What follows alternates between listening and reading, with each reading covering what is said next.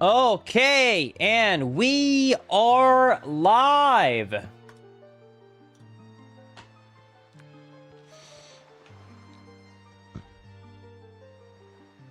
Okay. Hello, everybody. Hello. It's good to see y'all. Linkus 7 is now live. Perfect. Okay, that means that we are ready to start. Anyway, so hello everybody. Welcome to the dual stream. Today we got an exciting day. You know what? Let's do the actual intro because this is going to be a daily video as well. Let's do it. You know what? Let's just jump right into it. You know, usually people spend 5-10 minutes talking right here. Let's get into the content you all came for, right? Everybody, say hi to YouTube. And if you're on YouTube, say hi to yourself. All right. All right. Okay. Wind Waker randomizers are getting crazier. If you just checked out my daily channel recently, you saw that I made a video called Wind Waker randomizer, but I play as Twilight Princess Link. Well, if you thought that that was crazy, the community has gone even further. Because they have now taken Link and made him into a mailbox. That's all I know. So without further ado, why don't we go and check out what happens when the hero of time has been turned into a literal mailbox. So, that being said, let's get into it. This is, of course, also, by the way, a classic Wind Waker randomizer, which means every single item in the game is randomized, and it is our objective to get all the required items to beat the game. So, without further ado, let's get into this in 3, 2, 1, go! And we are off. Okay, so first things first.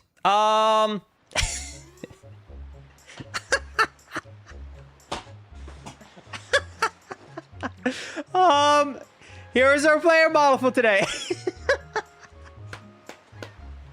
Awesome. Okay. Why don't we get started? So as you can see, I have literally been turned into the mailman, aka a mailbox. I've also been told that there is custom sound effects and custom items, which I've not spoiled myself on in any way. So it's going to be a really good time to look at this. I feel like this is going to be both amazing and cursed at the same time. So without further ado, first item, and we got a treasure chart.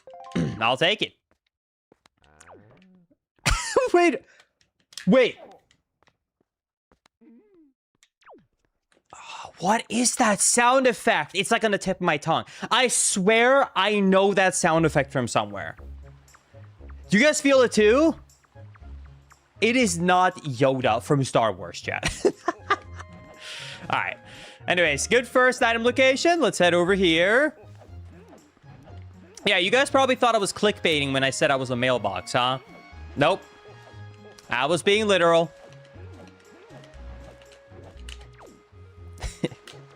These sound effects are so funny. All right. By the way, this is the only 2 items you usually start with if you're... Look at the Wind Waker model! It's a literal clock. You know what that reminds me of? Wait, I didn't even notice the eyes.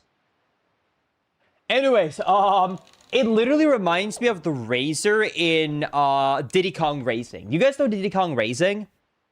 There's like an unlockable character called like Time Stop or whatever his name is. Yeah, TT. And he's like the best character. That's what that reminds me of. Hey, and we got a Tingle statue.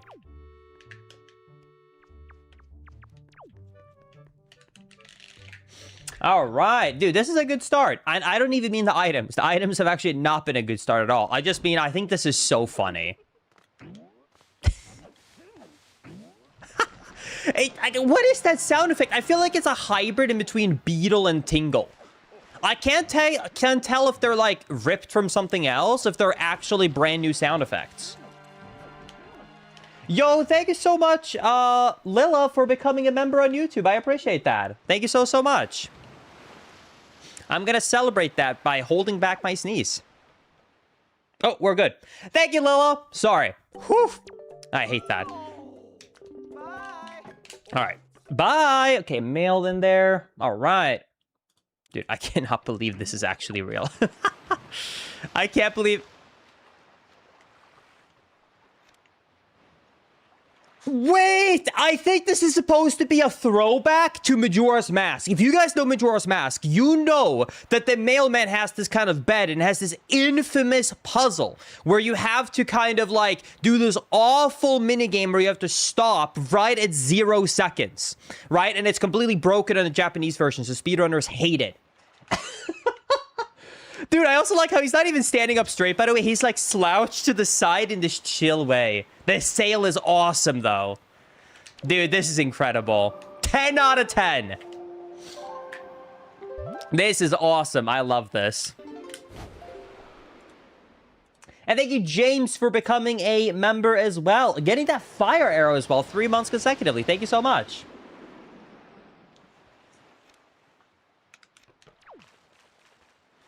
And thank you so much for the gifted as well. Hold on, let me move this chat so I can read it easier quickly. Pop out chat. Hold on. Hold on, chat. I gotta move this so I can actually see it easier. Vroom. There we go.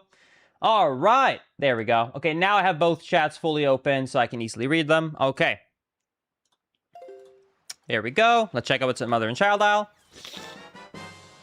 And we got double magic. I don't have anything to use it with, but you know what? For a third item check of the run, not bad. Not bad at all. All right. Let's head over to Windfall Island, where hopefully we can start finding some good items, because it is the main island.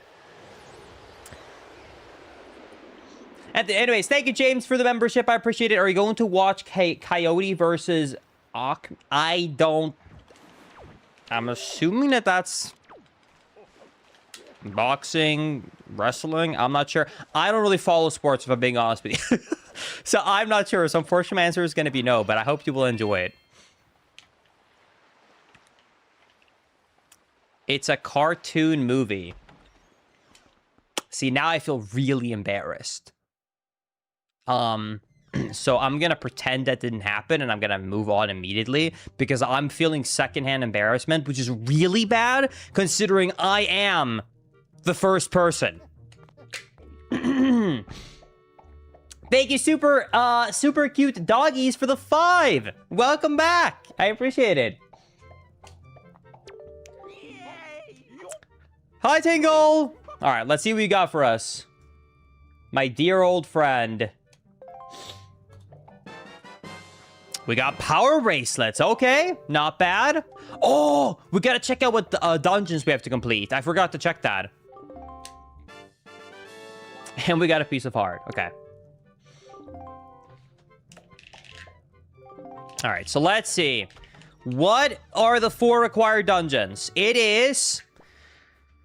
Wind Temple, Dragon Roost, Tower of the Gods, and Earth Temple. I think that's about as worse as the polling can get.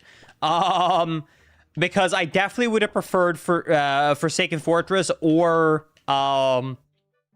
Forest Haven in there, but I guess I'll take it. All right. All right, and then let's go and get the the chest in the mace over here. I thank you, Kyle, for the $2 super chat. Thank you for streaming on YouTube. I appreciate it, of course. Glad to be streaming on both. And thank you, James, as well, for the $2 super chat, saying, no, I'm sorry, I can't read this. No, I'm still feeling embarrassed about it. All right. Thank you, anyways, I appreciate it. I can't keep talking about this fight. All right, let's check out what's in here. We got the bigger rupee bag. That is a letter. Not bad. And I guess if we get really bad luck with expensive beetle, this could also be useful for that. So, not a terrible start. Nothing crazy so far, but we'll take it. It's a funny sound effect. What was that?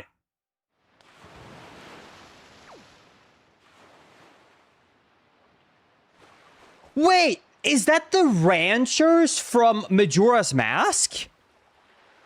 I just had a random crazy thought. Is that the sound effect that the ranchers make when they're losing during the horse race? It just kind of sounded like that. Anyways, I guess he was terrified of losing. Okay. Wow, sorry, I completely lost my train of thought. Let's play solo passing to make it day. It sounded familiar. That was a crazy scream. That really took me by surprise. All right, let's play Song of Time. Let's make it day.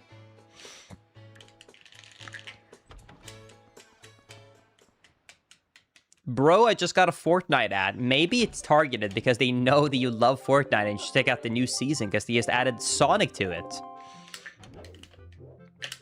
Don't ask me why I know. Unfortunately, my wife is too addicted to Fortnite.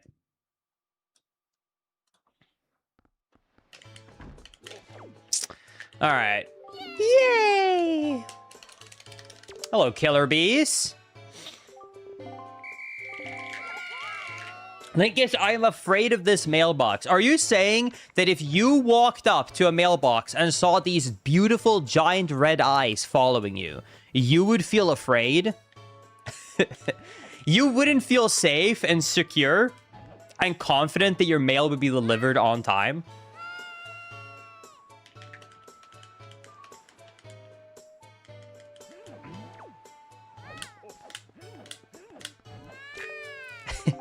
Dude, I will say, I really like this one so far. This might be one of my favorite custom Wind Waker ones that I think I've done.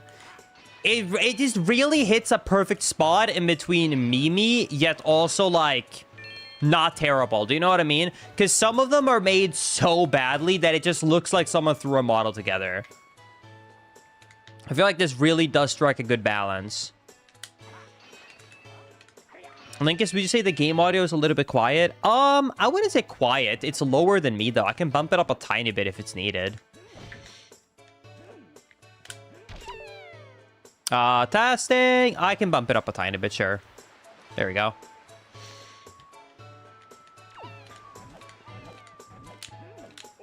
Linkus, I wonder who is in the mailbox. Wait, that's a good point, because that's technically who is making the sounds. Who? Let's have a theory, chat. A game theory. Who is in the mailbox? Linkus, maybe a child? I feel like when I ask who is in the mailbox, I'm asking for a little bit more English. A little bit more hero shield. Damn it, this has to be part of... Hi, Daily. I'm sorry I had to hear that English lesson. Anyways, we got the hero shield. Specificity. Bow! Okay, let's look how the shield looks, okay? Let's check it out. How does the shield look like? Nice. Nice little cardboard. I'll take it.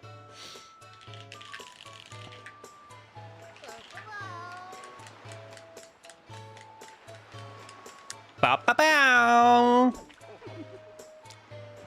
I swear there's a bunch of really creepy, randomly picked Majora's Mask sounds.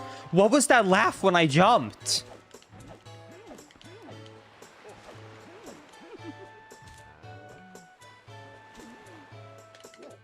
I'm scared about whoever's in this mailbox. Thank you, DJ, for the $5 super chat. Saying pleasantly surprised seeing a multi-streaming Linkus. Thank you, I appreciate that. Who is in the box, though? I don't know.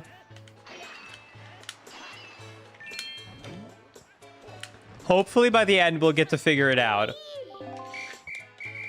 All right. There we go. Killer bees. Let's see what we get. Note to mom. Okay. That'll be useful once I get the delivery bag. And let's see what we get from the teacher.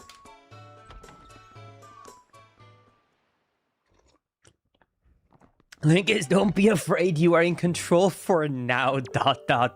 Oh, boy. That's almost vanilla. That's actually crazy.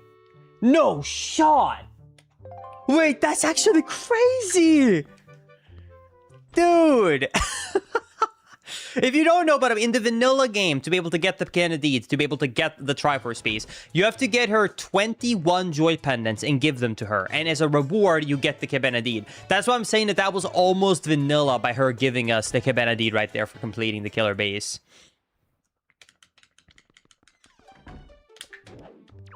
All right. Because I know that I would have literally riots in the streets if we didn't do this, I, of course, enabled Sploosh Kaboom.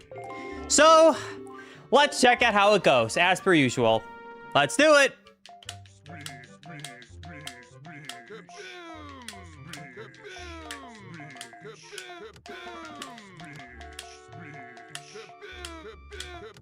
Okay, one more.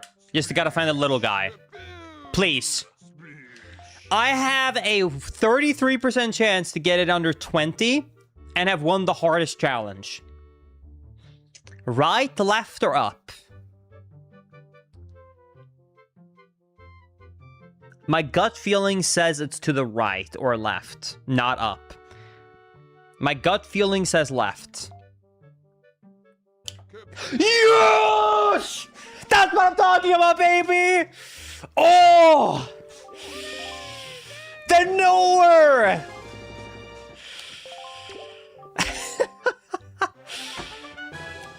Okay! That's a required item! And first try. We gotta win one more time. And it can be any score now, because we already beat it under 20.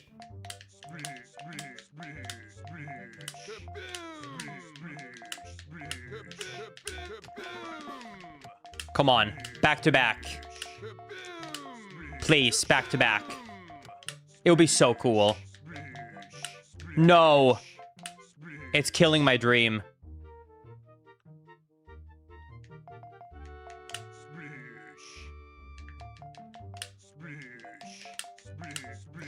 No!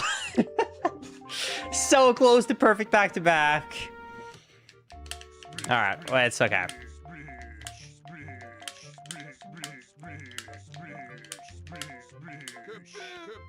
Okay. Whoa.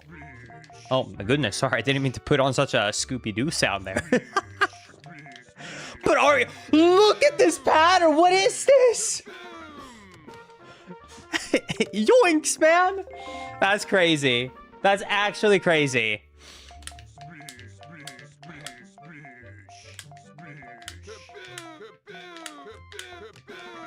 Okay. Definitely a lot better. Now we just gotta find the little guy.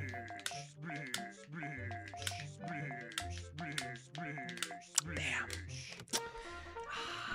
Yo, thank you for the $10 super chat, Grievous. My theory to who is in the mailbox is one of the moon children from Majora's Mask. It explains them having the mask salesman's laugh when you jump. Wait, that's actually a really thought out and good theory. I like that. Wait, that's actually kind of genius. A fellow knower in the chat? Okay. Okay. Come on, we can't throw this away. Please, game. No. No. It was such a perfect start.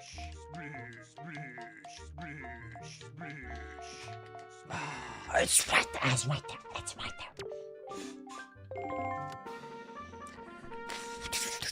How can we start with such a perfect first game win and then this happens to us, man? This is so sad.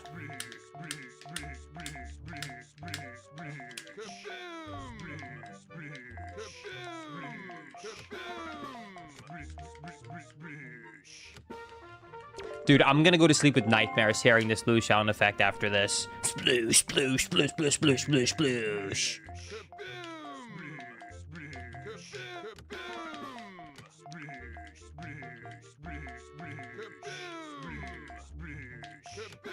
Please. Please, the 4-1 is left. It's the easiest one. Okay. Let's go! All right, come on. Please be something good. I spent a lot of time on that. You can't do all of that for nothing. Hey, I'll take it. That's required. That's good. We'll take it. It was worth it. Okay, command melody. If you are a little bit unaware or it's been a while since you played Windmaker, the command melody is a song by you can play, and then you can control Medley, Makar, and also, of course, the little stone statues in Tower of the Gods. You know, they go, ho, ho, ho, ho. I don't even know if they have a name, but anyways, but yeah, that's why you need that song. Thank you, by the way, John, for the $2 super chat saying, will you do Orca? No. And thank you, super cute doggy, for the $1 super chat. I appreciate that. And thank you, SL, for the $5 super chat. What do you hope the most for in the Ocarina of Time remake on the Switch 2? I am hoping for the Ocarina of Time remake on the Switch 2 to be different. Hot take, I want them to be willing to cut areas, maybe add the cut light dungeon, make it a little bit of its own unique thing. Maybe if they need to slightly restructure the overworld, do so. I already have Ocarina of Time. I have a full one-on-one remake called Ocarina of Time 3D. I have a beautiful PC port that I can play on, and a bunch of other things. So, yeah, I kind of just really would love to see kind of the same treatment that Resident Evil 4 got. That's my personal opinion. I hope to take risks, basically.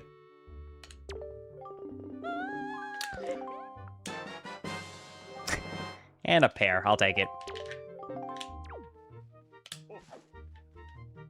I hope the statue impressions make it into the YouTube VOD. Of course, on daily, I always add the time. I tell my editors to, like, be willing to add those fun little simple graphics, because you guys seem to love them. So, yeah, we can definitely keep that in. Okay. Let's open up this chest. Okay. Dude, what a good start. So freaky sometimes. Okay, hookshot, power bracelets, and command melody. Like, not a bad start at all. Not bad. Okay, I will gladly take that. All right, let's see how it looks like, shall we? I knew it was Majora's Mask. All these sound effects. Look at it. It's literally Clock Tower. Oh, that is such a cool detail. Wait, I love that. That is so cool. Oh, I love that. That is probably one of the best hookshot designs I have ever seen. Oh, dude, there is so much love in this. It's awesome. Yeah, it's kind of like a stamp, but it's like off Clock Tower. Clock Tower, exactly.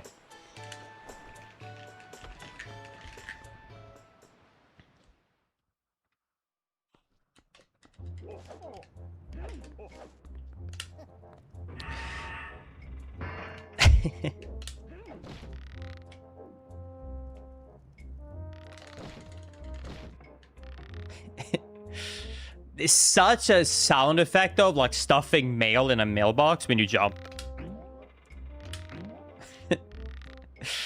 Oh.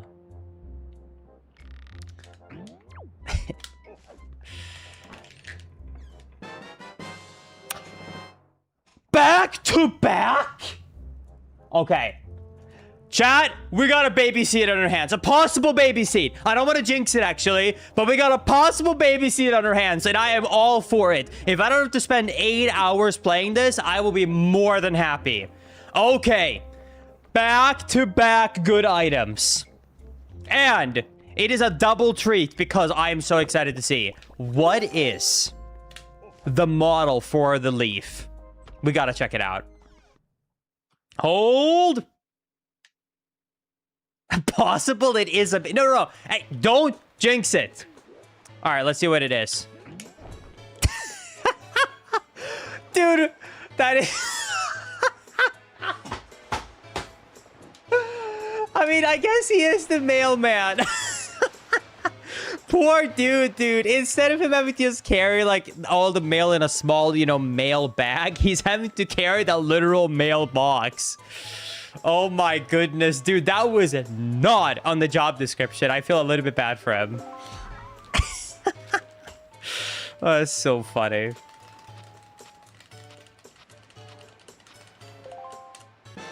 All right, let's check out the letters. We got, ooh, let's save Grandma. I know chat's gonna love that.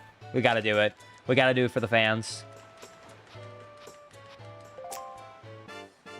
And then a piece of heart from Beetle. Okay.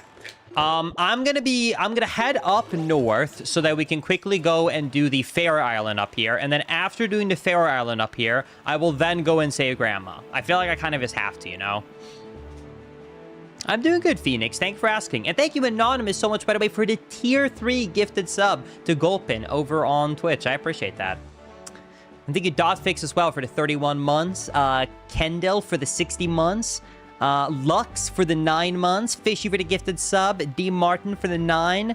Audratech for the 45 months. Majestic for the 12 months. And Hobo for the 5. Thank you, everybody. I appreciate it. Hope I didn't miss any.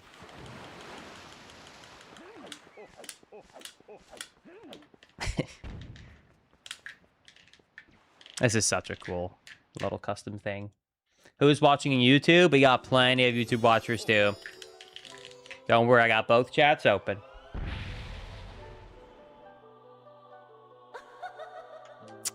I kind of wish they would have made a custom fairy model, too, but it's okay. I'll give it a pass. I'll give it a pass.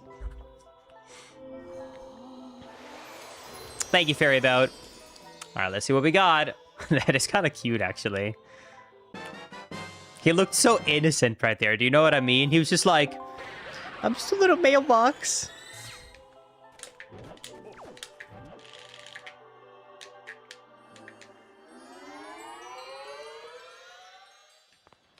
Oh, yeah, good point. Let's see what the ground model is for the leaf. Okay, it's just a really big, what, like just a big, I don't know, a flag? A banner? It kind of reminds me of the Minecraft banner, but I don't know if that means that I've played too much. I've played the wrong video games to only see banners really in Minecraft, or if it's a good take. I don't know. I should have picked up a fairy right there. You're right, Full Metal. That would have been a smarter routing. I could have saved myself the time of warping. It's okay. All right. Let's go check out what's in the submarine here. What? Did not expect that target.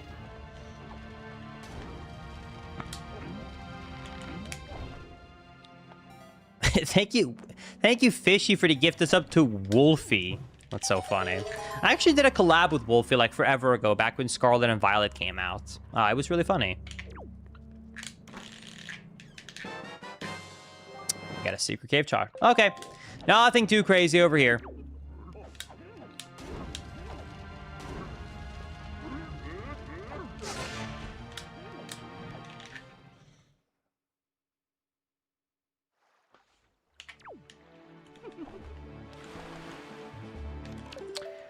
Okay, and then, let's go save Gamma now. I would like to technically go south right now. However, I don't have the money because the check that is actually south of here is Spectacle Island. And to be able to do Spectacle Island, you need 100 rupees because it's like one of those mail games where you have to pay 50 each time. So I'm going to have to change up the route. I think what I'm going to do is I'm going to go here, pick up the ferry, save Grandma, and then I think I'm going to do a little bit of a speedrun route-ish. I think I'm going to do the kind of classic go and get... That is such a fun, amazing bottle model. Wait, that's awesome. If you guys don't know, that is the literal item model from Phantom Hourglass. Which, by the way, if you're watching this, either in post or live, after this, you should go check out the main channel because I just released the Phantom Hourglass randomizer video. It's really, really fun. It was a great time. You should check it out. Heavily underrated video game. It was a really fun randomizer, and it even added controller support, which makes the game just play so smoothly and nicely. So, definitely check it out.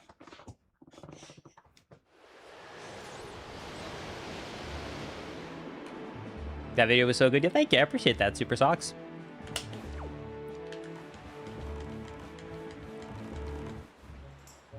All right, then let's head over here.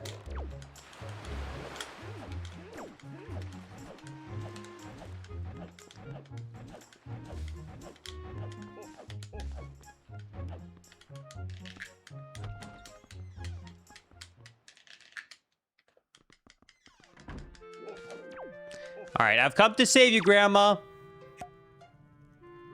Do you think, according to lore, Chad, I am still her son? Or I guess, like, grandson or whatever you want to call it? Do you know what I mean? Or do you think we're not related anymore?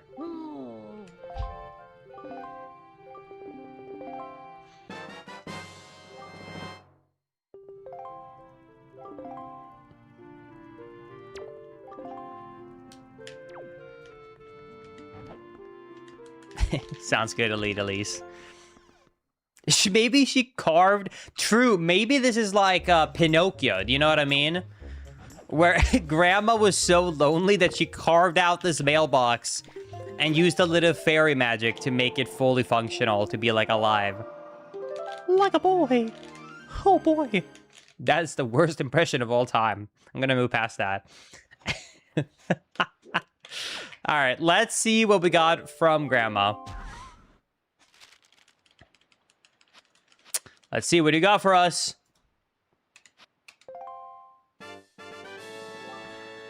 A little bit of love. You know what? I'll take it.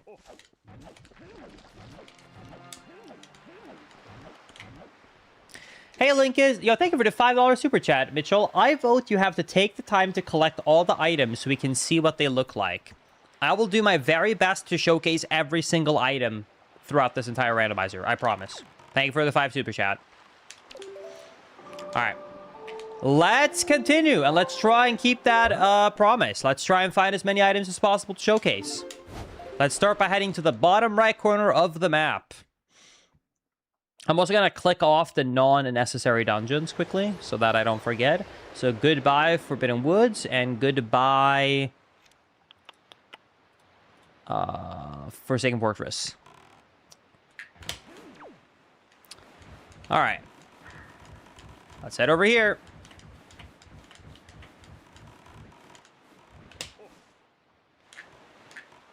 That is true. We really should find our delivery bag soon, because I think it's kind of important for us to be able to start delivering letters. Do you know what I mean? I feel like that's kind of our job, and I'm not really doing it right now.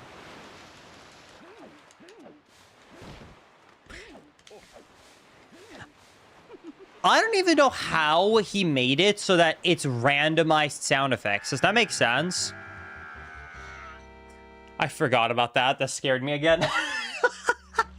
Dude, it's such a crazy sound. And I don't even know how he randomized them, because, like, usually Link just has, you know, like, one sound effect when he jumps or whatever. So I don't know how it's, like, pooling from so many different sound effects. Oh, thank you, Super Socks, for the 1 super chat.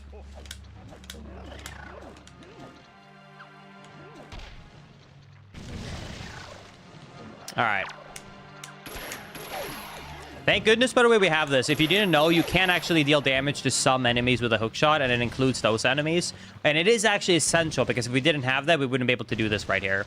Because what I'm about to do right here is I'm about to use storage to be able to get some of these island locations a little bit earlier than normal. So basically, I got a glitch called storage. So now I'm able to come here, store this chest. That allows me to walk up walls, and I still get the item. I just have to open up the menu later manually to check it.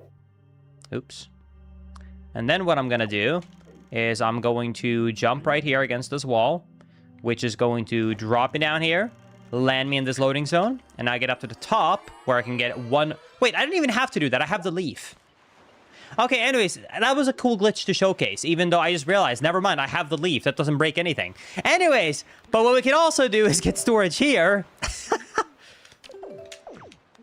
And then I'm going to store this chest right here. Boop. And I'm going to do that to be able to get into Bird's Peak early. And that is actually something I'm not supposed to be able to do yet.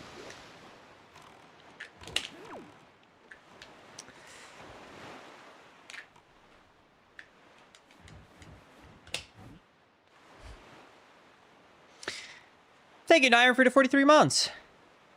Hi, Linkus. Your randomizers have quickly become a crucial part of my decompressed routine. Much needed in my high stress and physical demanding job. So thank you so much for that, Linkus. Yo, no worries. Thank you so much for continuing to support the content. I'm glad to hear that I'm able to be there. Yeah, I said this recently, but I'm making it a goal that, like, when I'm doing streams, I'm going to try and do a roughly 3 or 4 randomizers a month. I'm going to try and hit about 1 randomizer a week. Because I know a lot of people, like, not for main channel, and specifically made for main channels, like, not for, like, main channel YouTube videos, but I just know that a lot of people in general really just love just seeing them either on VOD or daily, just to, like, have in this background. So that's how I'm trying to make them a little bit more consistent. All right.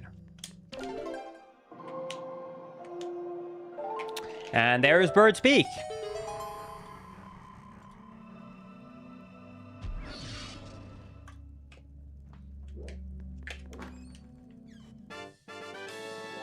Okay, so what did we get? We got an orange rupee, we got nothing, and we got nothing.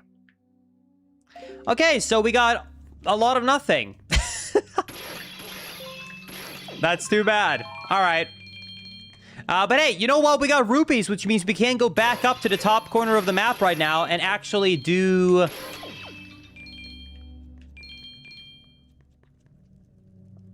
Spectacle Island, that minigame. We weren't able to do that minigame earlier, but now we can. So let's do a quick save and quit to get out of this island.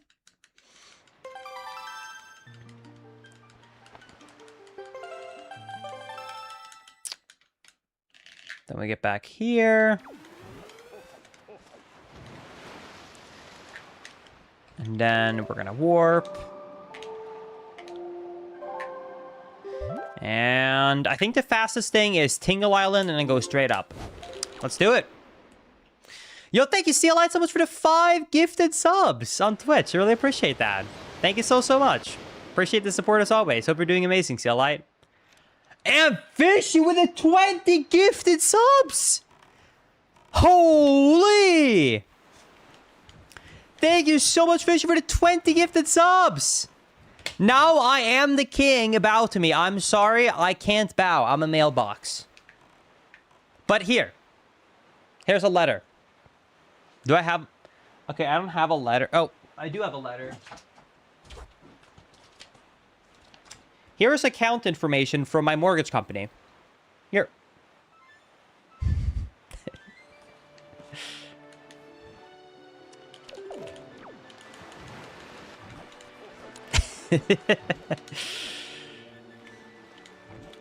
Downloading the data.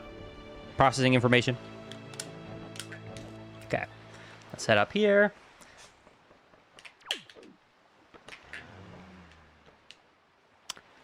It just... Okay, I was about to say it just played the sound effect of, like, morning starting, so you should wake up. A lot of people didn't know, by the way, that he can go to sleep, and he's only awake during the daytime. Which, if you didn't know, by the way, yes, he does go to sleep. But that was a really good timing. We didn't need to play Song of Passing.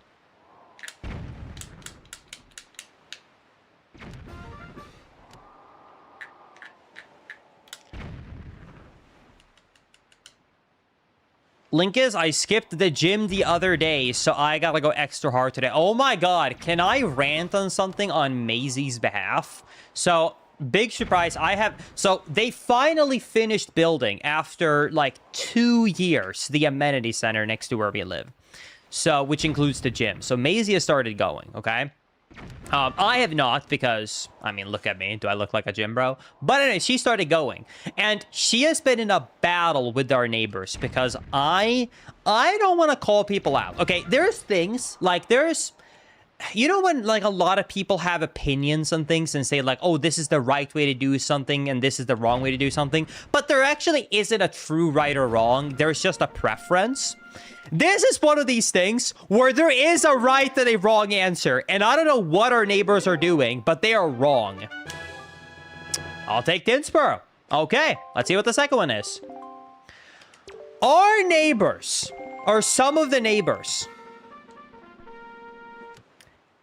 apparently hates air conditioning, so when they work out, they put the AC up to 80 degrees. Who wants to work out in a hot gym? Every time AC goes there, it's like that. So the gym normally, is set to, like, about like 70 degrees. So it's supposed to not be hot because it's a gym. But every day she has gone now for literally a week and a half straight. Every day. The AC has been put up to 85 or 90 degrees. Every day. And I literally don't understand. Who in their right mind goes into a gym and goes, oh god, it's air conditioned in here when I need to go and work out. Let me put it up to 85, 90. What the hell? Which, by the way, you might be sitting there going, I'm European, Linkus. Like, this doesn't mean anything to me. I want to just tell you the conversion so you can understand. That means that they're putting it up to 30 degrees Celsius in there. Who says I don't want to work out in 21, 22 degrees Celsius weather? I want to work out in 30. Like, who does that? I don't know who does it, but they're there every day. And the worst part is they never put it back either. They just put it there and just like work out in it. It's crazy to me. So that's what I'm saying, that this is like not an opinion-based thing in my opinion. It's just the wrong way to do it. It's crazy. I literally said to Basie, I said, I'm never, if I am the type of person where if I showed up at the gym and it was 85, 90 degrees in there, I would go away. I wouldn't even do the workout. Am I crazy for saying that? Like, I mean that from the bottom of my heart. I literally wouldn't do the workout. That's too hot. No shot. At that point, I might as well stay outside. Anyways, I just had to rant about that because I thought that to be crazy.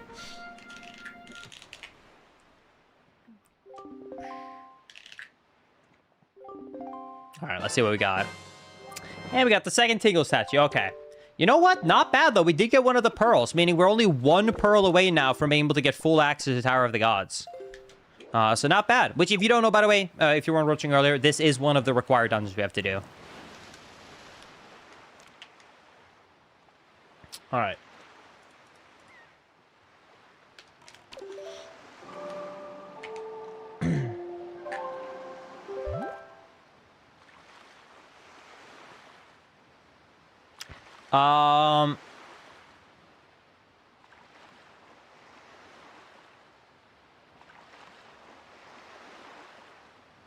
Okay, I think I'm gonna go to Dragon Roost. I think that's gonna be the next best place to go. Let's go to Dragon Roost. We have a couple of different item locations around there, and I think we can also enter the dungeon where we can get some good checks. So let's do it.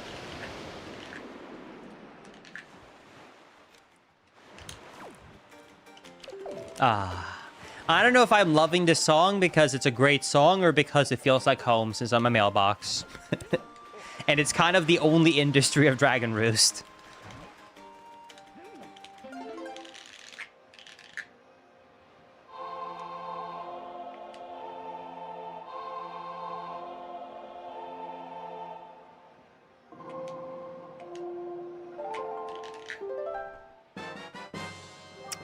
Empty bottle, okay.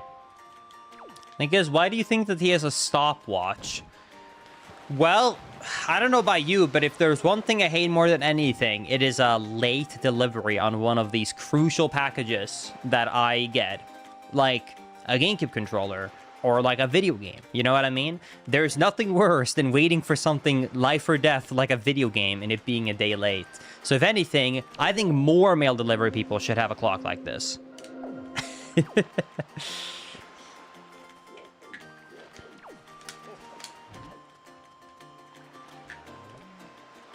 Ah.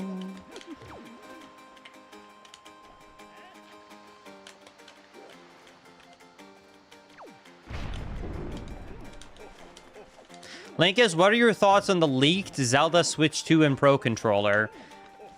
I have not looked at it too much. I just got I've gotten pictures flashed, but like I have been avoiding looking at them because I didn't want to get too spoiled. My only comment I have about what I've seen in the tiny glimpses is if they're real, no matter what I think about how they look. Thank God it is gonna finally drop this bullshit black only front. I don't know why they started making the colored version of the Switch 2 only change the color under the analog stick and on the side, but it's awful. What the hell? I don't want that. I want the black giant piece of plastic that is 80% of the cover to have my color. So I'm really excited that they're gonna finally start doing that just like they did on the Switch 1.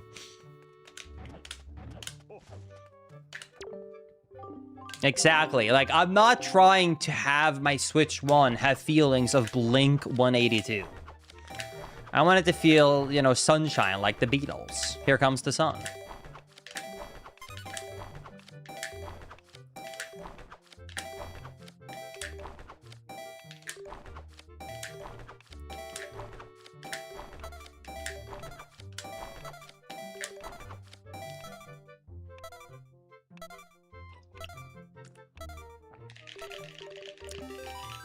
Link is the Switch 2 looks really boring to me.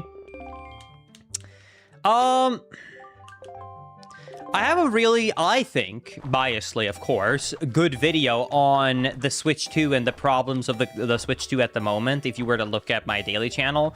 But yeah, TLDR, my thoughts on the Switch 2 is basically that it's a good console, but it has a problem at the moment where they are being held back a lot by the Switch 1. Because, like, so many games are in this middle ground where they want to make them work natively for both because the Switch 1 sold so well, which I don't blame. But the Switch 1 is also so old that it makes it so that the Switch 2 games are not feeling truly next gen. Does that make sense what I'm trying to say, chat? If you want more details, you can watch that video. But yeah, I think, like, to me, the Switch 2 feels like just a Switch Pro right now.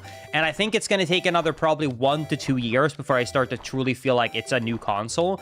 Because it needs more games that look next-gen and is also exclusive to the Switch 2 before I can ever start to feel like this is the new console. Because when you make almost every single one of the games available on both, and the games that are available only on the Switch 2 are clearly just games that were being made for the Switch 1, and then last second they just shifted to Switch 2. So it still has basically Switch 1 graphics. It doesn't really make me feel like, oh, this is Switch 2. But like I said, I think in 1 or 2 years that's going to change. Also, if you're wondering what I'm doing here, you have to do this mail game 4 times to get this item. This is the last one.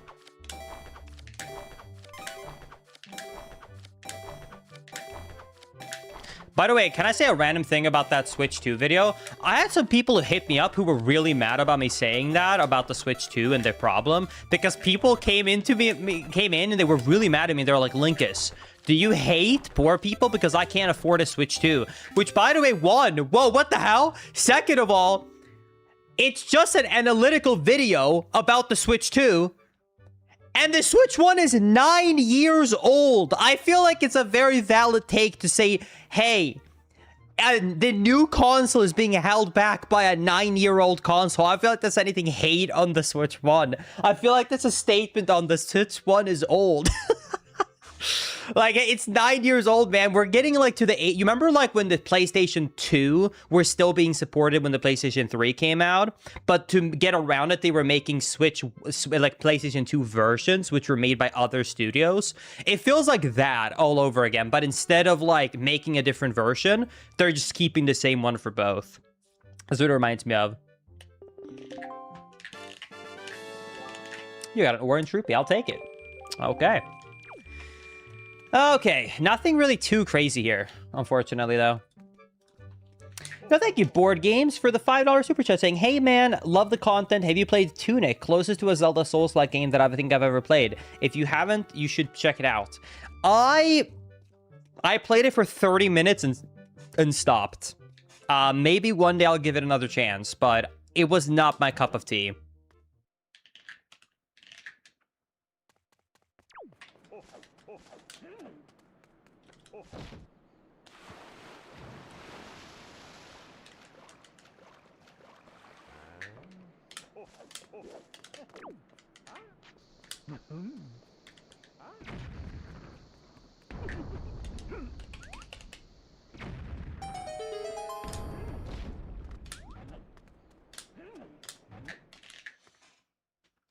Thank you, Maisie, for the 67-month resub. I appreciate that. God damn it.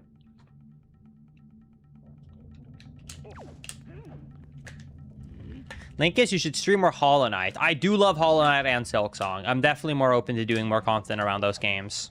I don't have a sword. I completely forgot. Let me go and pick up this bottle. Or this pot.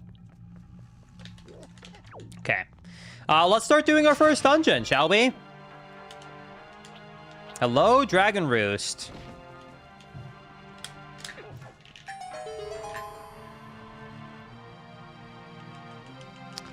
Alright.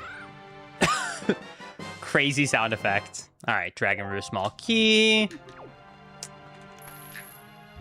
We should be able to do an almost full clear here. So we don't have a sword.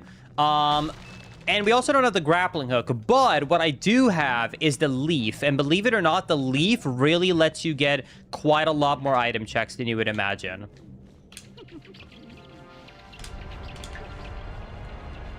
Yep, we did get double magic literally as our, like, second item of this randomizer.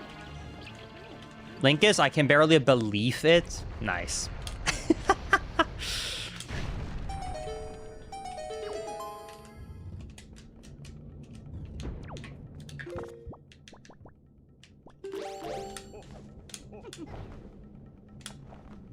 Okay.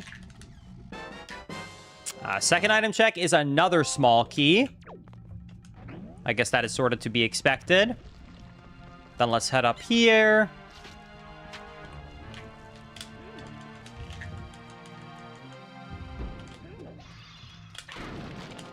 Please, please. Can I take him down with my hook shot? No, but I can get him away from the pod. Don't! Give me a second.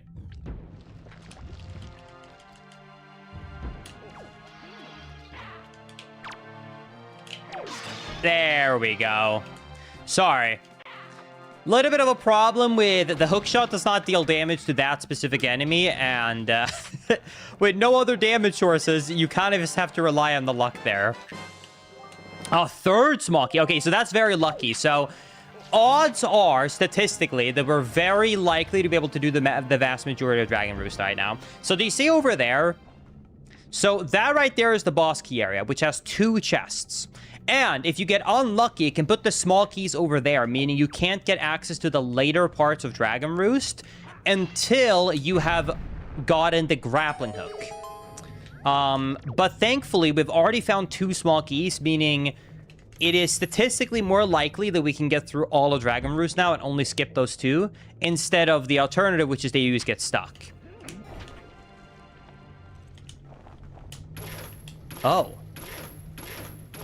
Sorry, I thought that could break it.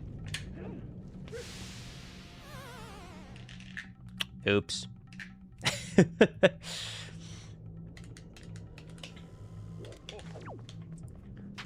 Okay. In that case, there is a way around this, actually. So if I get the stick from this guy, the fire stick, I can use it to burn the barricade. So I just have to get the stick. Then we're gonna burn this up. Then open the gate. Then we come around. Throw it. And there it is. Perfect. And the bow! Wait, that's actually huge. That guarantees a full clear. We don't even have to risk it. We don't have to rely on odds anymore. That's such a good timing. Okay, this actually brings me perfectly to I can showcase something. So, there is a guaranteed way now to guarantee that we can get through all of Dragon Roost, even if we got bad luck in the small keys over there. Because with the bow, that is such a crazy timing. I can go to the main room and... Wait, I gotta check out the bow. There's a letter attached to it. That's so funny. You can cut down the ropes with very precise shots of this platform.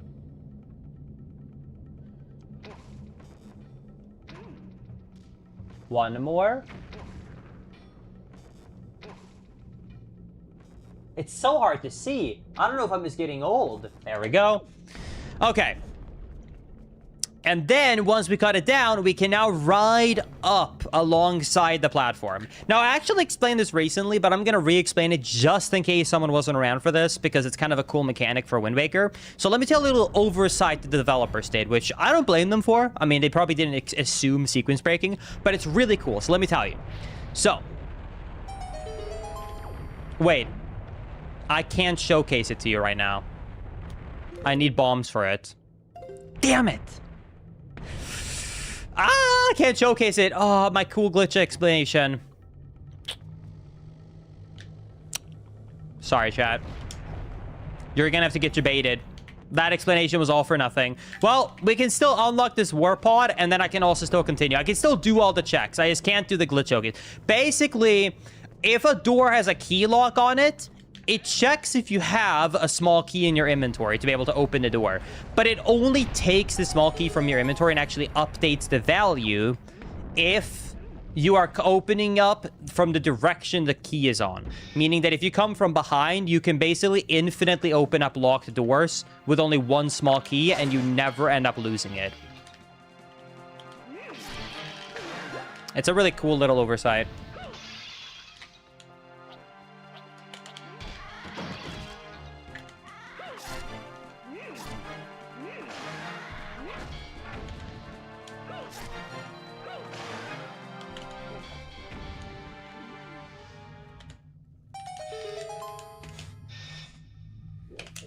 All right. There we go. Oh, that's a good point. I do have power bases for the bomb rocks. Gold feather. All right. I will never get over that laugh.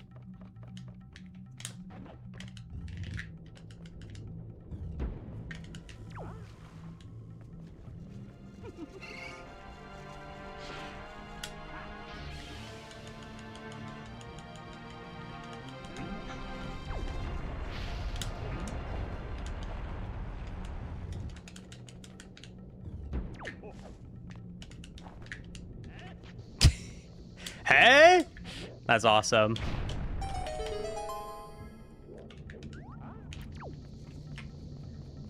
Okay, and then let's throw these around. I'm playing this with a GameCube controller. Have you played Archipelago? I have played some Archipelagos, but only solo. I'm actually going to do my first ever multi-world next Friday.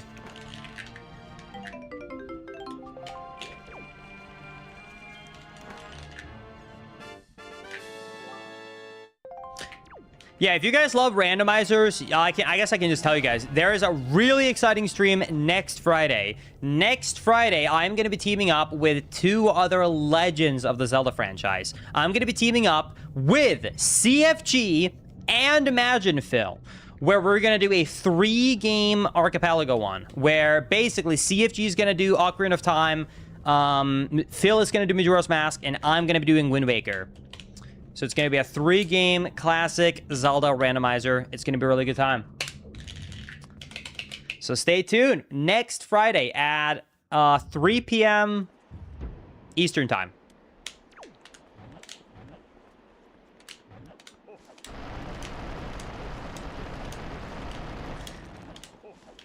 All right, let's head over here. Dude, every time I get a cutscene when I get a front view of the mailbox, like, I still can't take it seriously. Oh, wait, I can do attacks now. I just realized. That's a lot better than it was. Oh, dude, that double hit. If this was a speed run, I would have been so happy with that double hit.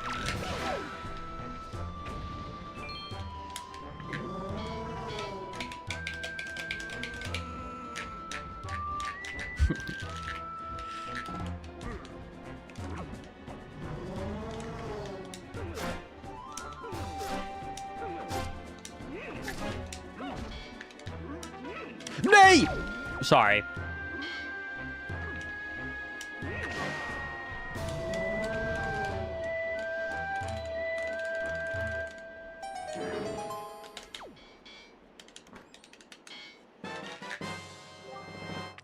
Dragon Roost Cavern Compass. Okay. That was very much of a letdown.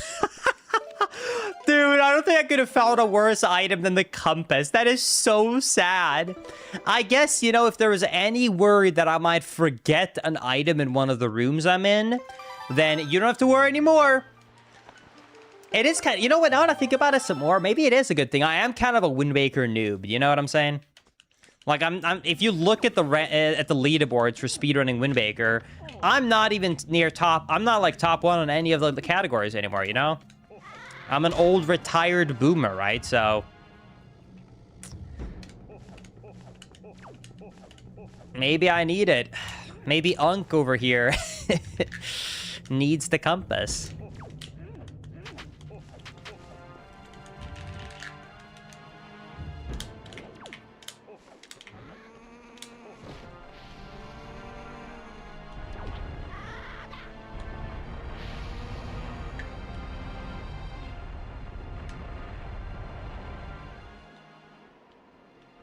All right, let's climb up here. Oh, wow. I thought I would make that jump. That's okay. Okay. Here, we'll see what kind of items we get. So there's a chance I won't be able to complete this full quote-unquote circle here, by the way, because technically to complete the circle, you need 2 small keys, and I only have 1, so we'll see if we get locked out or not. The other 2 item checks, like I said earlier, are basically required behind a grappling hook. So we'll see. Here we go. First item, the mirror shield. Okay. Wait, that's awesome. It's the Gmail logo. No shot. Oh my god, Gmail? Oh my god. Okay. Okay. And a treasure map. Perfect. Okay. Oh. Incredible. That is a really good point. It really is anything but a sword. Maybe this is a sword, though. Sub 1 hour check. It could have been. It could have been. That's too bad. Okay. Gotta do another save and quit from here. Okay. So we did this, and that. I can't do the dark room. I can't do the tingle chest. I did do pod room, mini boss, and I can also do under rope bridge if I go back up. And I can do these 2. Okay. So I can't do the boss, unfortunately. And I can't do the dark room and a tingle chest. So I can go up and finish 1 more item check, but then that's going to be it. We are unfortunately going to have to skip 5 item checks in this dungeon. I'm just kind of locked out without the grappling hook.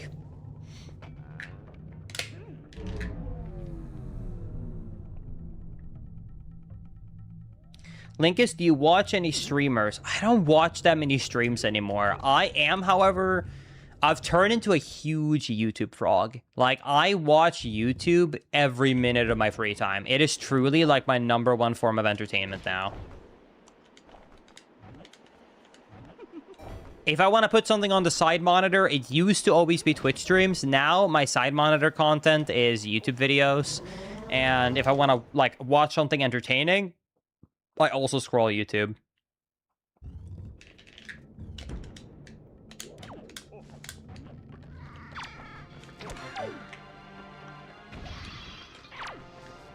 It's very rare that I go, oh, I need to watch something, and I I'll boot up a streaming service or something. Like, it really is like my life entertainment, and like basically what my television is YouTube.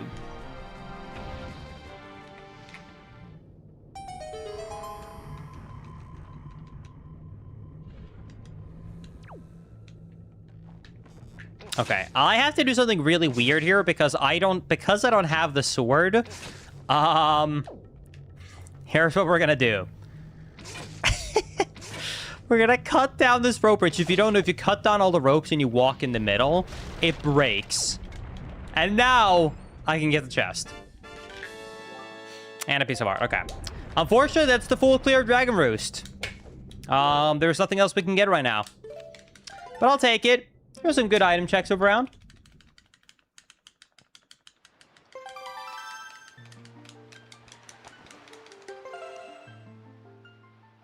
Okay. I do not have a dog, no. I unfortunately travel too much where I don't think I could take proper good care of the dog by myself. And I don't like or trust or feel comfortable with like going and taking my dog somewhere. I don't know if that sounds stupid. Maybe nowadays this is not a true fear, but it just scares me to like pay someone to like keep my dog for like a week while I'm gone. Like that just kind of scares me. I don't know. If it was like a best friend, that's different. But like, I don't have that many like IRL friends that specifically live near me in like, you know, Dallas. So because of that, it would have to be like a paid service. And that just kind of freaks me out. Okay. Let's head over here.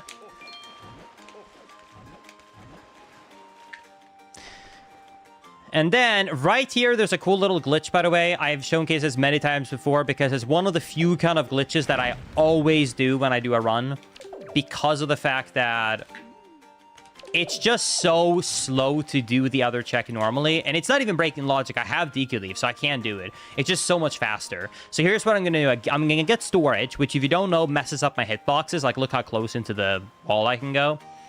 And the reason I want to get the messed up hitbox is because I'm going to slowly walk off here, and I'm going to dive underneath the island. By diving underneath the island, I can swim over here.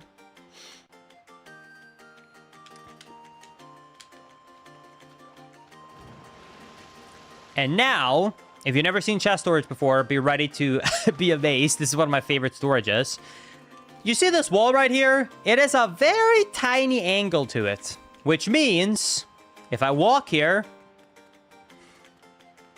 I can just walk up the cliffside.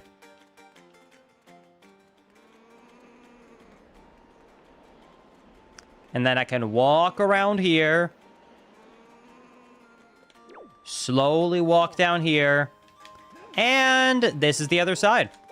And that got me to be able to skip, like, all of the flying around with the leaf and stuff.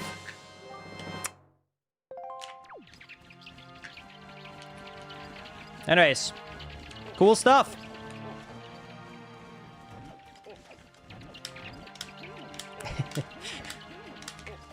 Linkus, do you think you should spend some of the rupees at Beetle? Good idea, actually. I should probably check it out. I'm gonna go to the secret cave first, though, so I can do a full clear of Dragon Roost. I also still don't know what the item I stored over there was, by the way, so I'm going to have to pause my game when I enter the loading zone. Because it basically puts the item in, like, a waiting mode when you do that glitch right there. And it only updates into the inventory when you go through a loading zone.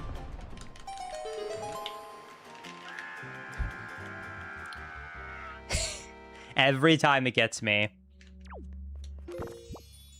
Did we get anything good? Nope. Okay.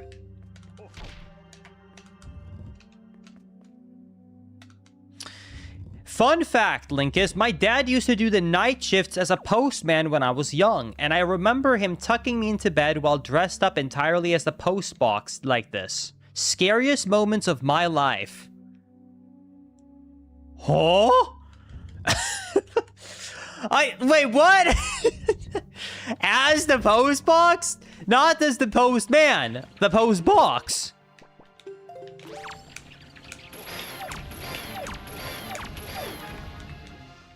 Well, I'm glad that I can give you some good nostalgia for, you know, your childhood memories. They sound awesome.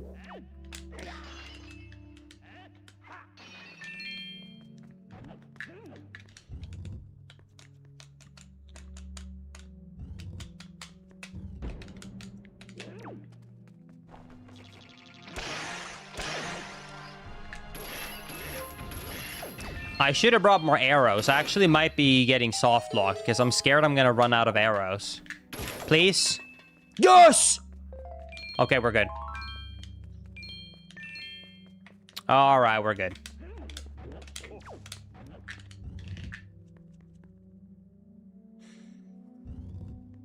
Why always Windbaker, Linkus? I guess the reason I play Wind Waker the most is just because it's the greatest Zelda game of all time, in my opinion.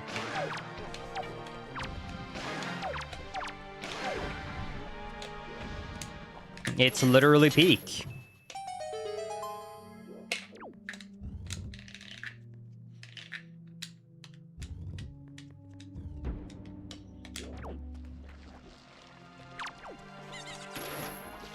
Uh-oh.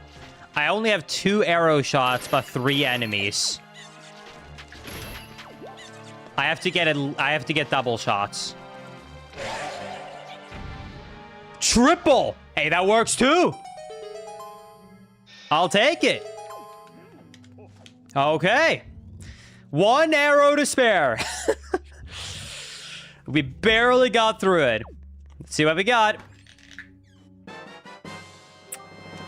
Treasure chart 23. Sad times. But yeah, I don't know. I am one of those players who, you know, I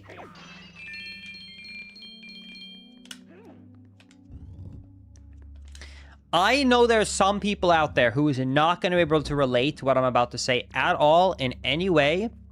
But if you are one of those people, you will know exactly the feeling I'm talking about. I can boot up Stardew Valley and just kind of enjoy myself for an hour or two, just kind of roaming around, not really doing anything, and just feeling happy because this music, the atmosphere, and the graphics. I'm the type of person where instead of closing Minecraft, I'm just basically parkouring around, jumping around on top of my boxes and my placed blocks inside of my house, jumping around while talking with my friends. Just because I kind of just like the vibe. And for the same reason, I can just kind of feel happy no matter the day just booting up Wind Waker because the music, the atmosphere, and the visuals. Like, to me, that goes such a long way. That's why I've never been as big of a fan of, like, darker games. And I've always been a fan of bright, happy games.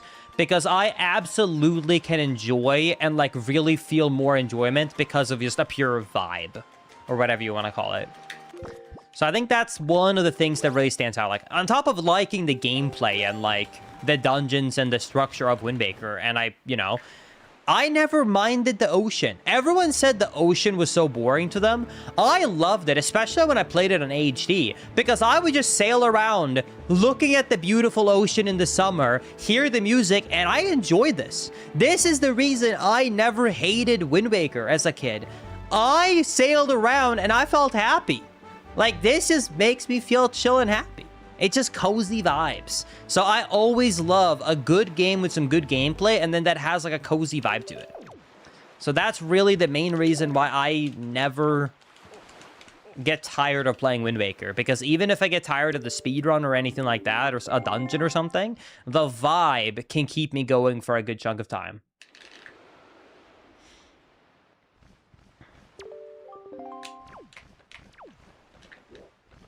Anyway, so I hope that answers your question. Plus, I mean, how do you get tired of the Wind Waker community continuing to make these incredible custom models? Like, just look at your screen. I am a mailbox with a Gmail mirror shield and a Rito as my DQ leaf. How can you not love this?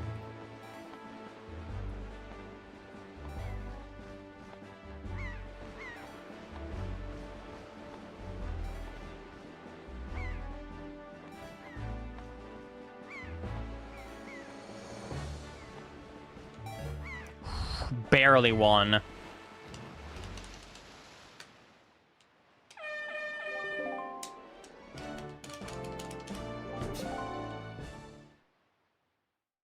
When I was playing Wind Waker in high school, Linkus, I remember just spending 9 hours one day filling out the whole map and collecting Triforce pieces while neglecting the Makar dungeon. Yeah, exactly. That's what I mean. Like, I loved going around and just feeding the fish and getting all the islands. I thought that was awesome. Same reason I loved Breath of the Wild as well. Breath of the Wild just felt like such a chill vibe of just roaming around. You could boot it up, walk around for 2 hours. It was awesome. But see, I know I said that the vibe of this game gives me joy. This, on the other hand, is the complete opposite. Absolute clickbait. Nothing joyous about that.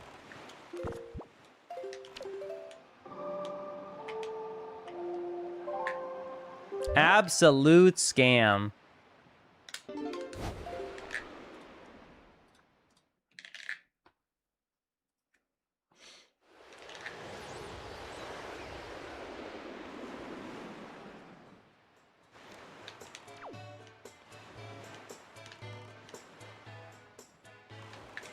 Okay, I need to make it night, because at night, at specifically this island, I can buy more arrows, because I really need it, since I still don't have a sword. Which I guess, you remember earlier, do you guys remember earlier when I said, this has baby seed alert, and then everyone said, let's be real, Linkus, it is a baby seed, and I said, no, only alert, we don't know yet. Hour 15, still no sword.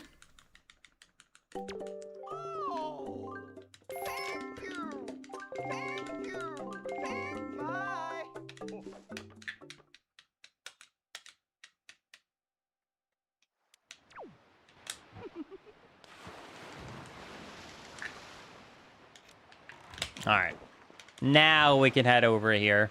All right, I'm going to do some random overworld checks here. So the first thing I'm going to do is I'm going to go up to Crescent Moon Isle, where I will have a submarine, and I'm also going to have the actual chest just on the moon right here.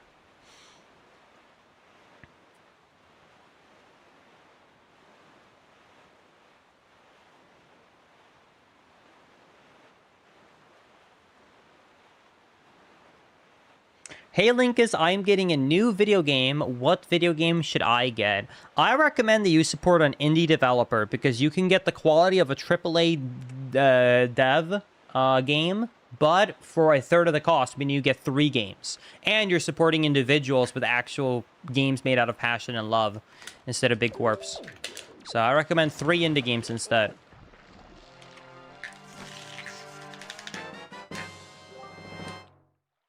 Hey, if you haven't bought Hollow Knight or Silksong, that is an instant game that I would check out. Team Cherry is based. That's an easy W. If you want something in vibe of Wind Waker, but it's like a very cozy game, I would on sale buy Little Gator Game. It's a fun little chill game that has the kind of graphics of Wind Waker. It's a chill game. As well. I'm sure Chad will have a lot of other suggestions, too.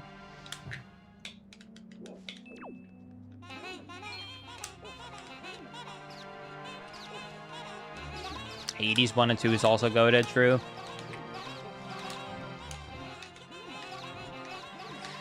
Meh. Stardew is always a good option, true. Yeah, I feel like... You know what, though? Stardew Valley, I don't know if I was alone on this. Can I say something about Stardew Valley? I actually think that Stardew Valley got lucky that it got so much love from the fans. Because maybe this is a hot take. I actually think Stardew Valley is complicated enough where I think the beginning of the game actually is done not the best. I hated Stardew Valley when I started playing. I actually think that game has so little handholding, but it's so much stuff in it that it feels kind of overwhelming and you don't know what to do. And most people either quit playing or they just like go off and fish and only do that and don't properly explore. I only enjoyed Stardew Valley the 3rd time I tried playing it because I played with someone who went through it and could tell me constantly, oh no, you should try the farm. Oh no, you should try this. Oh, you can do this and that. So basically, they were like a live version of the Stardew Wiki, right? I actually think they probably should have implemented more Wiki stuff into the game natively. It really is like almost too much when you boot into it if you have no idea. First try for shard, only an hour and 17 minutes. If that's not a Linkus seed, I don't know what is, but we will take it. That is our first piece of cheese and our first step towards completing the game. Which, if you do not know how these normal randomizer settings works in Wind Waker, by the way, because it's a little bit different from some other games. Wind Waker has required dungeons. So you can see 4 dungeons right here. These 4 are required and guarantees a piece of cheese when you complete them. But as you can see, there's 8 pieces of cheese, which means that 4 are completely random anywhere in the game, and 4 of them are guaranteed from beating the boss. So that's what we're working with.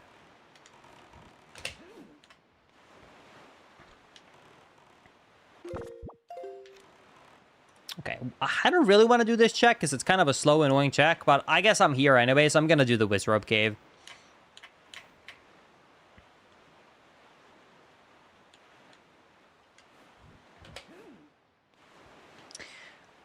I have been meaning to play Elden Ring for a very long time. I have never played it, though.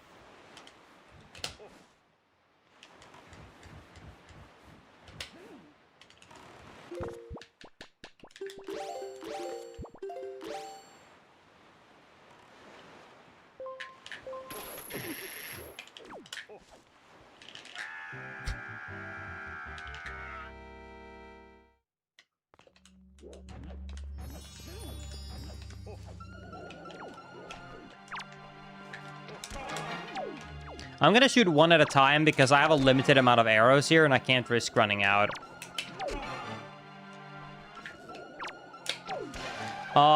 Wind Waker randomizers do have logic, so you can't get soft locked. That is correct.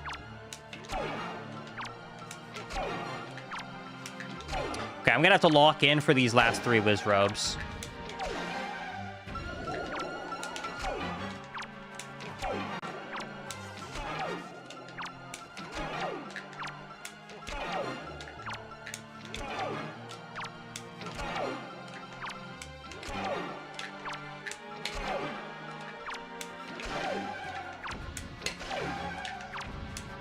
Perfect. No spawns. If you're not super fast there, by the way, they will start spawning enemies, and that would have been really bad since I wouldn't have had anything to attack with. I would have been stuck with just a bow. Okay. You know what? That's a new dungeon. We'll take it. That's actually a pretty good find. So that gives us full access to Tower of the Gods.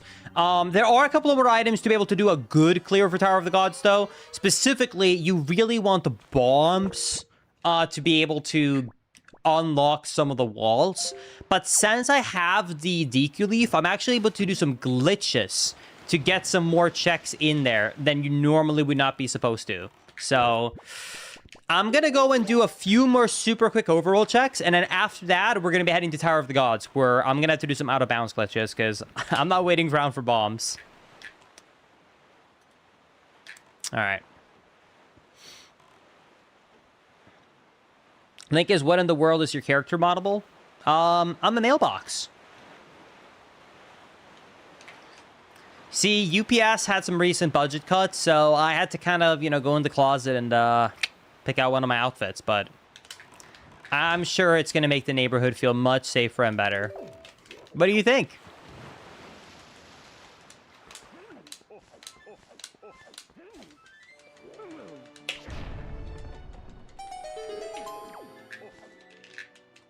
Linkus, do you have Tama... Are you talking about those old things as a kid they used to have when you could have like a little livable thing on like this little dot thing and you had to keep it alive? Not Tamagotchi. Tomodachi. Sorry, I'm boomer once again. I don't know what... I'm gonna say no. I don't know what that is. Oh, I know what game that is. Of course. It's the Creepy Me game. Oh, yeah. I've not played it, but it looks fun. I think I would be happy to pick that up if it's on sale. Like, if that game was 20 or 30 bucks, I think I would happily check it out. I don't know if it's worth for me, though, $60 or $70. That's kind of my take on it, but it looks really fun and silly. Okay, you know what? Still no sword, but that means good damage output. That's good damage output and even more item checks in the wild. There is a lot of stuff that gets unlocked once you get Fire and Ice Arrows. Not bad. We'll take it, okay. Because I think it's a smarter statistical choice, then I have 2 more stops before I go to Tower of the Gods. I am going to go first to Windfall Island, where I am going to do the Watchtower, Transparent Chest, and the Thief, plus buy some arrows. Then we're going to head down and do some golf. Then we do Tower of the Gods. That'll be the plan. Wait, this makes me think. You remember how the normal arrow was a letter? What do you think the Fire and Ice Arrows are?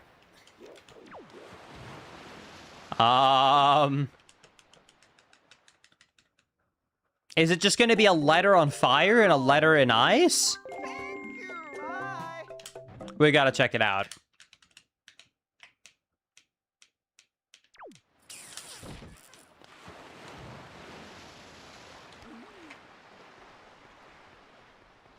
All right, let's see. Sad. Yeah, okay. Fast delivery? Dude, I don't know if I would be happy with my mail delivery being set on fire or ice, but... You know. It's a service, it's an option. Chi.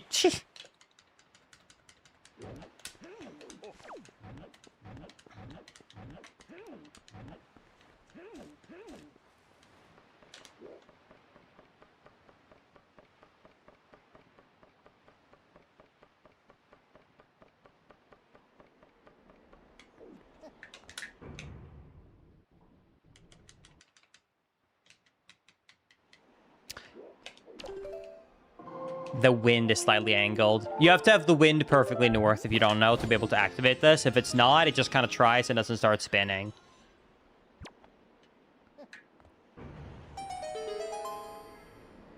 Of course, Moon Cow. I'm glad to hear it. Will you do a video about the part 2 for Hollow Knight Silksong soon?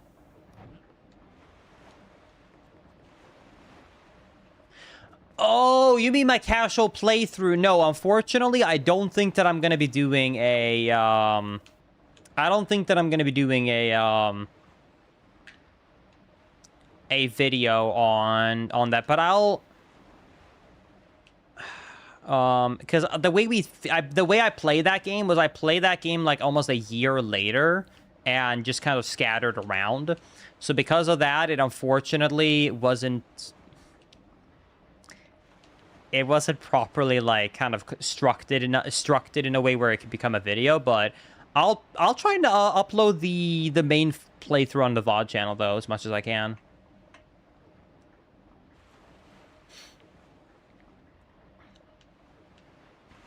There she is. By the way, if you're curious, if you're kind of confused right now, by the way, this is kind of a chase minigame, but if you know where she goes, you don't actually have to chase her. You can just wait where she ends up and just talk to her. And if anything, it's actually faster to wait for her here because she doesn't stop because she keeps hearing you. All right, let's see what you got for us. Let's see. Another letter. You know what? It's fitting. We just have to find that delivery bag.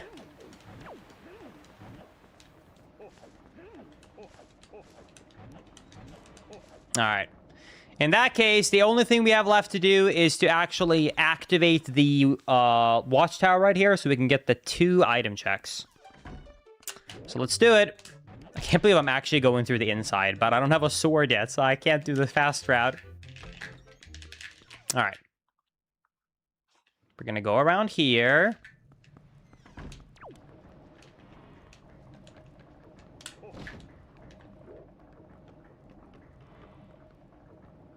Link is, what if the sword is locked behind a mail locked behind delivery bag, which is not the worst possible... What? What?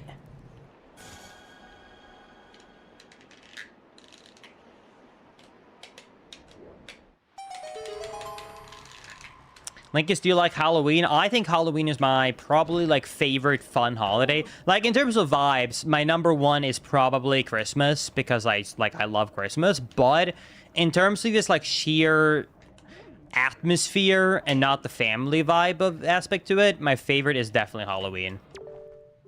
Just love the fall. I love fall. I love the spooky stuff. It's all so cute and fun.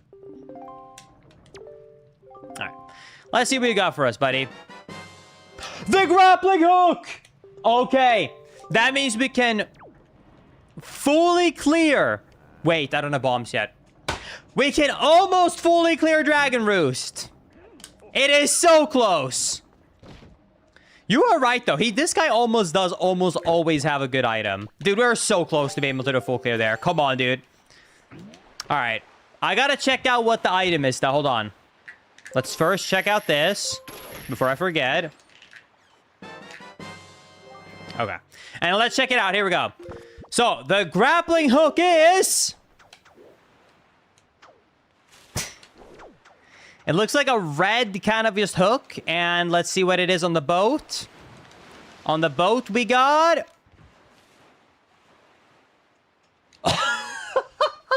It's the male sorting minigame. Nah, dude. Okay, dude. It's Maisie's favorite game. That's awesome. That's so funny. Holy crap. Oh, get Maisie in here. We gotta get some mail going. This is awesome. Oh my goodness. Hey, if we have any people watching this at home, by the way, and you know how to do, you know how to use Blender, you should absolutely join the Wind Waker Randomizer Discord, because they have instructions on how to make Blender models with enough, with enough faces and whatnot to work in Wind Waker. Because if more people make these, I'll keep playing them. As long as they're made with, fun love like this, and there's custom player models and skins, I would love to check it out. So if you just kind of are itching for a fun hobby project at home, you know, you just want to make something fun, you should check this out. I will gladly check out more of these. I am absolutely serious. This is so fun for me. It's like a fun spot. You know what? I feel like the reason I love these so much is because it's like a double... It's like a double randomizer. Do you know what I mean? Because I get both excited to find the item, but almost more excitement about checking out what the actual item model is. And I feel like that's just so cool.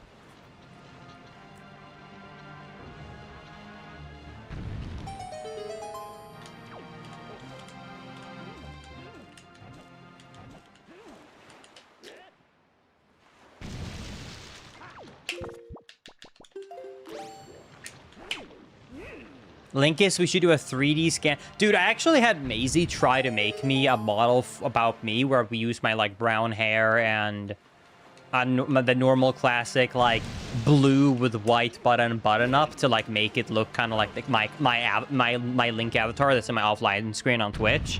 But we couldn't get it to work. We kept having issues and bugs because we couldn't figure out how to make the export work with the palettes of the, the GameCube. Because you have to follow some specific export settings, but... Yeah, because I wanted to get that going so that for any, randomizer, if I'm doing, a randomizer speed run or I'm doing, the tournaments, I wanted to have one that looks like vanilla Link, but still had some, Linkus community in it, you know? But like I said, we never got that figured out. But it would definitely be cool to check out at some point. What about a naked Leon S. Kennedy Link model, Linkus? See, I don't think I'm streaming that, but Leon S. Kennedy and Wind Waker would be kind of awesome. Linkus, why did you decide to play as the mailbox? Okay, I've had this question now about 100 times, probably, in the last 2 hours. So I'm just going to answer it once and for all. By flipping it back on you, why wouldn't you want to play as this guy? This is awesome! What do you mean, why? No, the real question is, why not? Look at him! You got mail! Look at the hook shot! It's Clock Town! It's Clock Tower! That's incredible! The Triforce chart! That's incredible!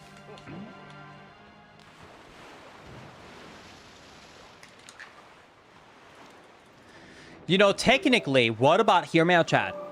What if, in a game theory sense, I was hand-carved by the same creature that made Skull Kid? Because Skull Kid is also a piece of wood that is alive. Secret Skull Kid Deku confirmed?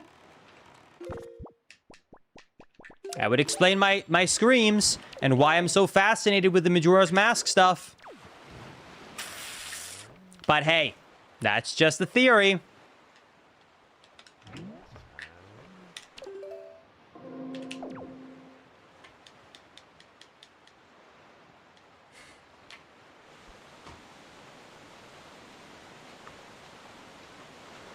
Linkus doesn't look good. Dude, I've noticed, I feel like I just de-aged myself after 1, healthier, 2, losing weight, 3, the haircut.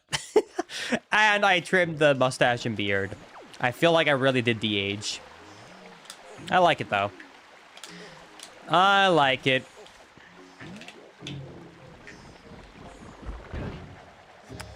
I feel great, so I think that's why I like it. I feel much better, so I think that's why I'm enjoying it.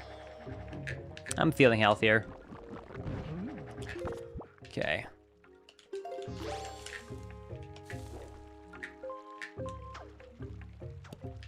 Linkus, your beard made you look horrible. Thanks. I always appreciate your honesty, chat. Thank you so much. Holy, you know, you didn't have to go that far. Jesus.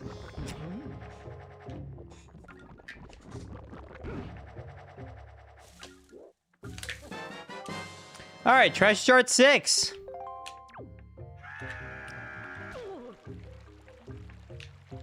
See, that was my internal scream after reading that Twitch comment.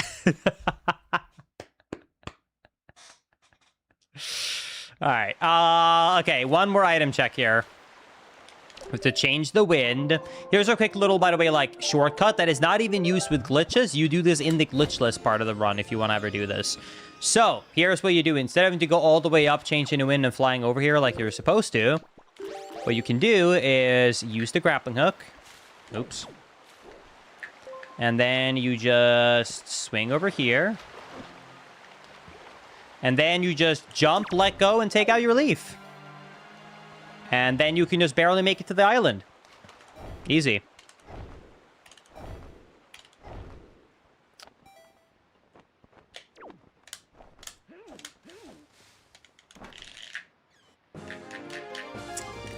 And a piece of heart. Okay. Okay. For all the Tower of the God fans out there, I think it's time. I think it's time we head to Tower of the Gods.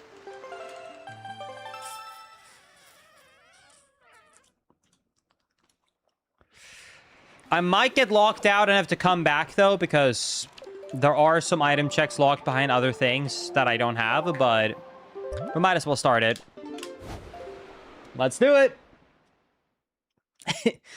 It doesn't feel like a true Linkus randomizer if it's not without 6 hours of not getting anything with a sword. Exactly. Alright, take out the sail. Whee.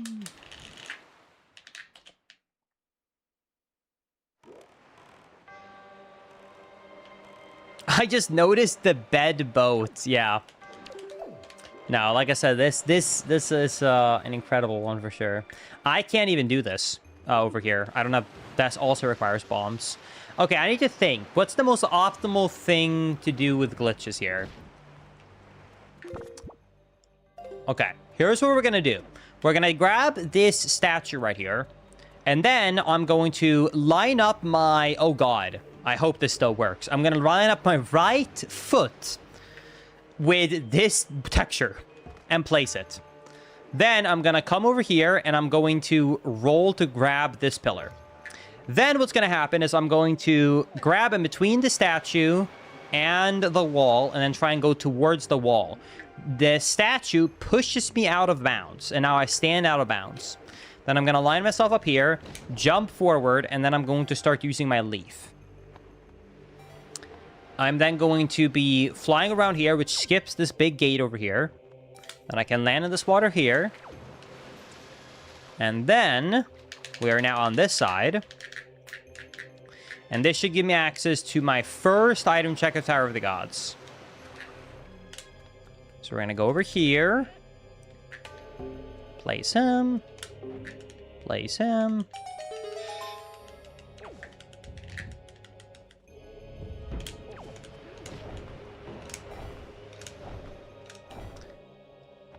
And then I'm just going to use fire arrows to light these 2 torches.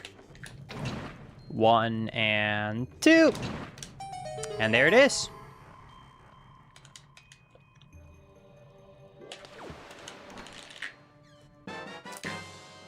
Iron boots. Okay, that is super useful for Wind Temple. That is a required item to beat the game since Wind Temple is part of this randomizer. That's awesome.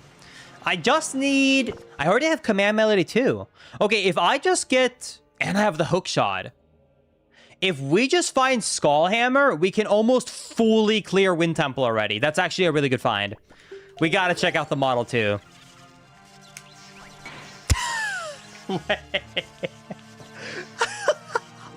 Dude, when I thought this couldn't get any more funny.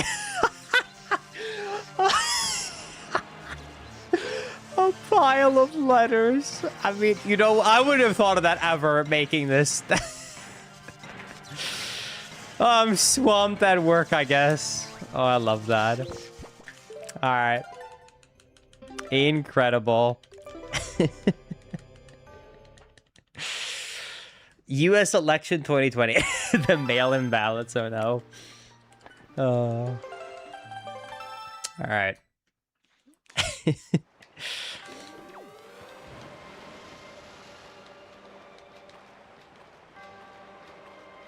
Okay.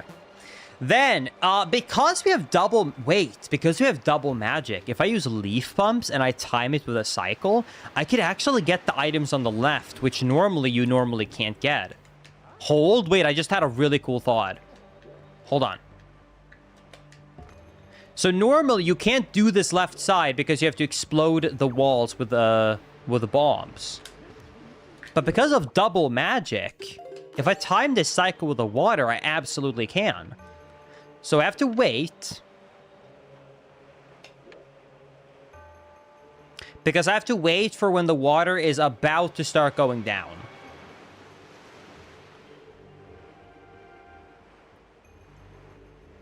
Now. Then I have to do leaf pumps.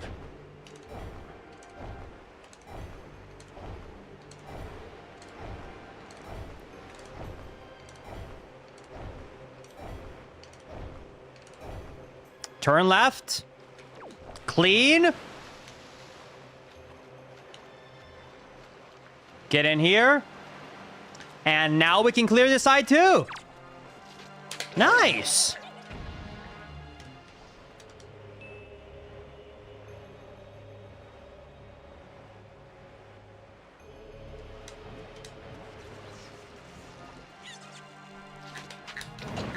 Then opening this up. Clean is a stretch there. Ace, you might have seen what happened, but no one else has to know. And I'm really glad only you knew what happened. I really like, though, that you immediately knew. Just try to brush the mist leaf pump. Thanks for the good luck, Ace. I appreciate it. All right, then we're going to open up this chest. And there's the first small key. Then we'll head over here. I thought it was intentional. Well, that's what I played it off as. If you guys don't know, Ace is also a former world record holder and speedrunner of Wind Waker. Actually, am I? Do you still hold the no MSS? Anyways, he's a fellow Wind Waker speedrunner. One of the OGs. Okay, let's open this up. When am I finding the sword? How do I still not have the sword? Okay. Okay. All right, I actually have to save and quit to leave here, by the way, because I am completely stuck on this side.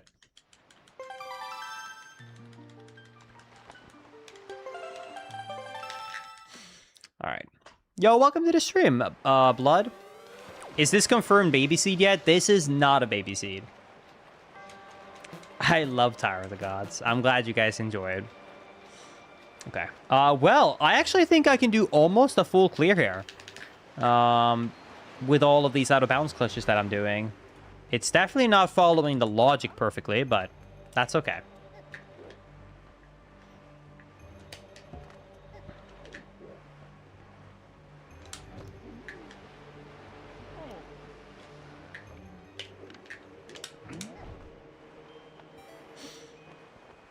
You know what I feel like sometimes, Ace? I feel like, I thought about this a lot more recently, as you know, I've got an old uncle status, and you know, you kind of reminisce about old times. I really feel like speedrunning really is a young person's game, and I mean that specifically because of how much time you need to put into it. You know what I mean? Because I sometimes think, like, man, it'd be so fun to go back and, like, grind world records. And then I think about how many hours I actually was spending doing it, and how it really was my entire life and, like, my main priority. And then I think about trying to do that on top of, like, having an adult life now, and I'm like, I can't do that. I could do it on, like, a non-optimal category, or when a game is brand new temporarily, or, like, maybe an old category where, like, it's so limited where, like, the old strats still hold up. But for anything that's, like, modern that requires the grind we used to, that's crazy. That's just too much, man. Linkus, do you hate spiders? I don't know why anyone doesn't. Yes. I'm a normal person. I don't like spiders. They are creepy, and unfortunately, they show up way too much because living in Texas, we have way too many ginormous wolf spiders that come in the home out on the attack. So, it is not something I enjoy. I cannot do anything here. I'll have to come back. Yeah, I always used to say that spiders never bothered me too much, but that was because growing up in Sweden, we don't really have that many crazy spiders. Do you know what I mean? Spiders in Sweden are usually small, tiny, black, or mainly you have what we call a långben, which is like, you know, the mosquito-eating kind. So it's kind of, you know, just like a chill guy. So, like, we don't have, like, crazy spiders.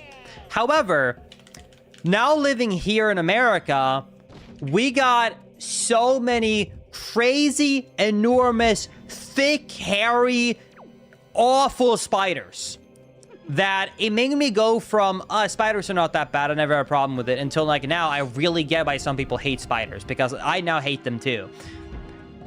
The other thing about wolf spiders, if you don't know, let me tell you a fun thing about the wolf spiders. So the wolf spiders, they are hunting spiders. So they basically, like, live, usually outside, and then at night, they go out hunting for prey. So why is this a problem, and why am I so scared of them? Not only are they massive and scary, but during the night, which, you know, I'm awake at, you know, in the evening, you will see them in the middle of the floor, because they will literally go around open surfaces to try and hunt prey. And they can jump. So if you go up to try and kill them, if you miss, which I've done a few times, they spring and jump at you. You better hope you have a perfect aim, because they literally go woof and jump, and they jump high. It's scary how big and high they jump. So a few times I've gone up and I'm like, oh my god, and then you try and you miss and it launches at you. And the worst part is when they're on the wall, because they're on the wall, then they really can spring at you right at your face. There's sometimes when they've been on a wall and I've gotten close and they've jumped straight against my face. It's so scary. So yeah, I never had a problem until the wolf spider. That changed my opinions on spiders entirely. Ugh.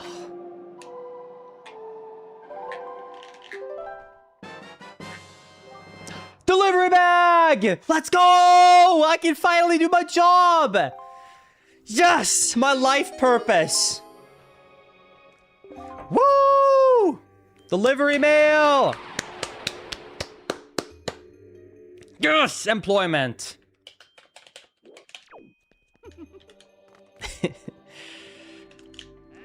Everyone get mail deliveries. I got you, chat.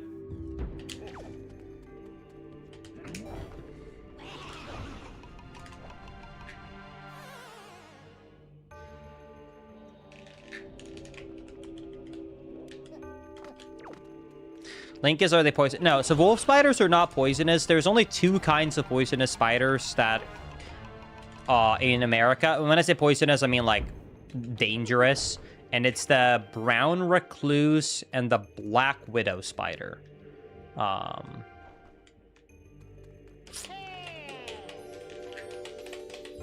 Thankfully, neither of them are like too common in areas that you will live in. They show up, but like not like commonly enough where it's like a huge problem.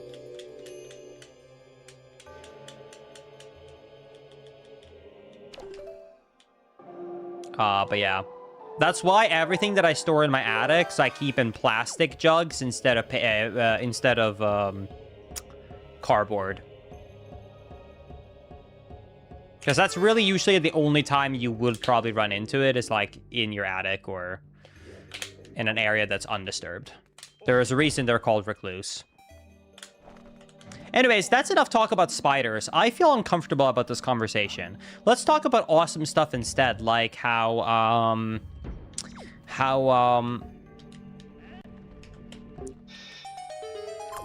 awesome it is that I have gone 1 hour and 49 minutes and 10 seconds without a sword.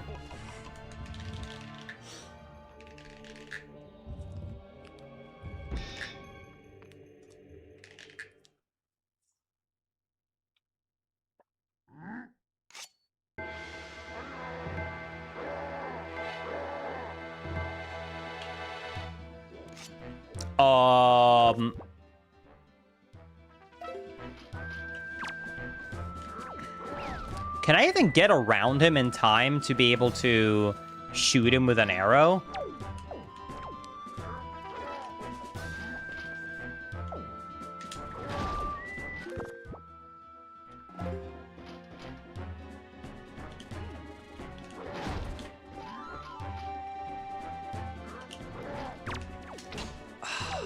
I don't even know if this works.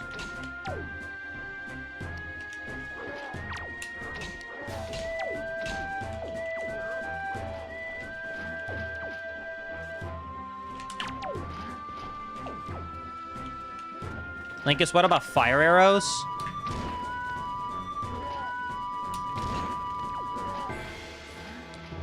Did you freeze him? I guess I could try and freeze him and then go behind. Never mind.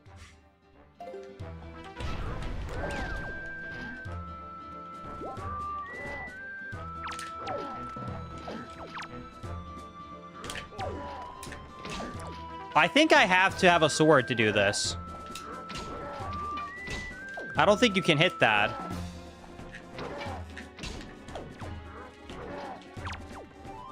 You can't grapple off his helmet.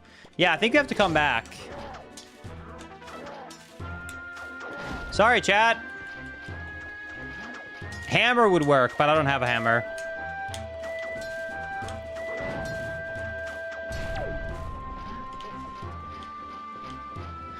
If you could grapple his helmet, I agree. That would be kind of funny.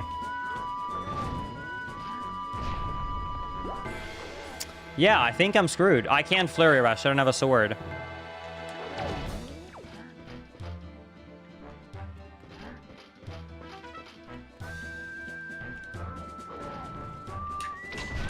Yeah, I'm about to run out of arrows, and I feel like I've hit enough times around there that...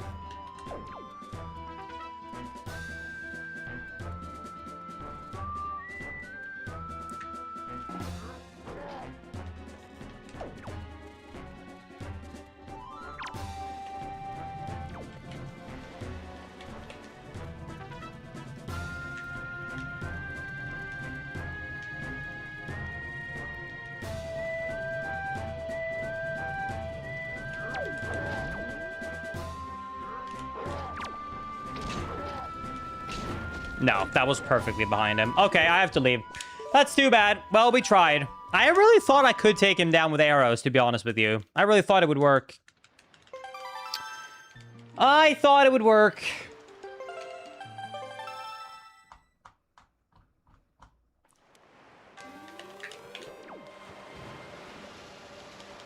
All right, I mean, there's still a few more item checks I can get up there, even without doing that mini-boss, but...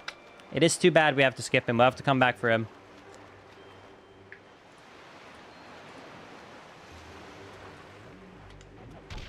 Okay, I do have to break all of these pots, though, because I do need to get more arrows. Please.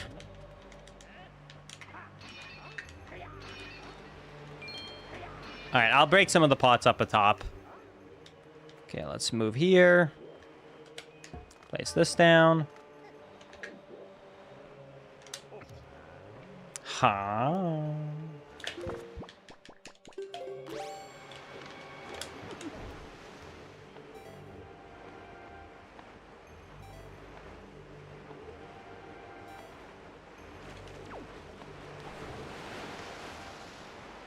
Okay. And now we go back to the top. Linkus is cheating. Hey, I never saw any rules in the instruction manual. Did you, chat?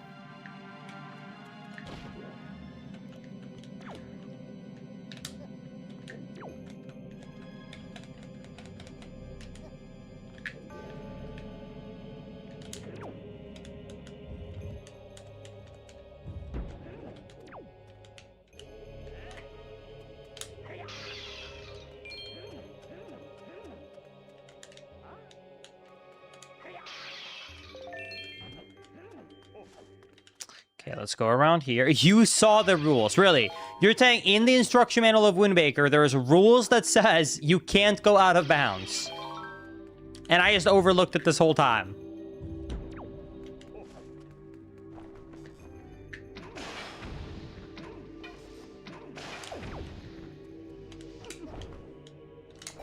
There are no rules, man. We lost.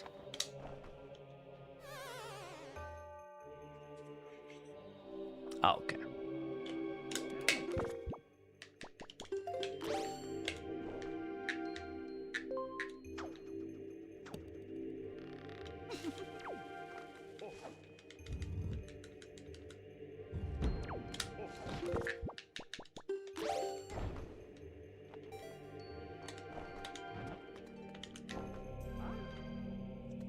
That was a Walking Dead reference, yes.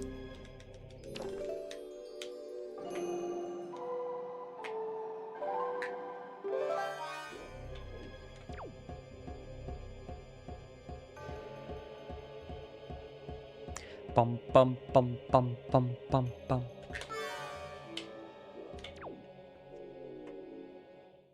You know, this talk though is kind of funny. It does remind me of, so if you guys don't know, here's a fun little like really old fun fact.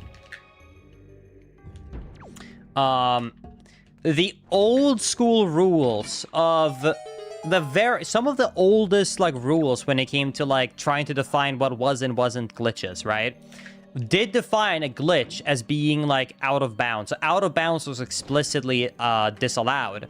However, there were many clips that you would call out of bounds that were allowed, because when there was a talk about how out of bounds is considered it was considered not allowed, there was many areas in video games where the boundaries expand outside where you could normally be in the playable area. But since it expands outside, it is technically in of bounds. Does that make sense? So there was a lot of instances in like Ocarina of Time where like the actual boundaries of the map were like a water barrier or something extended way out, like through the wall. So if you clipped through the wall, it was allowed because you were technically still on boundaries, like right, like on collision. So as long as basically like underneath Link was never like the void, it was still according to the rules allowed. It was just a very weird time in the history.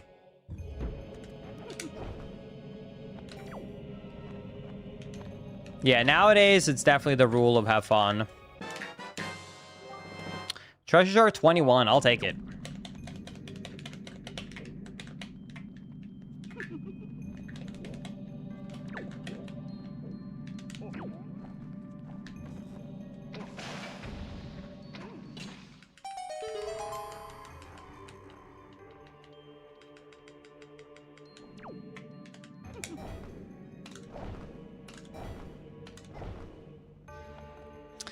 Let's see what we got here.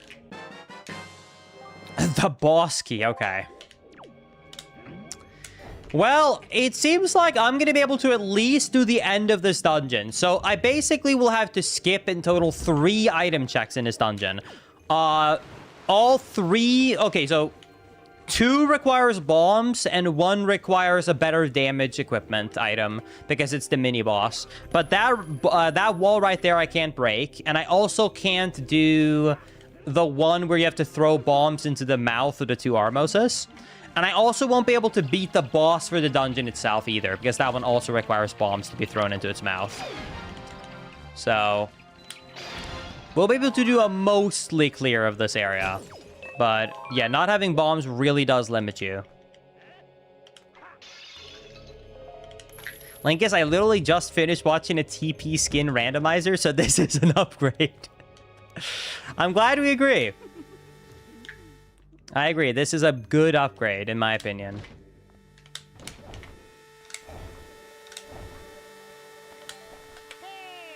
Hey!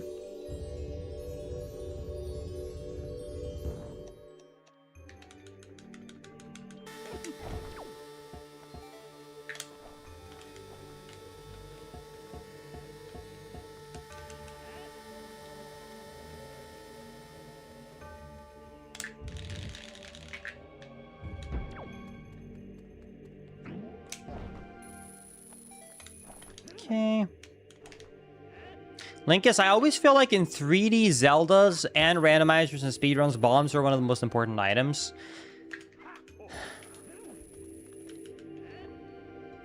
I think actually, I think it, okay, the glitch aspect, you know, is like separated, but in terms of disregarding glitches, correct me if I'm wrong, chat. I feel like bombs probably unlocks the most new areas in an overworld. Would you agree? Because I'm thinking about like, oh, what like new overworld areas gets unlocked when you find a new item, and you know that are mostly seen in most Zelda games. But I feel like explodable walls and cracks is like, I feel like bombs is usually always like the one that gives the most. Like, yeah, there's ice switches here and there. You will have, you know, like the spinner. You'll have the different items like that. But in Deku Leaf, but I don't think anything gives you as many brand new checks as bombs. I just think hiding stuff inside of an explodable wall is just kind of like a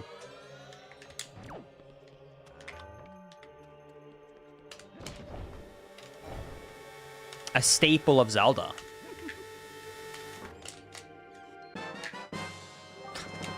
The compass. Well, that's everything I can do in Tower of the Gods. These dungeons have been pretty barren, dude. They have not been treating me kindly so far.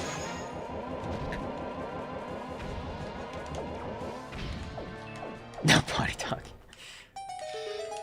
Hey, Linkus, maybe a silly question, but would you say Wind Waker is your favorite Zelda game of all time? Yes. For me, it's probably Wind Waker and Breath of the Wild.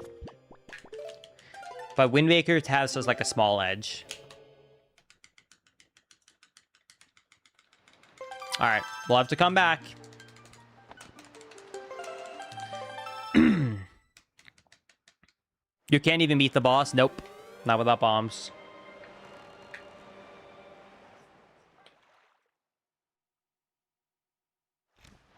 That is true. Bombs does unlock the best traveling method in Breath of the Wild.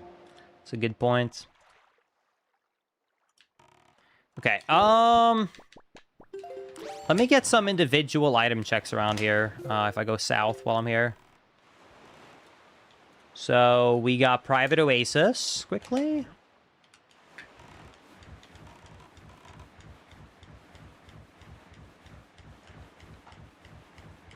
Two hours swordless and bombless is kind of crazy, Linkus. I know. It is what it is. I did do Sploosh Kaboom at the beginning. I just used the blast mask, you silly goose. True. How could I overlook such a thing? Linkus, do you think you're ever going to do the full Zelda catalog archipelago? I'll do that for $1 million. That sounds like too much rando for me.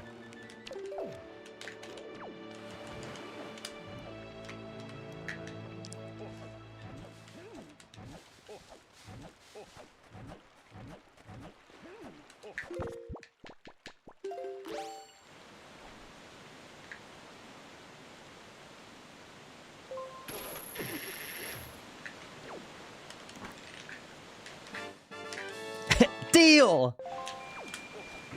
Yeah, such a good deal, chat.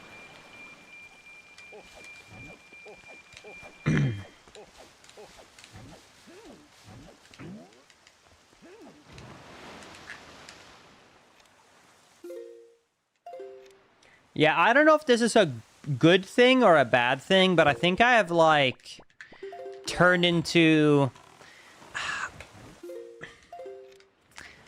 I guess it's... I don't know. I guess in terms of pure money, it's definitely not good, but, like, in terms of... I guess in terms of keeping it true, I guess it is. I very rarely do projects that I don't want to do anymore. Does that make sense? I just feel like an all Zelda game archipelago sounds like not fun for me. It sounds great for you guys, the viewer, but keeping track of a 100+ hour Zelda randomizer really sounds like a really, really, really draining time to me. Doing a multi-game archipelago, all for it. That sounds fun. But all of them, that's a lot, man. So yeah, I very rarely do massive projects anymore that I don't want to do.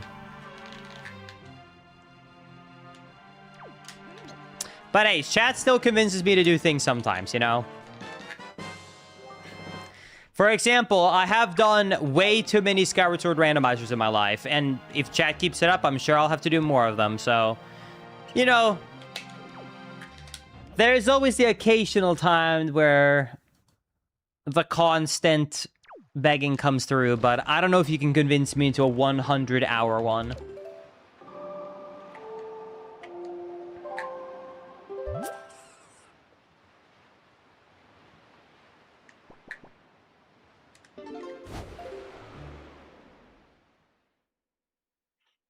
Thank you, Good Luck Taco Kitty, for the prime 5 months. I appreciate it. Don't stop doing your Hitman horses, Linkus. I'll do my best to keep it up.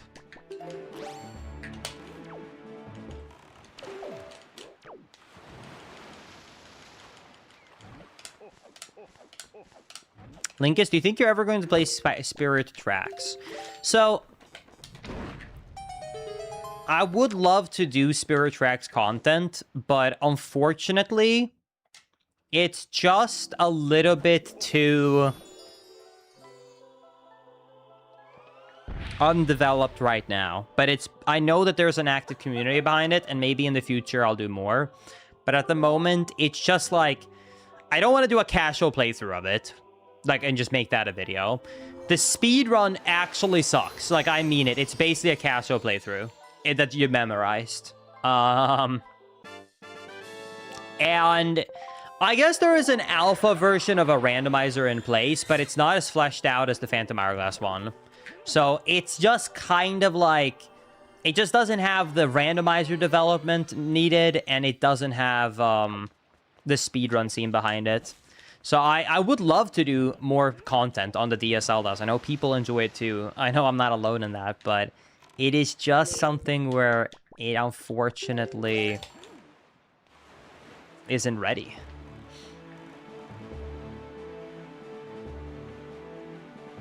Thank you, Kobrick, for the Prime sub. I appreciate it.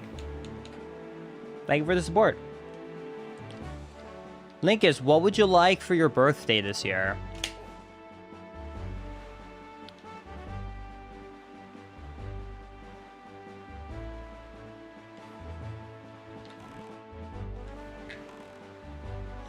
See, this is a really sad question because it makes me feel really old.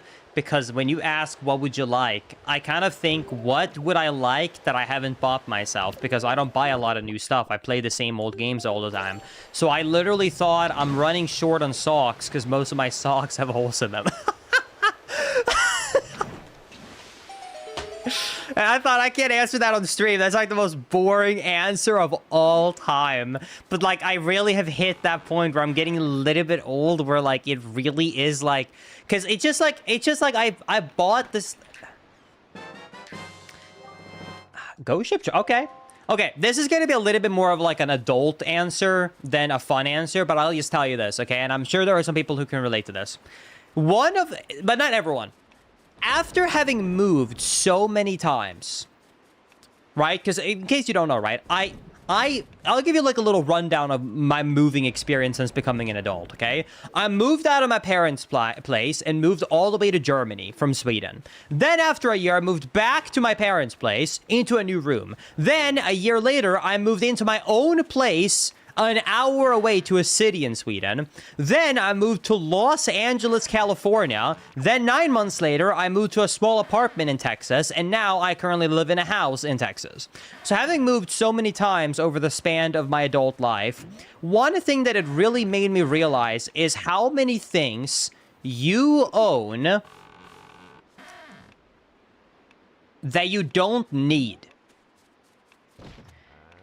And every move slowly chipped down on me buying stuff that I realized I don't actually need. I can't explain it a better way, but there's so much stuff where you buy something, you own it, and you think you want it, but then it really wasn't a necessary purchase. Do you understand what I'm trying to say about that? Like, there is so much stuff we just own that we don't need. And as I continue these moves and I had to keep being forced to throw things out because I always had a limited space in my moving, it made me stop buying things that I don't need. And my hobbies also just kind of has made me, you know, boring purchases because I play the same video games every day. You know what I mean? Like, I'm a speedrunner, so I don't, like, have a hobby. Like, my two hobbies that I have, I guess, that when I have free time, I've been too busy lately, but the two hobbies I do have is I have a membership to go and shoot at a range, and I do woodworking. I don't need more woodworking tools. Sure, I would love them, but they are thousands of dollars, so I'm not impulse buying that. And I don't really particularly like care about buying more things for the range either right now. So just like, because of that, there's just like nothing that I really do in my day-to-day life, right? That were like, I keep buying new stuff. So everything that I need, I own.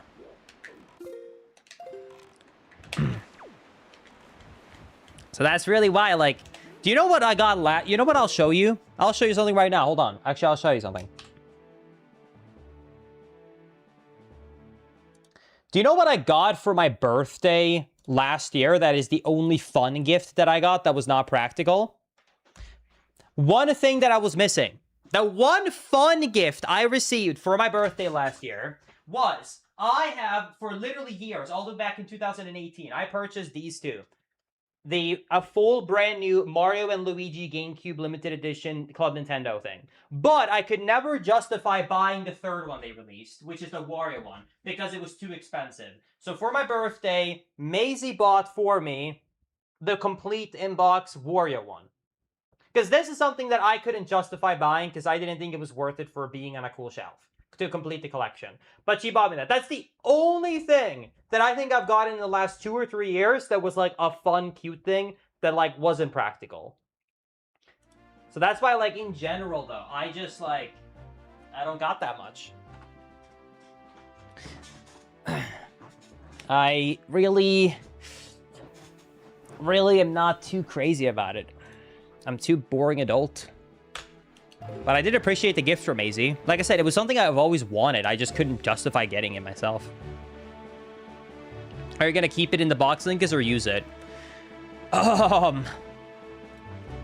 So, believe it or not, I'm going to make some people mad right now.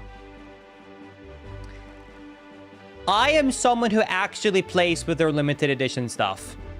Because I don't want to spend too much money on something and then never play with it. That sounds to me just like boring. So, I do use my stuff that I buy, even if it's limited edition. However, I will not use the Wario one, and it's not because of the value going down. It's simply just because,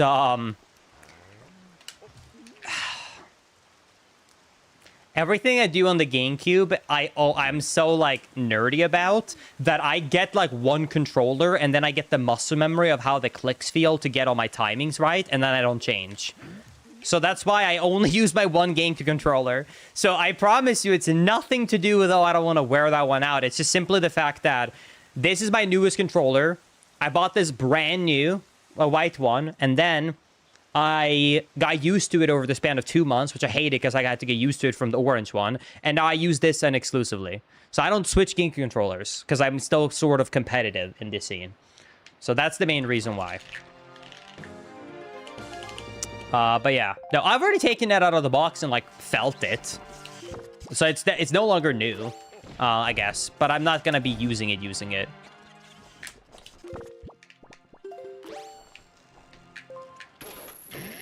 But anyways, yeah. All right, let's do Minecraft Isle.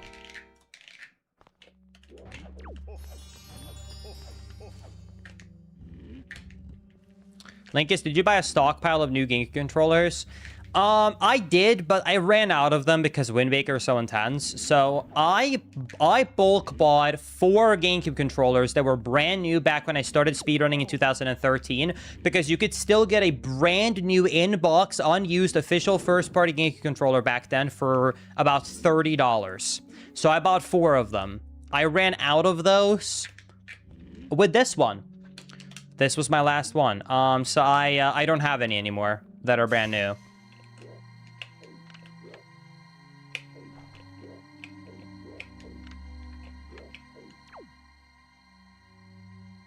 But yeah, it lasted me quite a while. But yeah, Wind Waker does just kind of wear them out quite a lot.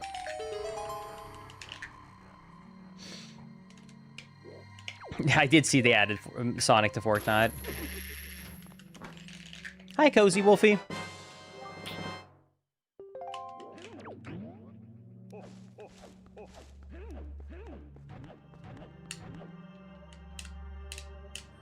Dude, speaking about, like, actually, though, like, Minecraft style, well, I think, you know what's so funny? One of my most expensive controllers that I own that I didn't even know was expensive, because once again, I don't buy anything for value, I buy them to use them.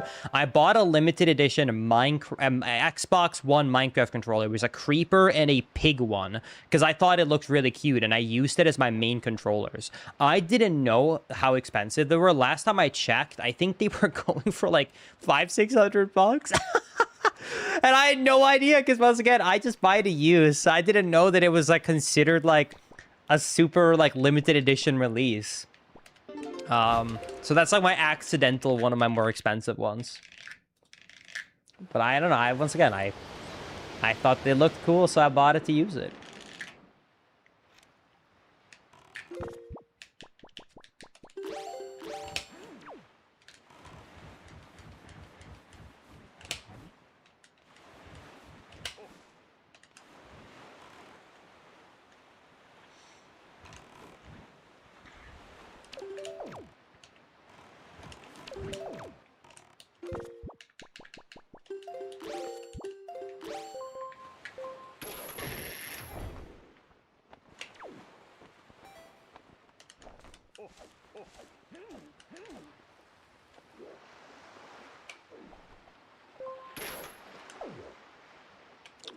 Okay.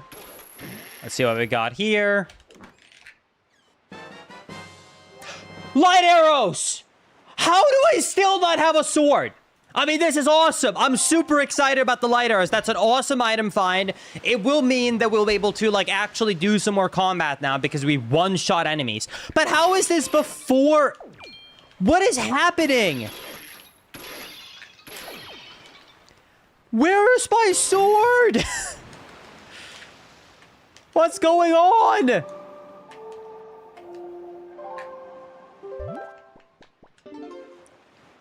I'm so confused about this randomizer. Like, truly. I'm so lost.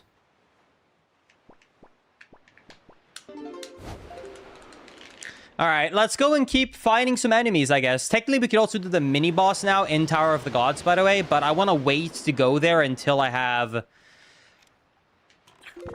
the bombs, because I don't want to go in for just that one item. I guess, what if there is no sword? Yeah, exactly. What if Orca took it? Maybe Orca has the sword, Copium.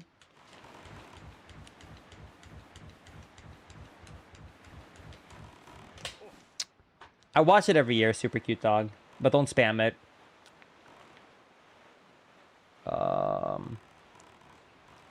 Linkus, can you go beat the game now? Even with glitches, I couldn't go beat the game now. Because to get access to high roll, you need the full Triforce. And I've only found one piece of cheese.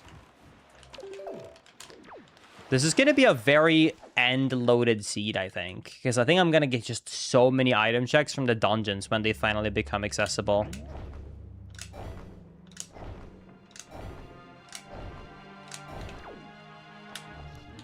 Nice. Let's see what we got. Yo, you know what? Let's do all the mail delivery. That's literally every letter in the game, and it is kind of part of the course. Maybe that's why I haven't found the sword. Maybe the post office is retaliating against us because I haven't done my services as a mailman. Oh my god, it all makes sense now. Let's go, chat. It's time. Windfall, here we come. Linkus, please find the sword. I just spent 15,000 points for this. I'll try my best.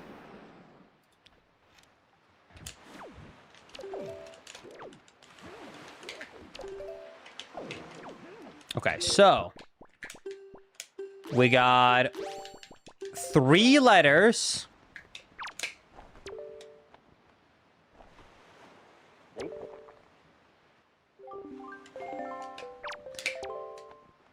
Then we got a second one.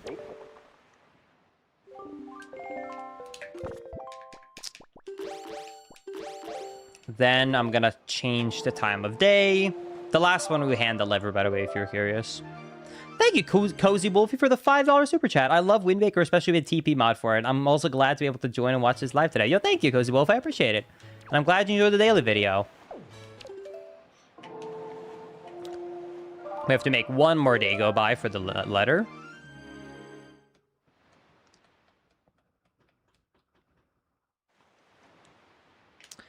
All right. And now, let's see.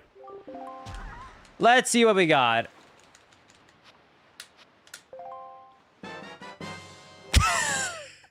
Okay, so let's keep track of this. The first letter check was a Triforce piece. And we have 2 more item checks that are directly mail delivery. Okay, let's see, dude. This is insane. Okay. I cannot believe the first one is a cheese. Okay. So 1 out of 3 of the mail delivery quests was cheese. Which is arguably one of the best items in the game.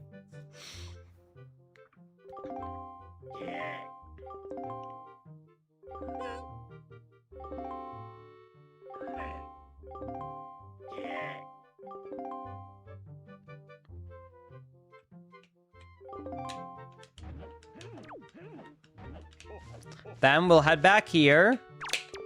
This is the second item out of 3. Some nice little joy from the joy pendant. And we have 1 more item check left.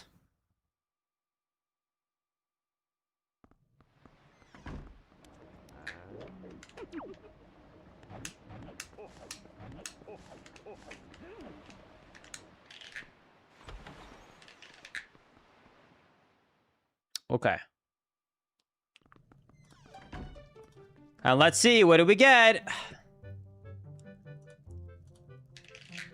The third item check is...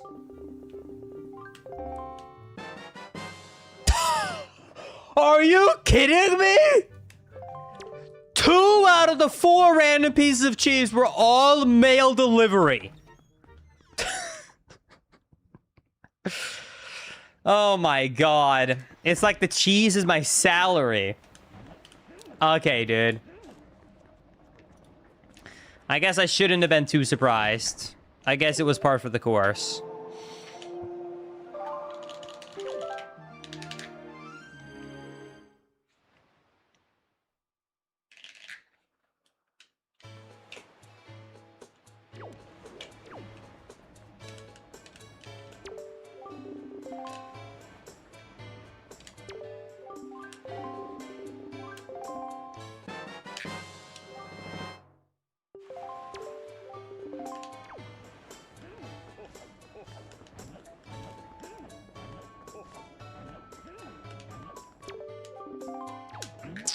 All right.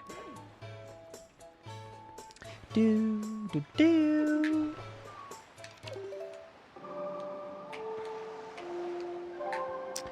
All right. Let's keep sweeping around and doing the overworld checks, I guess. Let's do it.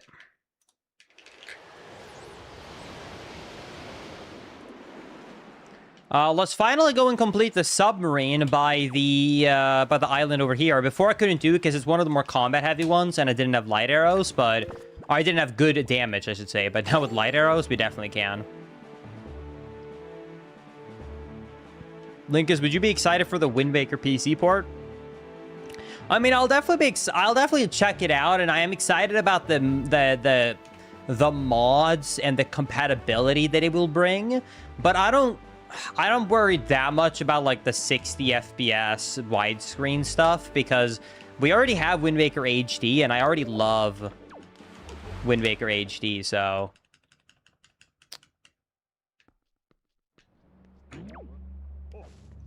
I'm not feeling like the same urge, if that makes sense.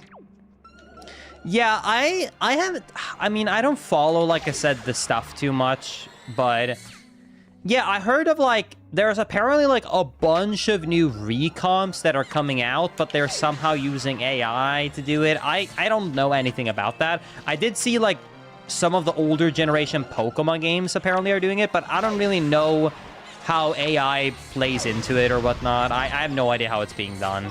I have no clue. I just think that basically, to my understanding, it's just that these recon projects are gotten really popular, so a lot of people are trying to basically run entire games through AI to recon for you, and then they're really filled with bugs, and they try and like patch to fix it slowly. But I'm not sure. Like I said, I haven't looked too much into it. The boomerang! Not useful, but it's a new item we can look at. Let's look at it, Chad. It's a letter.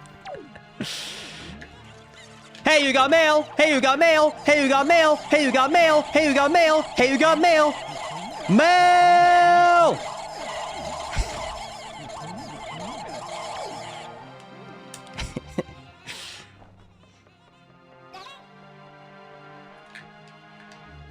That's kind of how I imagine that the mailbox wants to say when it's bouncing around trying to get your attention. Even though it actually can't. Exactly, it's like spam mail. It's kind of like your sword, though, Linkus? No, because it deals damage to almost no enemies in the game.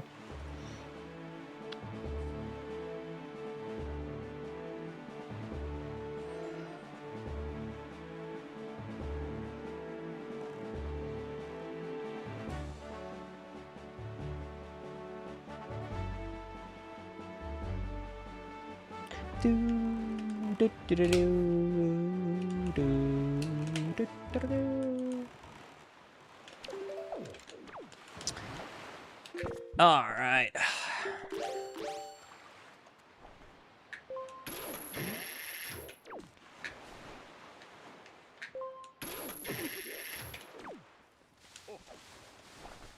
Yeah, exactly. So the thing that's been the best to see is like after these like PC ports have had time to, you know, kind of cook up, people will make really cool mods to them because it's really hard to mod these old retro games, even if it's possible. It's much easier to mod once you have the recomp because like of just, you know, you're basically just, you know, adding in modern code. You're not trying to like inject, if that makes sense, really the same way.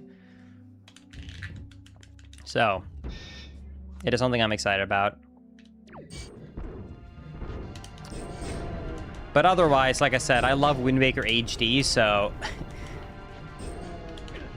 in terms of like widescreen support, it's not like something that I've been like missing because I mean, like, I would actually say I think I've played more Wind Waker.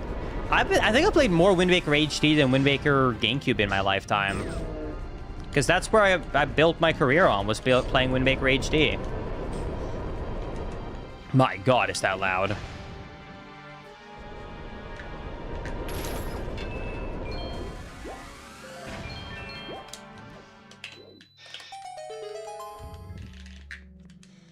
Yes, that is a Halo helmet in the background. I am a huge Halo fan. Dude, I felt... Okay, wait. Okay, this is gonna be a hot take. Oh boy, time for a hot take here. So, Halo Campaign Evolved was just released, which is a remake of Halo 1. And every single person online has been shitting on it, saying how bad it is, how ugly they made the cutscenes, and how some of the changes are against the faithfulness of the original.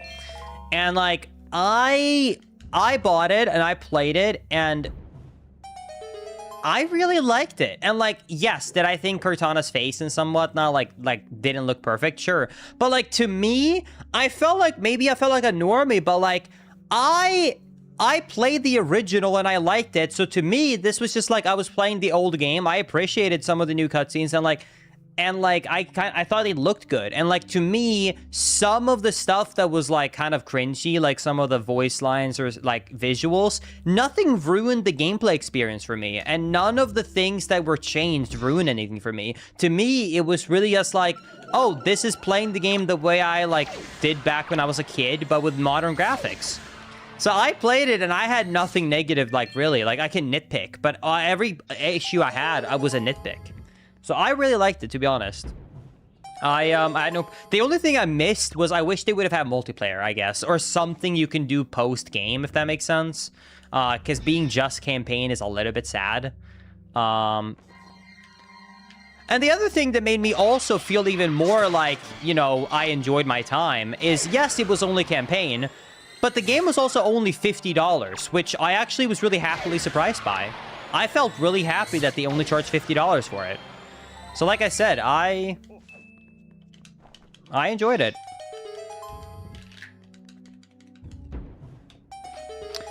Yeah, there is like, I did see that there was some balancing and AI issues that some people ran into, which does suck. But like I said, for me on my playthrough, I didn't run into any of that stuff. So for me, I had a good time. I'd recommend it. If you like the original Halo, I think you will like it.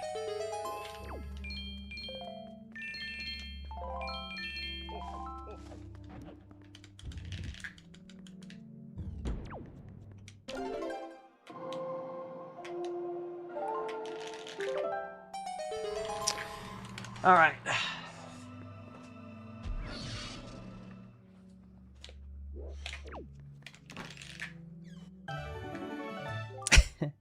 Earth God lyrics. Oh, dude.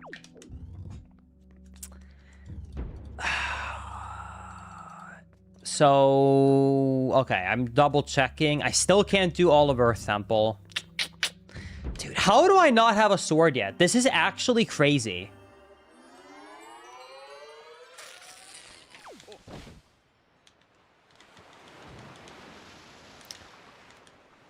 Oh, thank you, Randall. I appreciate it. I'm glad you've been enjoying the content. Thank you for the kind words and the support. Okay.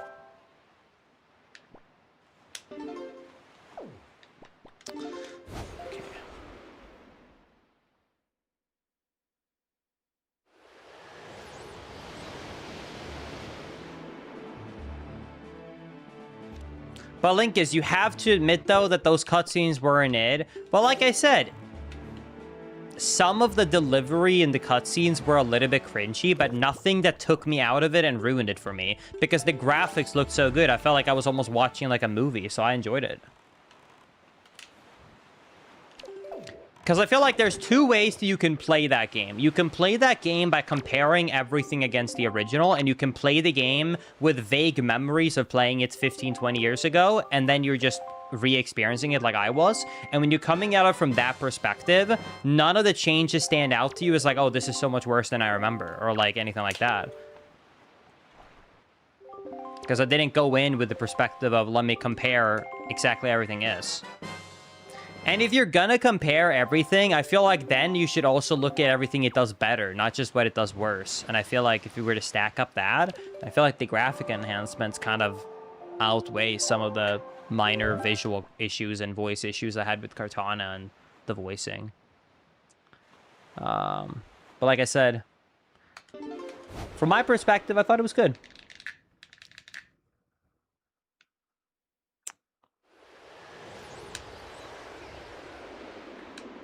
For the settings I'm using, I would consider this a very long time not having a sword. Absolutely.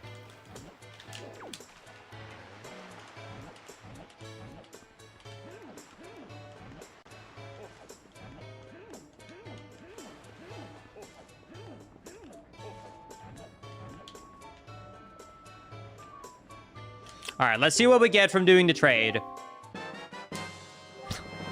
Tries to chart 7, okay.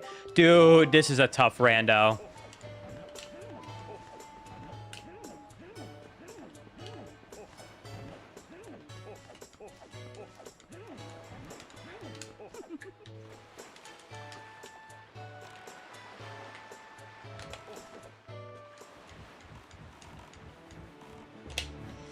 I think the most recent video game that I played that I couldn't put down, that I felt like I wanted to keep playing hour after hour after hour, was probably Silksong. That's probably the last game where I felt like hooked. Like I just had to keep playing. Just one more try.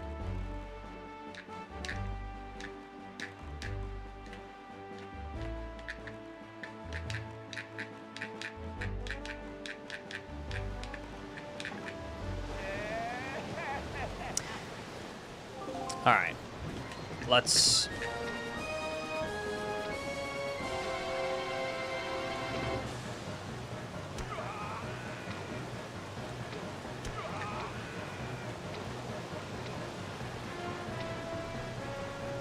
There we go. All right.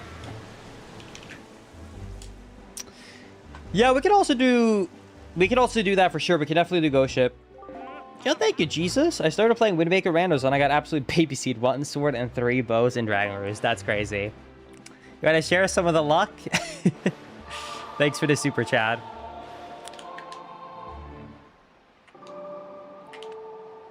All right. Oh my God.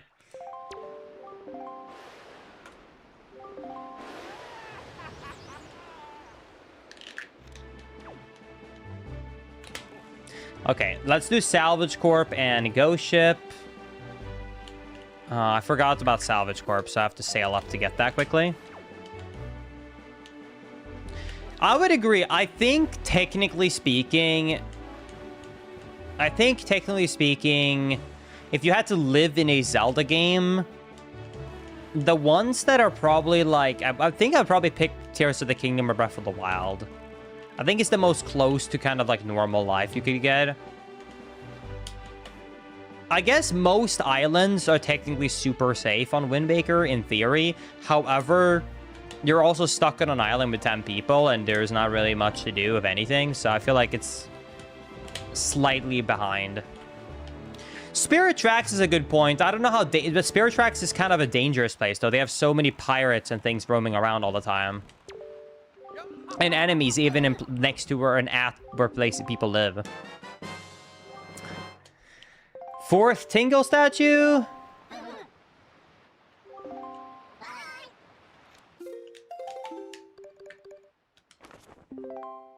Okay, and oh, we're going back to Great Fish.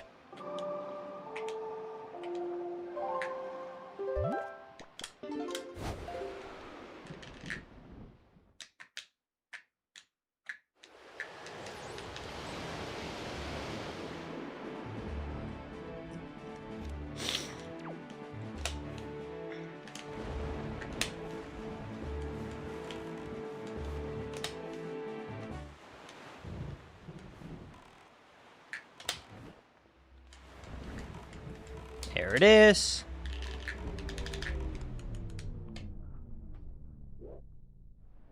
All right, and we found Ghost Ship. Let's see what is in here.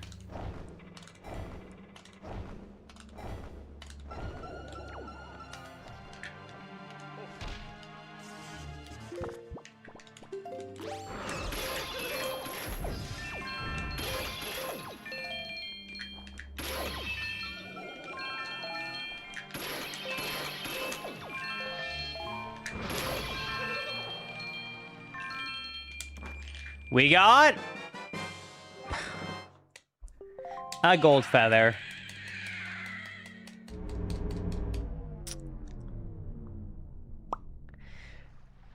Am I the only one who's starting to feel like this rando is starting to look bleak?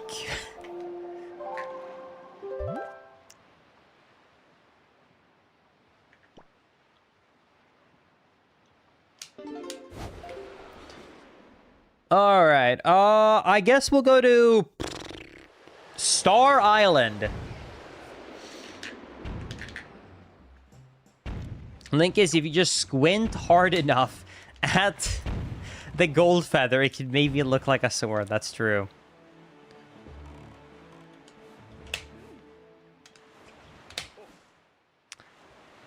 Yeah, thank you, Woosal. I appreciate it. Hope you have a good day as well.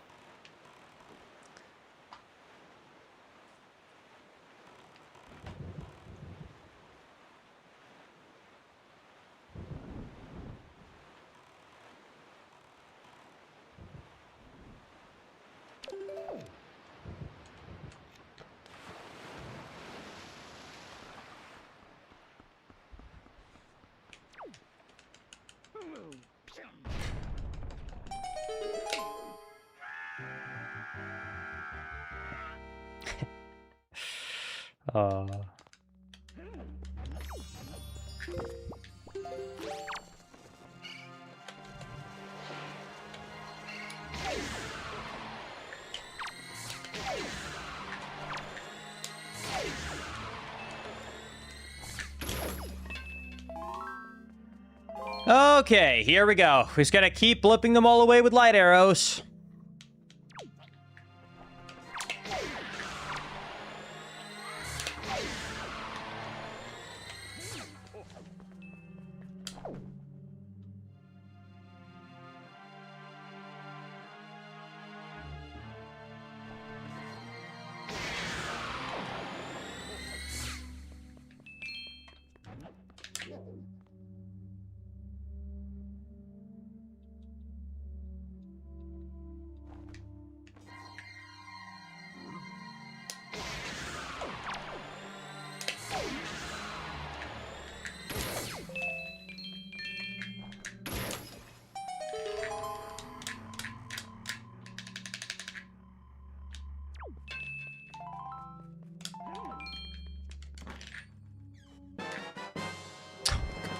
Come on! The lock-in there was crazy, Linkus. I literally thought the camera froze. I'm sorry. I think I'm getting, like, so lost and confused by not having found the sword yet that I kind of just, like... Oh. I think I'm just slowly dying on the inside.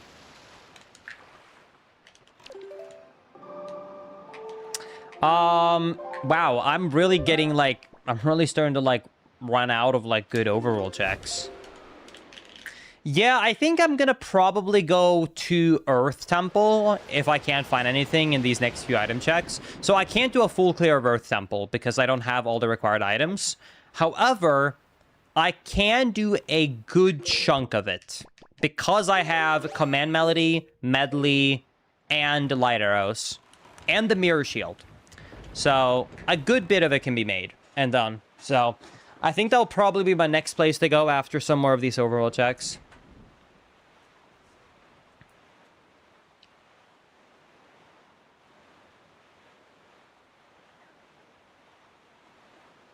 Linkus, what are you wearing? I'm a mailbox. What do you mean? I did already do Sploosh Kaboom, indeed.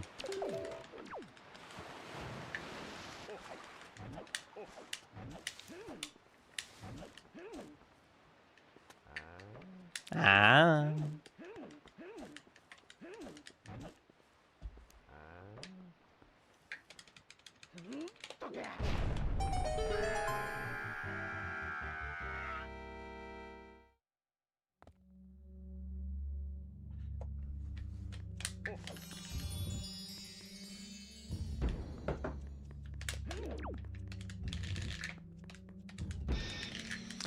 All right, one more combat cave. Here we go.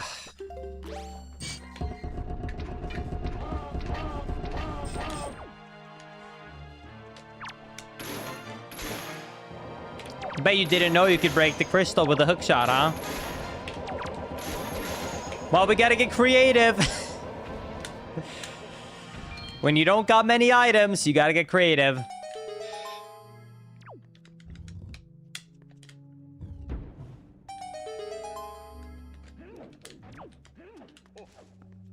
All right.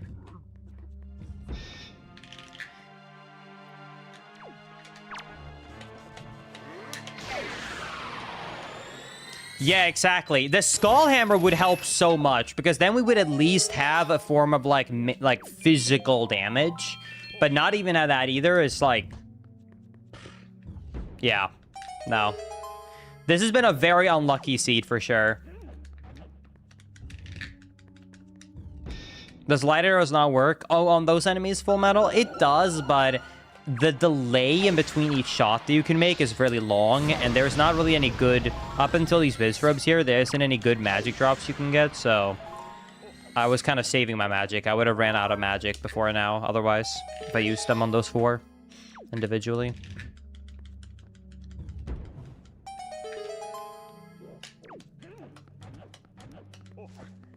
All right.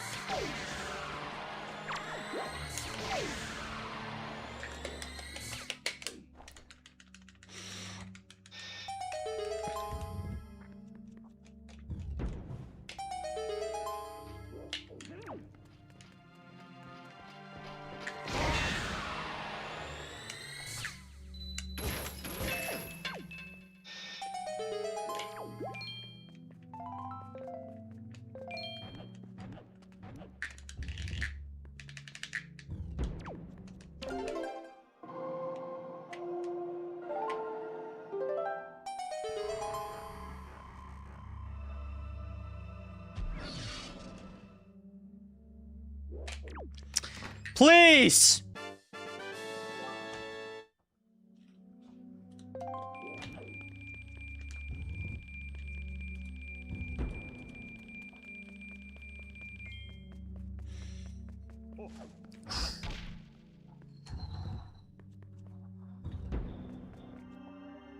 I'm not mad. I'm just disappointed, Chad.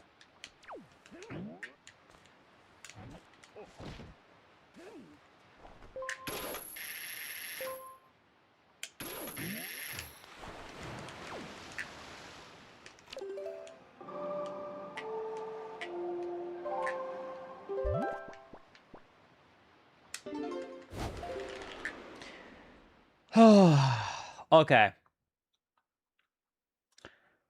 I'm gonna go check out the submarine, and if it's not there, then I'm gonna warp to Outset, and then kind of do a check or two there, and then head to Earth Temple. This is my last, like, out-of-the-way check, I think. Because I'm running out of good spots to go to, man. This is a dry seed.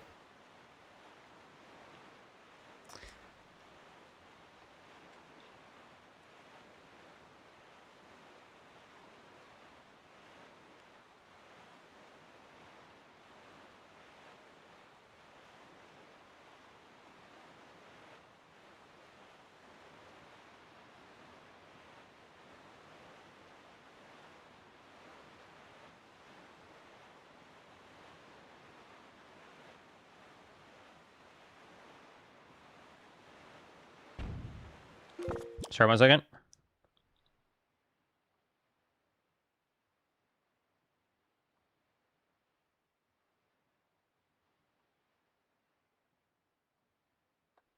All right.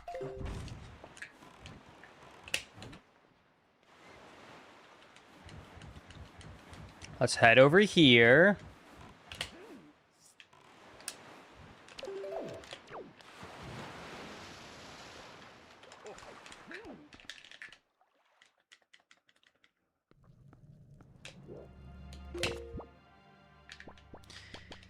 Okay, come on, please. Surely this submarine is gonna turn our luck around, right, Chad?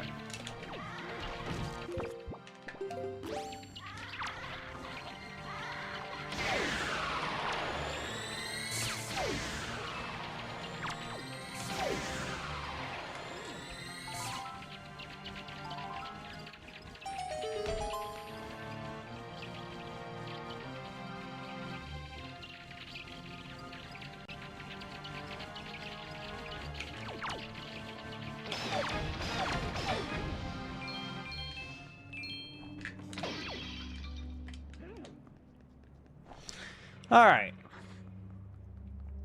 Please, game, please.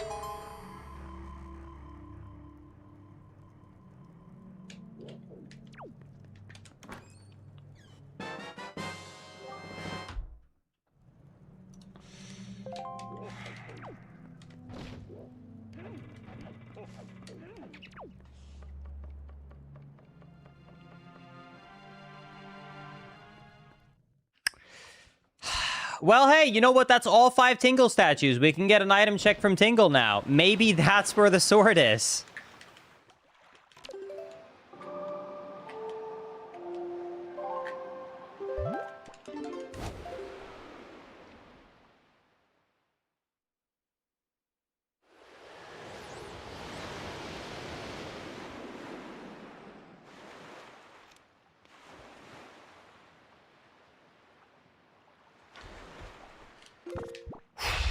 Please.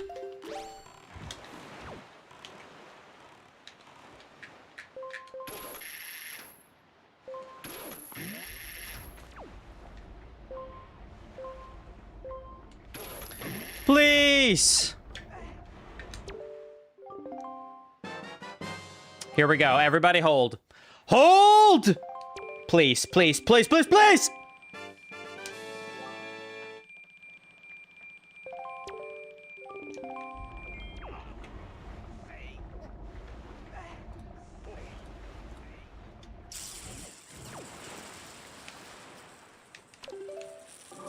All right, let's start heading towards Earth Temple. Let's do it.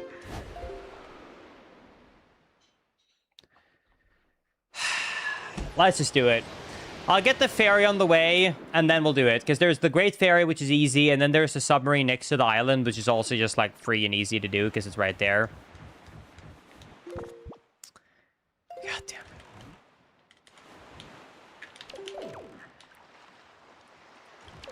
Dude, I cannot believe this. This is crazy bad luck so far.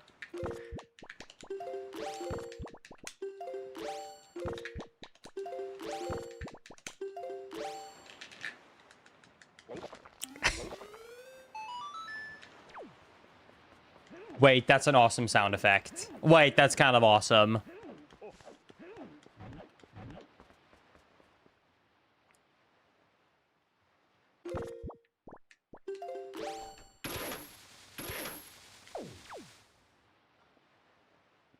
Wait, wait, wait, wait. I have an idea. What about the fire arrows? No shot that would work, right? No, but I have an idea. I have an idea.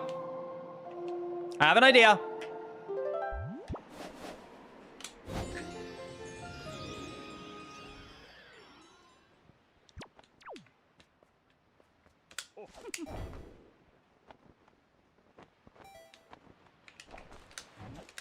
Oh, yeah.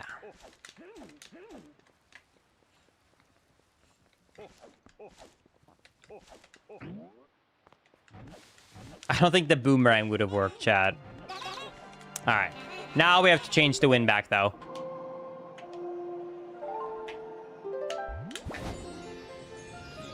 That's the wrong direction.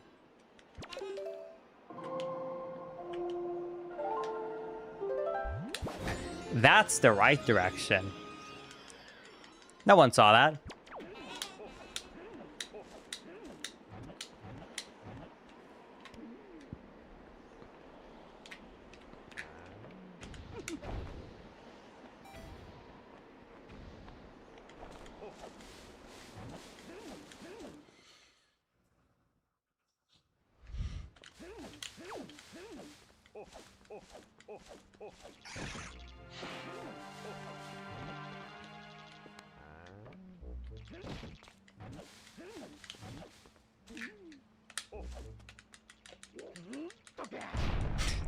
Patow!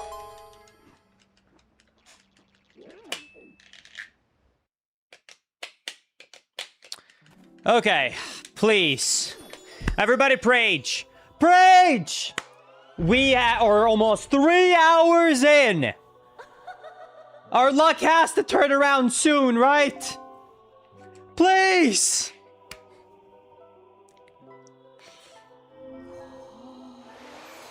Please, please, please! Yes! Oh my god! Let's go!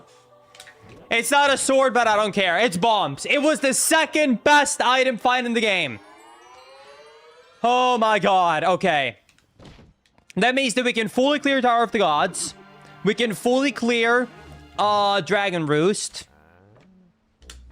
And we can get more overall checks. Oh, I can't believe it. Finally. Thank God. Oh, also, while I'm here, actually, let me quickly get Jabu's Cave. It's within logic, but I'm going to do a quick little roll clip to get there faster. It's kind of hard to time the roll clip with this model. Hold on. It's hard to see the frame he gets up on. If you don't know, if you roll on the first frame that you climb up a ledge, you can clip out of bounds. There we go.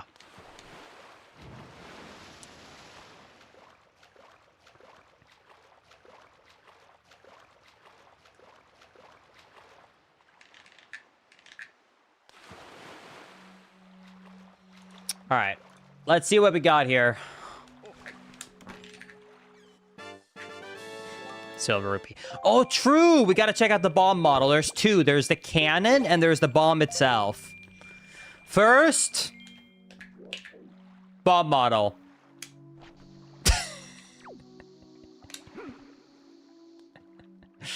Okay, dude. That's awesome. You know, it does kind of look like a bomb crate, I guess. You know what? I'll take it. Does anyone want a package? And the cannon is...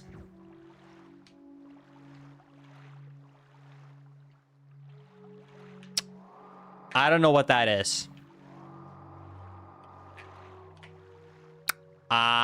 It's a chicken. I don't know what that chicken's from, but it's a chicken. It's a coco... What? Am I supposed to know what that is? Is this like a reference? I gotta Google this. Oh, shit, you're right. It's a Final Fantasy character. I see. See, I'm not a weeb enough to know that. That's cute. I can see. Yeah, it's actually very similar. Okay. It's a famous large yellow flightless bird created by Square Enix for the Final Fantasy series. Nice. All right, let's go finish the dungeons we have started so far. Let's do it. It's almost more impressive, Linkus, that you didn't know. Final Fantasy is not a weeb game, Linkus. I guess you're right. I guess it's more RPG than weeb. I think that is a fair statement. I'll take the L on that one.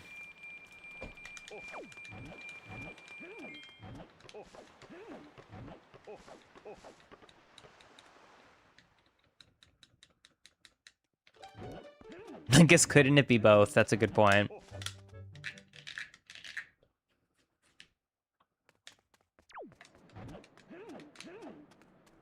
Linkus, would you say Persona is more weeb than Final Fantasy? Oh, absolutely. 100%. I think Persona is without a doubt a weeb game. Like, that's not even a question. That is straight up a weeb game. I love Persona, but, like, that is a weeb game. 100%. I would be copium calling that not a weeb game. There is literally cutscenes that are literally made like an anime in it.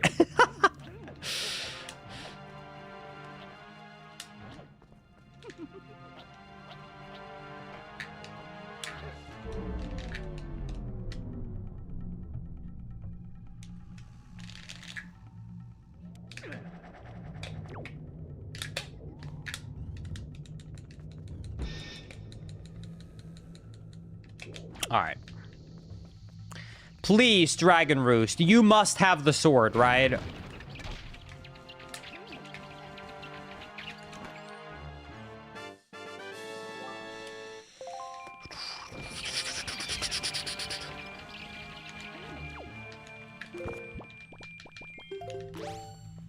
Linkus, what is your Halloween costume going to be? I don't know. I think Maisie wants me to be a character from Jujutsu Kaisen. I don't remember the name because I haven't watched it. What I wanted to be was Rick Grimes. But I think I'm gonna end up being a Jujutsu Kaisen character, unfortunately.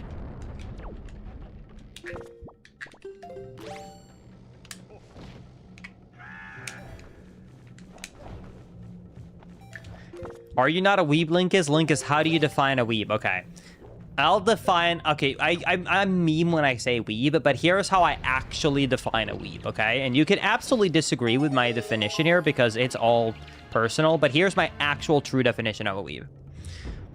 A true definition of a weeb is someone who, I would say, goes out of their way to specifically watch Japanese anime. If you just watch a couple of animes, but it's because it's a great show and it happens to be an anime, that does not make you a weeb.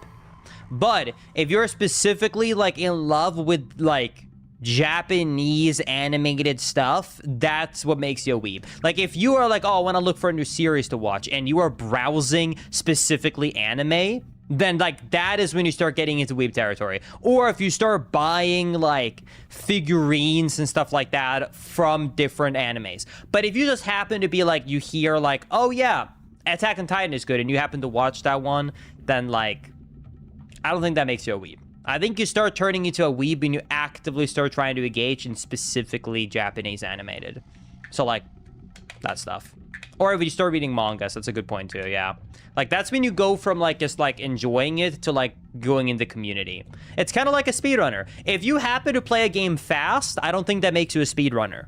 But if you start actively trying to speedrun with a timer, you're becoming a speedrunner. Does that make sense? It's the exact same thing with, like, if you happen to dabble and watch an animated thing from Japan, I don't think that makes you a weeb. But if you start actively trying to, like, watch that stuff, then you're becoming a weeb.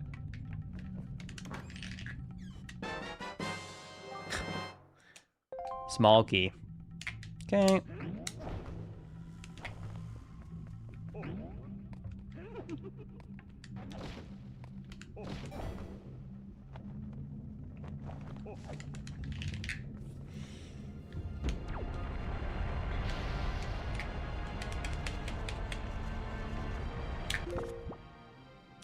This is the time when you start describing me.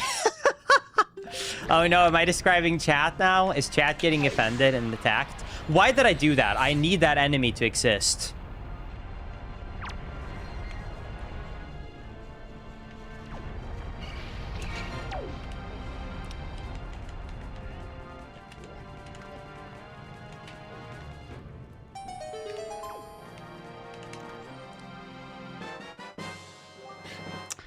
And the big key. Oh, okay. Well, we only got the boss left, and we know what the boss is, a Triforce piece. So let's go do it.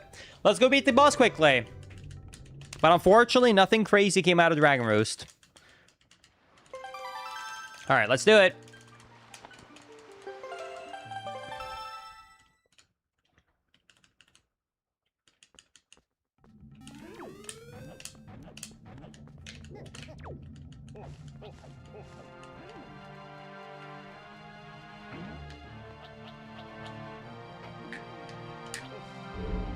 It's weird because I feel like the funny thing about weeb, I feel like weeb is a sore subject because weeb has been used by a lot of people in like a negative way, while I feel like my definition of weeb is literally the normal definition of anyone ever. Does that make sense? Like, if you're called a speedrunner, it's because you're starting to participate in speedrunning. When you start, when you become a woodworker, it's when you start actively woodworking. You know, and also just like the same natural kind of separation where if you've happened to make one thing in wood, you're not all of a sudden a woodworker, but when you start actually being part of the hobby, it becomes a woodworker. So I feel like that's like, I feel like people want to like make this kind of a fine line that's like different about weeb because it's almost like they immediately assume that it's a negative thing. Do you know what I mean? Well, I feel like the way I just defined what I consider a weeb is literally the standard way I would define anyone that is part of a hobby or a group. which is when you start participating more than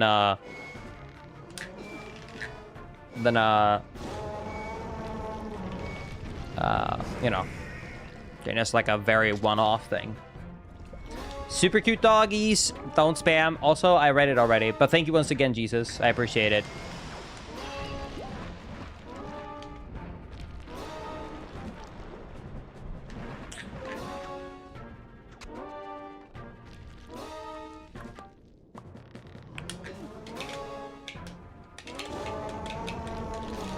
When you level up from filthy casual to speedrunner, exactly.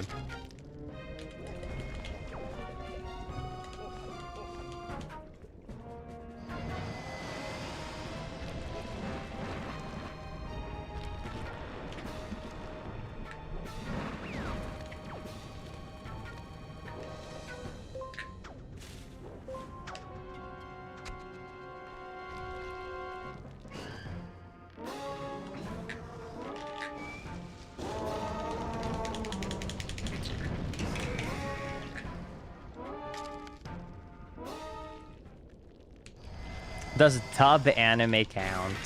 Dude, I almost exclusively, when I've watched animes, I've watched them dubbed.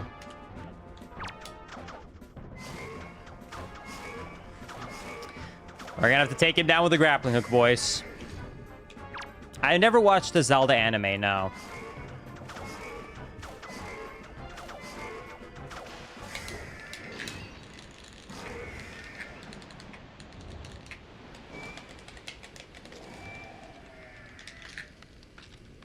All right, and that is our first dungeon after 3 hours completed. That took a long time.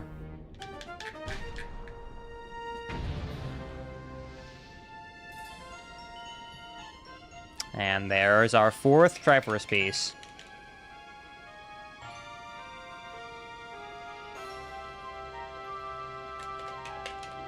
Speaking about woodworking and anime and weebs, Linkus, do you prefer Japanese or Western sauce?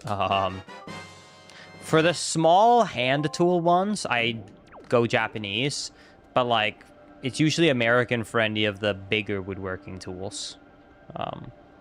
Because I don't particularly like doing most things by hand, which is why I usually have a machine to do it.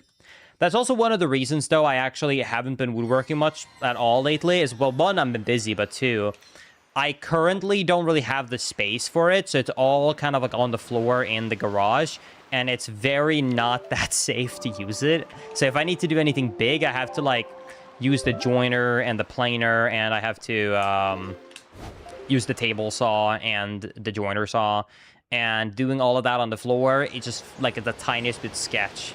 So I don't really want to, you know, cut off a finger. So, yeah, it's just a bit of a setup.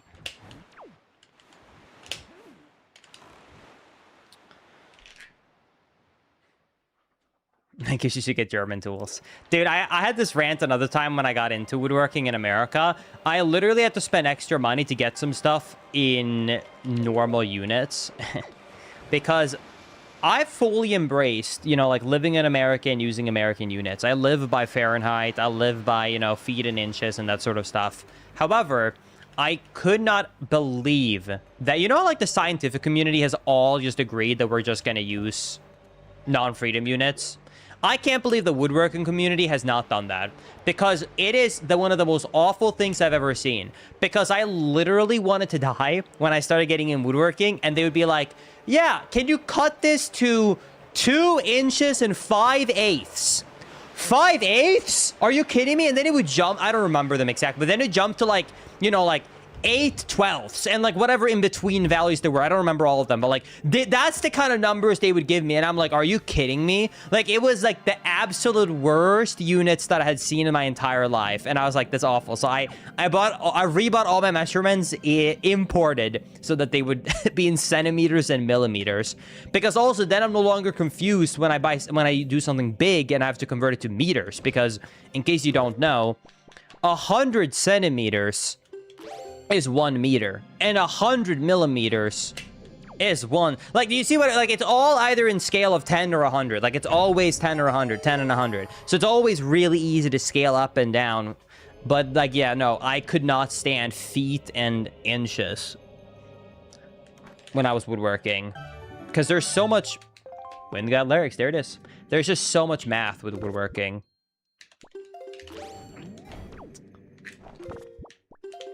Was not happening.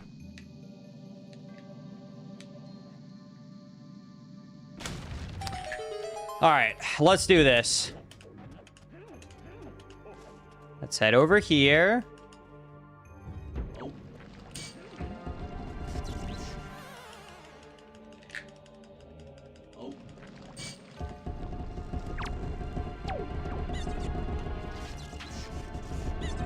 Linkus finished sentence? No, because I was about to say something wrong, so there was no point to finish the sentence.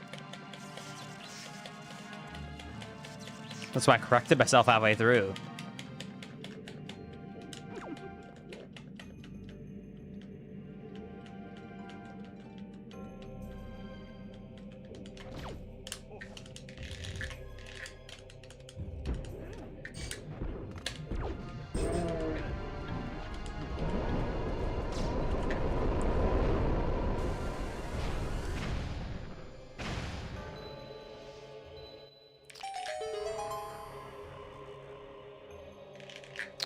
All right, here we go. Please. Chat, did someone actually patch out the sword? Like, genuinely? Did someone take the sword out? Jeffer?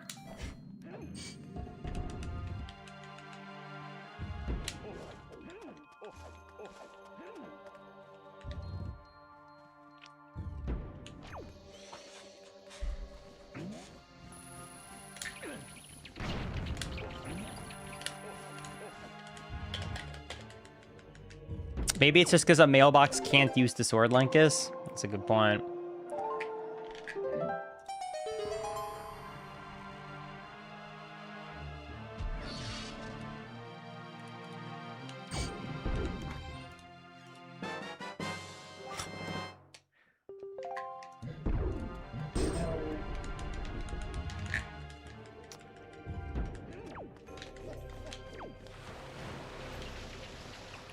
Yeah, I've sure had my fair share of bad luck randomizers in my day.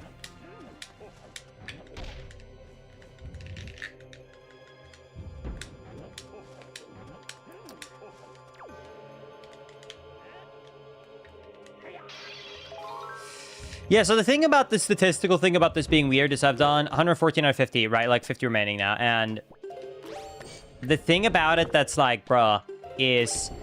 there is 3 of them in the game. Does that make sense? So it's one of the most likely items that you can find, technically. Oh, sorry, there's 4 of them. It's more likely to find a sword than a bow. It's more likely to find a sword than it is to find... It's as likely to find a sword as it is to find a bottle.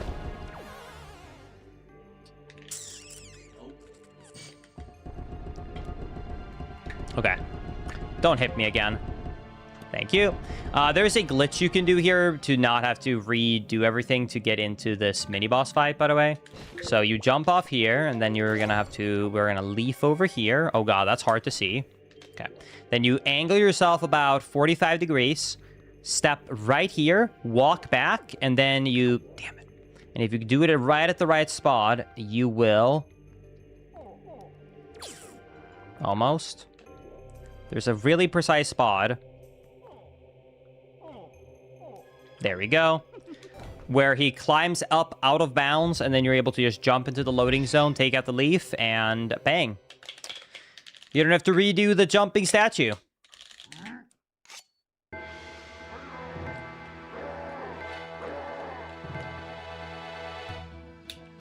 All right. Bye.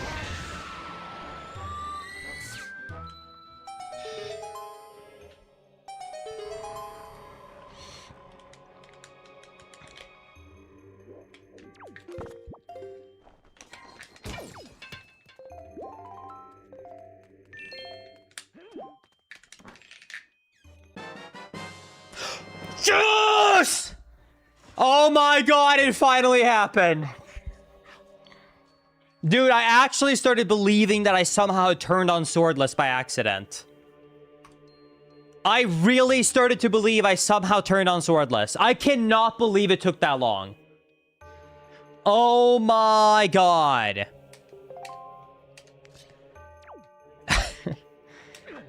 Fun little slicer. It looks like the pirate sword from Majora's Mask. I'll take it. I'll take it. Oh my god, it actually exists. It's not removed from the game. Yeah, it's like a letter opener, exactly. Oh, thank god. Still pay it out. Pay it out.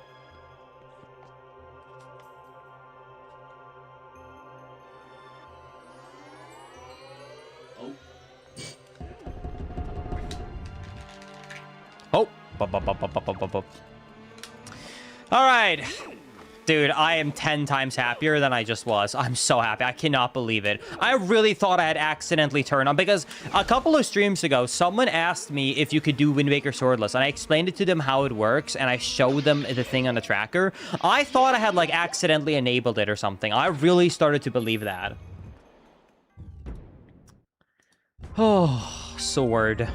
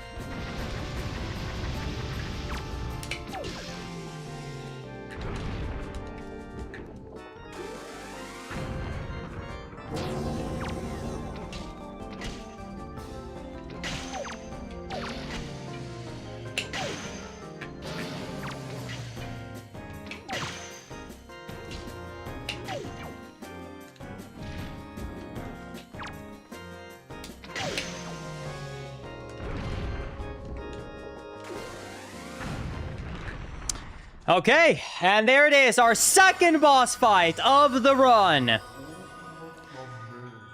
Oh.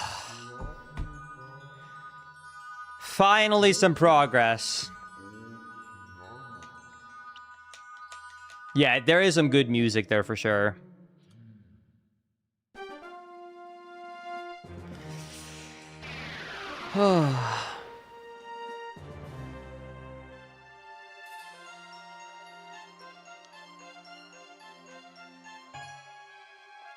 I know it's been a dry seed, but I love it because every big item thus far has been an absolute cinema. The seed lives with...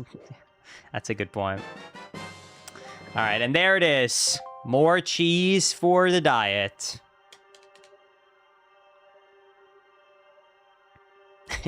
He looks so funny when lifting out.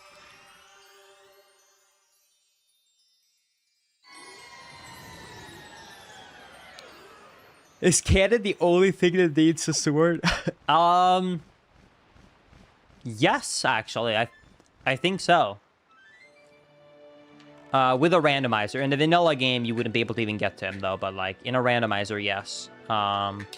You can find other damage-dealing things for basically everything. I guess... Well, and okay.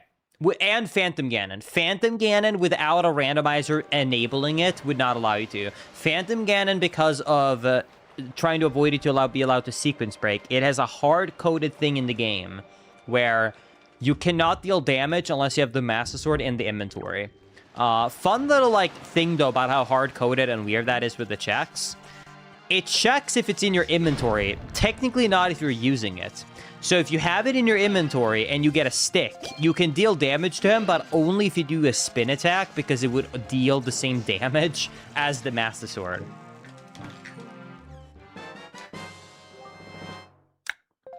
And there's the last item for Tower of the Gods.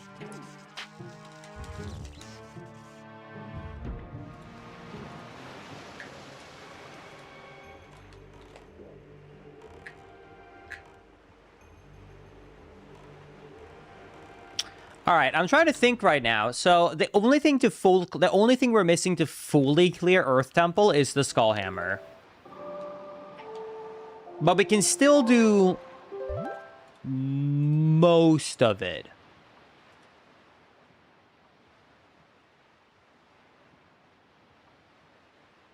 What if it's in the dungeon? True.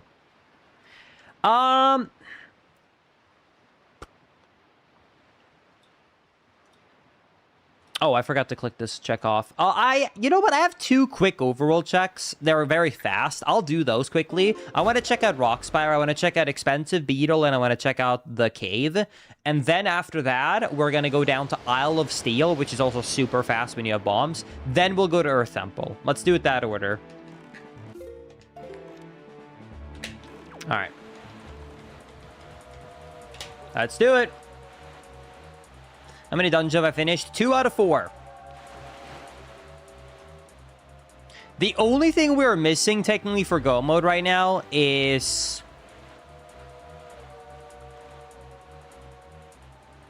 Skull Hammer, Sword, and Cheese. We're missing 1 piece of cheese, 3 swords, and Skull Hammer. So we're actually still missing quite a lot now when I do the math. Wow. I did not expect that shark to get me. Oh, they almost never get you when you have the fast swift sail modifier, but he sure did it.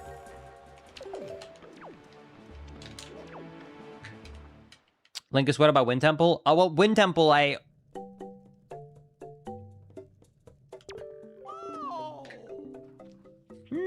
orange rupee for 500, a skull necklace for 550, or a blue rupee for 900. I wonder if any of these is a good deal. I wonder. What do you think, Chad?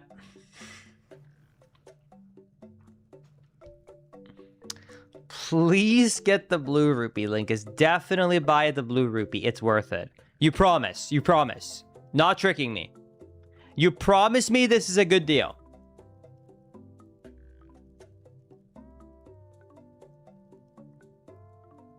Yes? It's an investment? Okay, I'll trust you. I'll trust you, chat! There it is! We'll see how it ends up. Bang! Investment bought.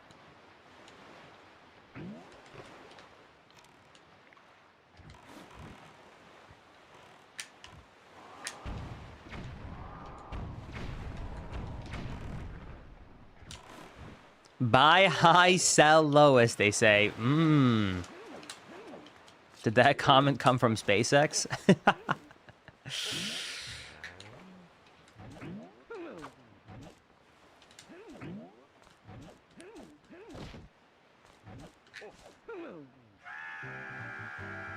Oh my god, I keep forgetting about that scream. Linkus, was it worth it? But we don't know yet. We have to hold it longer before we know if it was worth it.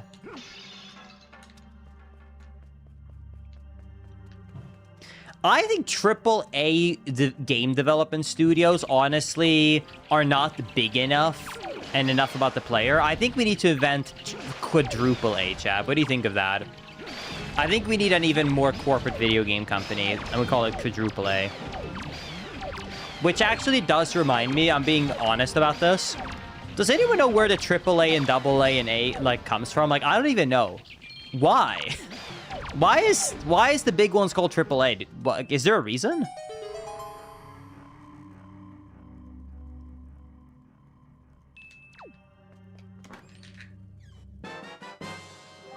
Bait bag, okay. We can get a few items from that. I'll take it, sure. A boy named Blue. Long time no see. Thank you for the $5 super chat. A live Linkus stream on the second, so last day before I go back to college. Thanks, Linkus. Have you gotten Orca yet? And what is Linkus rest at? So I'm a mailman today. I'm a mailbox. I've not done Orca. I just found my sword though in 3.5 hours. So, you know, we're doing good. We're doing good.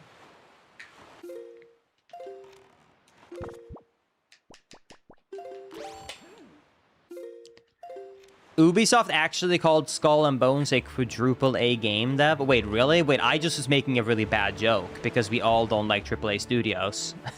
They actually tried to go with a quadruple A and thought we would like that? That's crazy. I'm gonna Google it.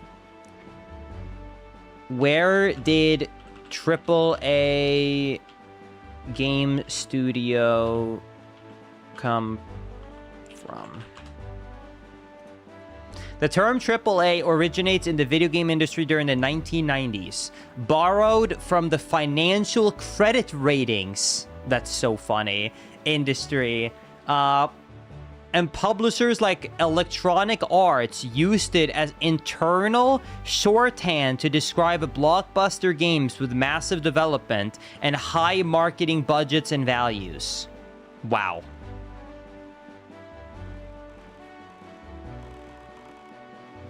That's crazy. Okay. They really said, ah, yes, just like how those, you know, like, country can be safe to borrow to with a AAA rating. Let's call ourselves AAA. That's so funny they gave it to themselves. And, like, is it sad to say that if there was a company that was gonna go out of their way to say we are a AAA and come up with that term, that company just makes so much sense. I just feel like this almost feels like made up. I wish it wasn't. But like EA is like, it's like, of course, it could be a company like EA, you know? Like EA and Ubisoft, that's just like, of course, that's the kind of developer to come out and be like, yep, we're AAA. But I guess it makes sense, because during the 90s and early 2000s, you know, it would have been like, EA Sports, it's a game. If you're old enough to remember that. Anyways, yeah, they really did feel like they were the shit.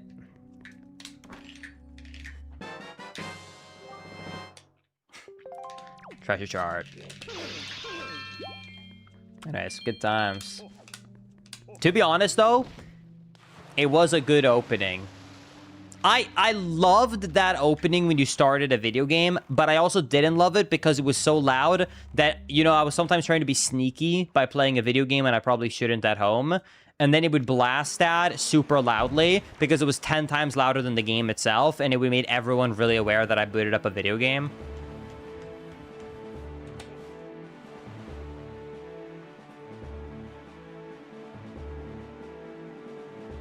Do you know what's another one that I think of that's like a mega loud? I think this was for old VHS tapes and DVDs.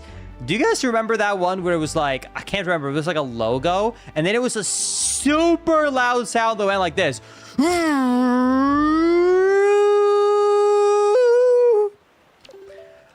Yes, THX, holy shit. It blasted you. Oh my God. If anyone wasn't aware that you were about to watch something, they were once they heard that. Oh, crap. I have 0 magic. Okay, so I guess I'm about to teach people here something if you don't know. So this is not really taught really much at all in the game, but you can actually shrink ice with the use of spin attacks. And attacking it. With friction, you can remove ice in Windbaker. Sorry, I don't have any bow arrow shots, so I can't shoot it. So yeah, so you can do that, and now it should be small enough, almost. Almost there. There we go. Can enter it.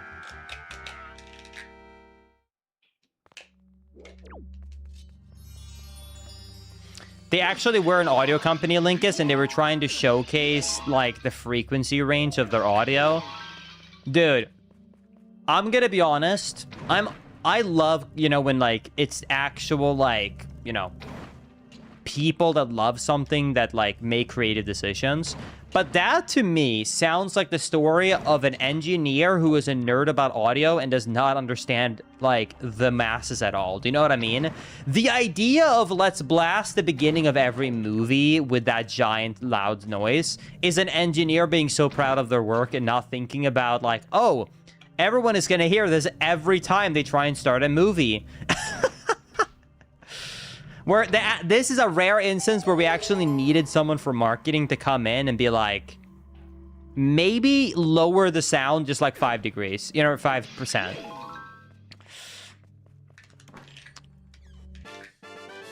But hey, I guess, you know what? I guess it worked, because let's be honest, if that sound wasn't there, would any of us know what THX was? Do you know what I mean?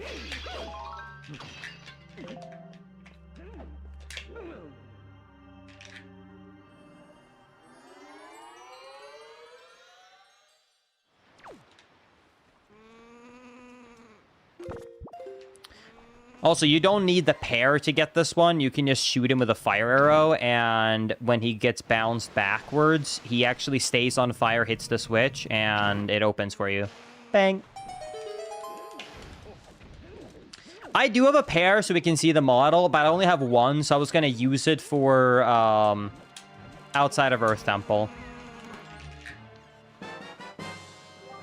And the Picto Box, okay. I kind of forgot about that item find. Man, I really want to do Earth Temple, but it's another great overworld check. I really should do it. I also want to check out how does it look like in my hand. Aww. That's so cute. There's a little postman hat on it.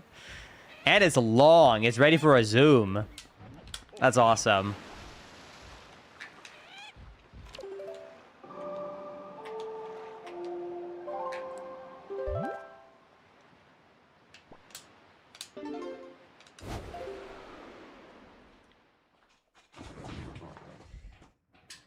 All right. Hello, pick the box time.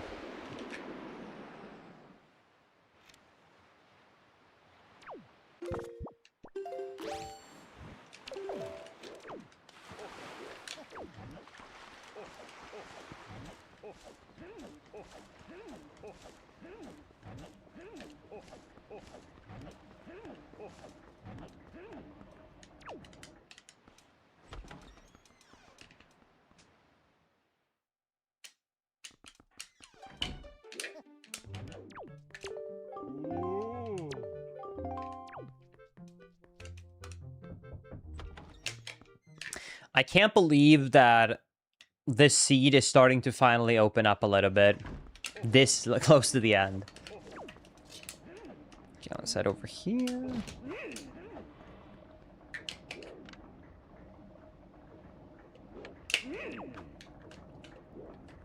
Hey Linkus, one of these days you should actually try a full-on randomizer, starting with absolutely nothing except the Wind Waker Sail and Wind's Requiem. Hello? That's what I already... What? Wait. But like... I do that all the time. That's all I do.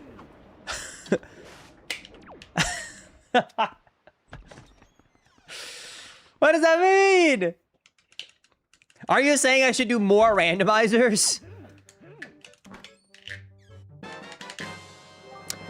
Okay, that's the last piece of cheese. The last two are guaranteed to be in the end of Earth Temple and Wind Temple. So that is all the pieces of cheese in the game. All we need to beat the game now that is random, we don't know where it is Skullhammer and 3 sword upgrades. And we're gonna get the Skullhammer now! It could have been. It could have been! Next one for sure though, right? Next one. For sure. Surely.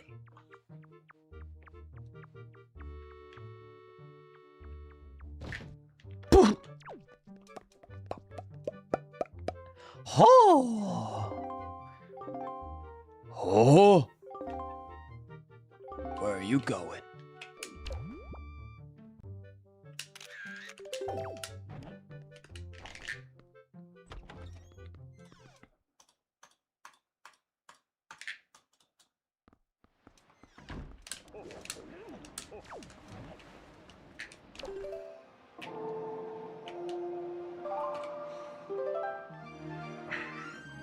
Hank, what is something new that you've been doing?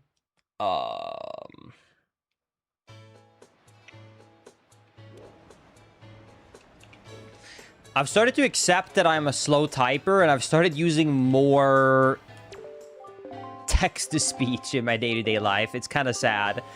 I feel bad, but like text-to-speech has gotten so much better than it was a few years ago when it launched that I've really gotten addicted to just like holding my phone up, pressing the little button in the bottom right and talking into it. It's too good, man.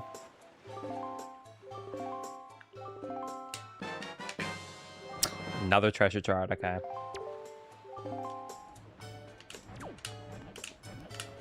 Oh yeah, sorry, speech to text. Sorry. I said it backwards, you're right. Yeah, sorry. I don't know, actually, maybe speech-to-text has been good for a while, but, like, I only tried it when it was a new feature, and it was ass. It still has some issues, but it's gotten really good. Because like I said, I haven't even actually tried to check it out for a long time, so, I only do it, though, if it's the non-professional setting. If it's a professional setting, then I don't trust it enough. Wait! Oh my god, Chad! I haven't pulled this one out in a long time. Let me show you all an incredible glitch. Are you guys ready? Holy, it's time for an amazing time.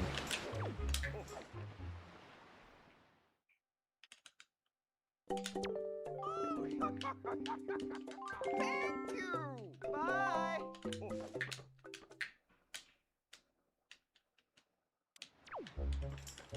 Yeah, that's fair. That's fair. Worst buy. Okay, so there is a glitch, if you don't know, that exists in the GameCube version of Wind Waker that they patched in HD. So here is how you do it. You go over here and you place down the piggy. And you want to place it at a perfect spot where it's in between the fence and the NPC. And it will cause the model compared to the collision to get displaced. Didn't get it. Didn't get it. Oh, come on. Hello?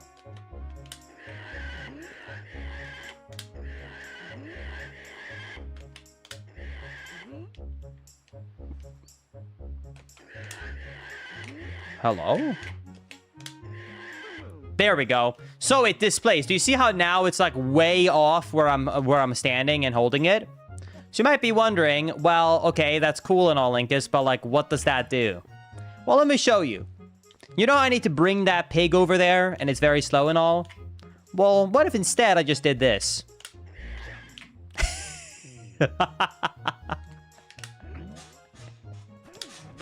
Flying pig glitch. Yeah, yeet. Just throw him across the entire thing.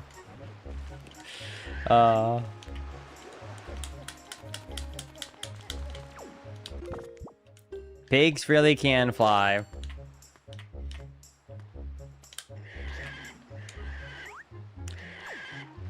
That's so fun. And there's little piggies on the mail letters. Hey, you got some mail? You got some mail, buddy? Go check out the... Hey, go check out the mail. Yeah, you got a letter. You got a letter. Yeah, open the letters. Good boy.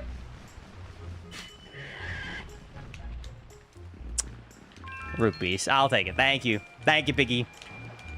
That's awesome.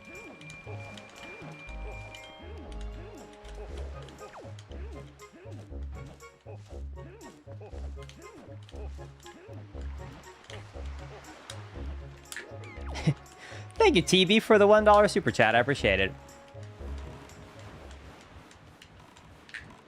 Oh, thank you. I appreciate that. I'm glad you enjoy the content. All right. We're heading to Headstone now, Chad.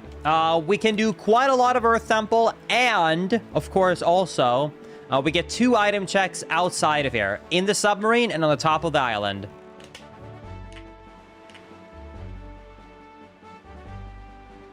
Linkus, do you ever find yourself playing a video game for a week, then leaving it for a year, then come back to play it for another week and another year?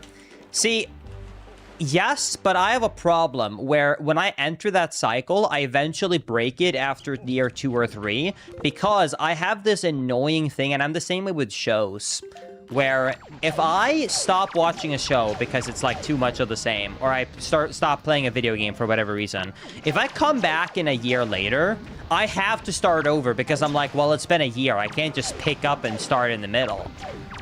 But then, unfortunately, I usually continue to repeat the cycle. And it's more likely I break the cycle, because now I'm kind of like, ugh, I'm having to replay the same thing. I don't want to do that.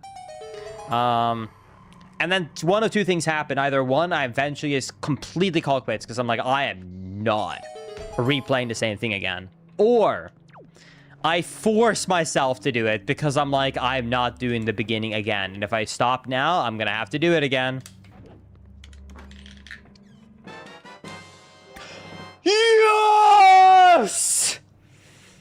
Oh my god, we just need the sword now. It is finally time for our luck to have turned around. We gotta check out how it looks like. What's the skull hammer? It is... It's a mailbox with a hat. And I actually think it's the design for Majora's Mask 3D too, isn't it? I think so. That's awesome. All right. Okay. So that means that for official go mode, we now need to beat the 2 dungeons and find 3 swords. So the second I find all 3 swords, I'm immediately going to stop looking for items and just go beat the game. But how long it's going to take to find those 3, we'll have to wait and see. Thankfully, we're going to get the Master Sword right now. What is that item? Is that a what is that item for the pair? It's a bunny. With the balloon. Huh. Alright, let's see. What item is on top of Earth Temple? We have...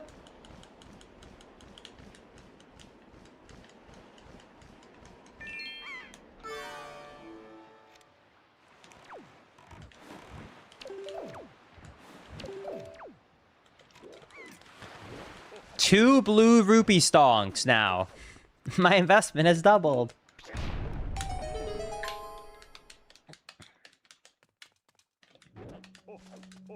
That's a good point. The last one did cost $9.50.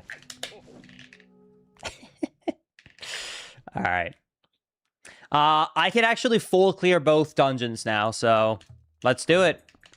Hope you guys are excited for Dungeon Rush. It's time for both Earth Temple and Wind Temple to shine through.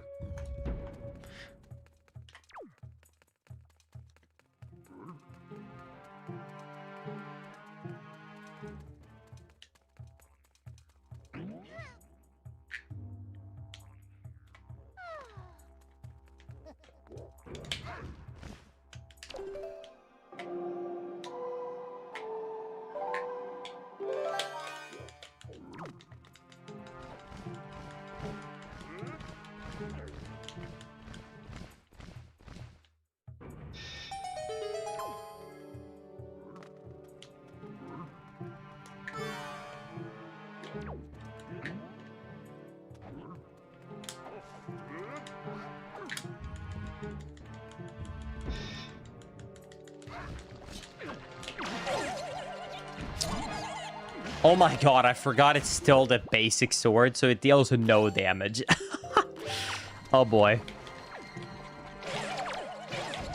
I was like, how did that not one hit? Like, not one hitting one of these chews is actually crazy.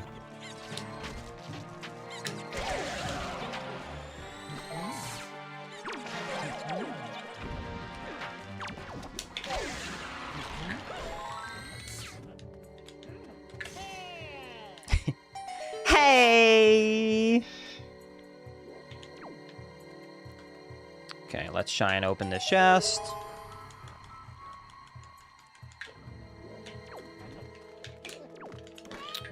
Alright. Small key. Okay, I'm just gonna click in all the small keys and the boss key so that I don't have to keep tracking it manually, because I know how to get around this dungeon. Okay.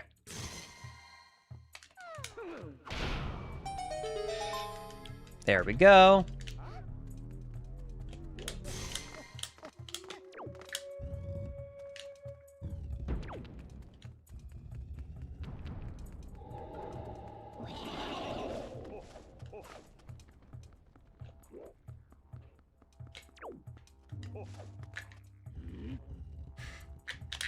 Sound, dude.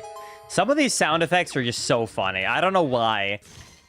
I really wonder what the decision was around them, you know? Because some of them I'm like, oh, that makes sense. And some of them are like completely random NPC name. And I'm like, okay.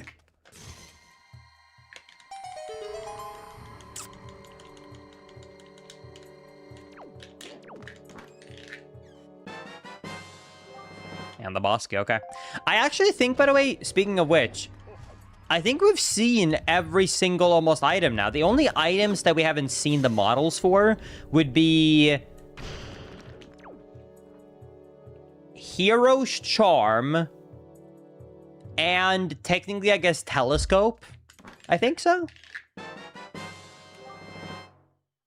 Oh, yeah, and of course, the upgraded swords, yeah.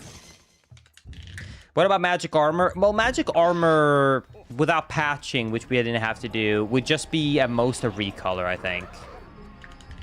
Unfortunately.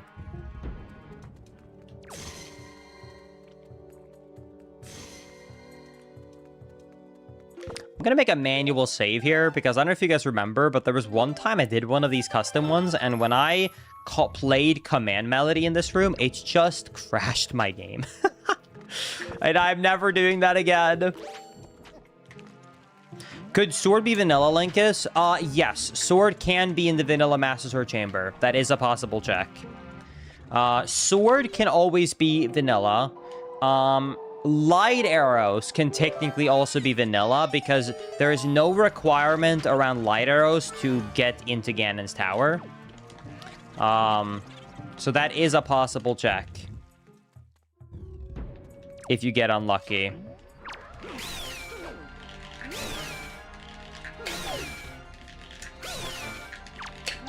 Dude, the TP theme Magic Armor, you're right. That was sick.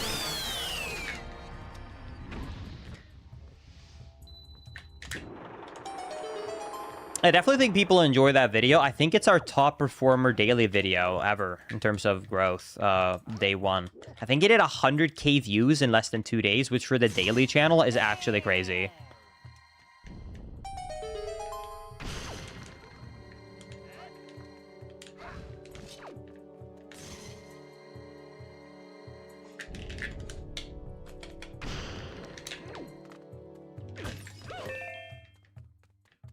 Yeah, I agree, Jeffer.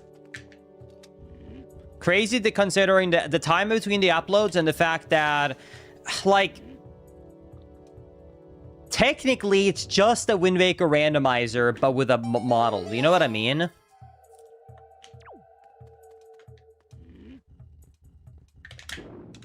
But I guess a randomizer is unique every single time. So I guess that's kind of why, you know, it works well. It's like a Wind Waker randomizer that's always fun, but with a twist, you know?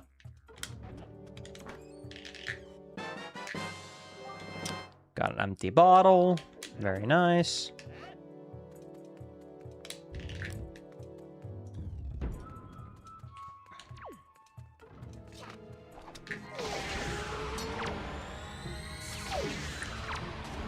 Yeah, so in case you just joined, or in case you need a little reminder, so what we're looking for right now is 3 sword upgrades. That's all we need to be able to be go mode. We definitely don't need anything else.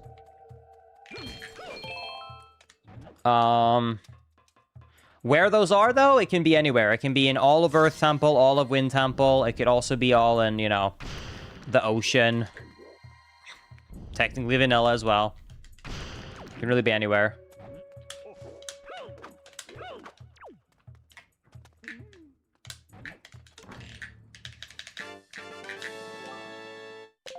Okay. More rupees. I might have to do a glitch to make my route faster to get into the boss room if I don't have a small key down here. So let's see what we got. Compass, okay. Okay, I actually have to do a glitch. Okay, let's hope I don't choke. So here is what I need to do. I want to get into this boss room right here, but I don't have a small key. And I mean, it is somewhere, so it's not breaking logic, but it's just like a kind of lot of running back and forth, and I don't want to do that. But there is a way you can do this. So you have to do a frame perfect roll clip with a very precise angle on your analog stick as well, and combo each other. Let's see if I can get it.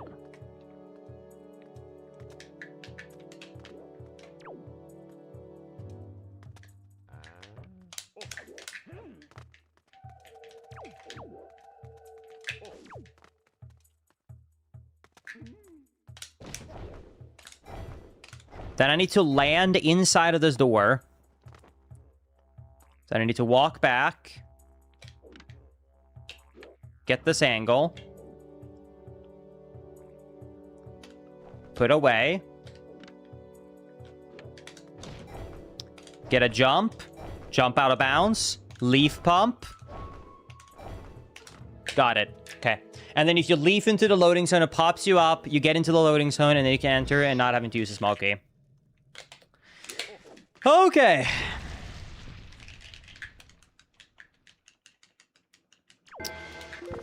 And now we can check the boss. And by the way, Randomizer, you do not have to fight him. Just hookshot your way up. Easy. Hey, there is the telescope. Now we only need to find the hero's charm to be able to see all the custom models. Let's check it out. What is the telescope? Oh, that's cute. Got little wings on it. It goes perfect with my Gmail mirror shield, don't you think, Chad?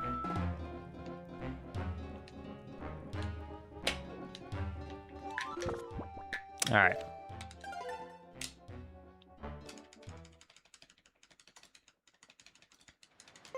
All right, now we are on to the basement. Are you a speedrunner or something, Linkus? Retired, but yeah, I guess so.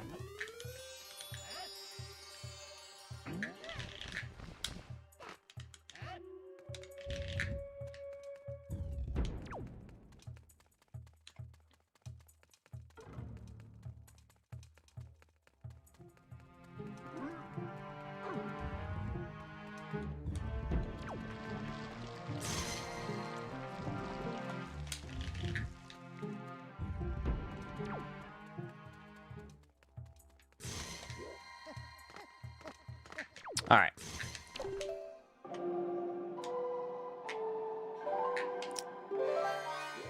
Now let's use medley. We're gonna shine on this side. Bang. I'll shine on this one. I didn't even look. Is there a custom model for where it actually lights up? I didn't look at that. Or is it using the default one? Oh, I can't. Oh, I can't see it. That's okay. All right, let's jump down here.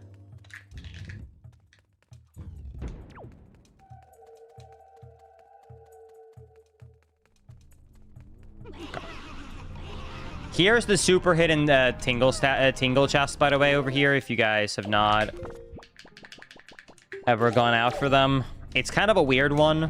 It's also a weird spot that they even made this whole thing, but you basically just leaf over here and place and explode a bomb. There's the Tingle statue chest, and then we got the final 8. We got the final 8 chests in the basement of the medley. Hey, and there is the boss. There's the small key for the mini boss.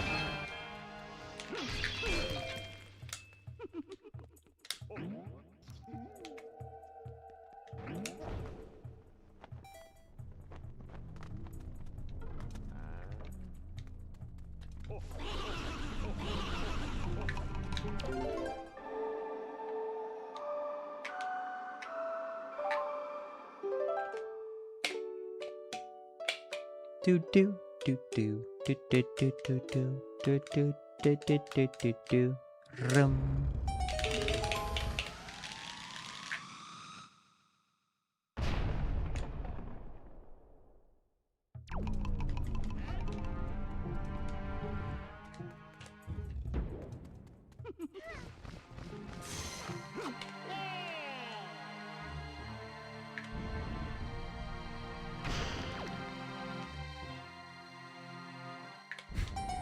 Hey! Okay, we're gonna break all the statues, and then I actually don't have to use medley for anything I'm about to do here, so I'm actually just gonna leave medley here. We'll run around by ourselves. Linkus, how long is a run of these usually? I would honestly say with the settings that I did today, which was a medium length settings, I basically did the vast majority of the item checks except for salvaging and stuff like that. I expected this to take about 3 to 3.5 hours. I definitely had really bad luck this randomizer. So it's going way over what I thought.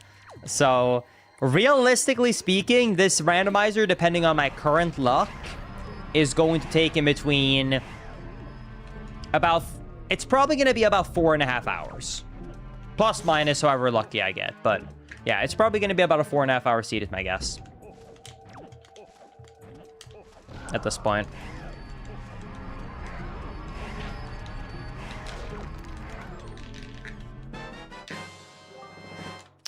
Damn. Okay. Okay, so we have to pick up every item because we found all of the quote-unquote useless item checks, and yeah, that means we can't skip any of them. It's fun. Alright.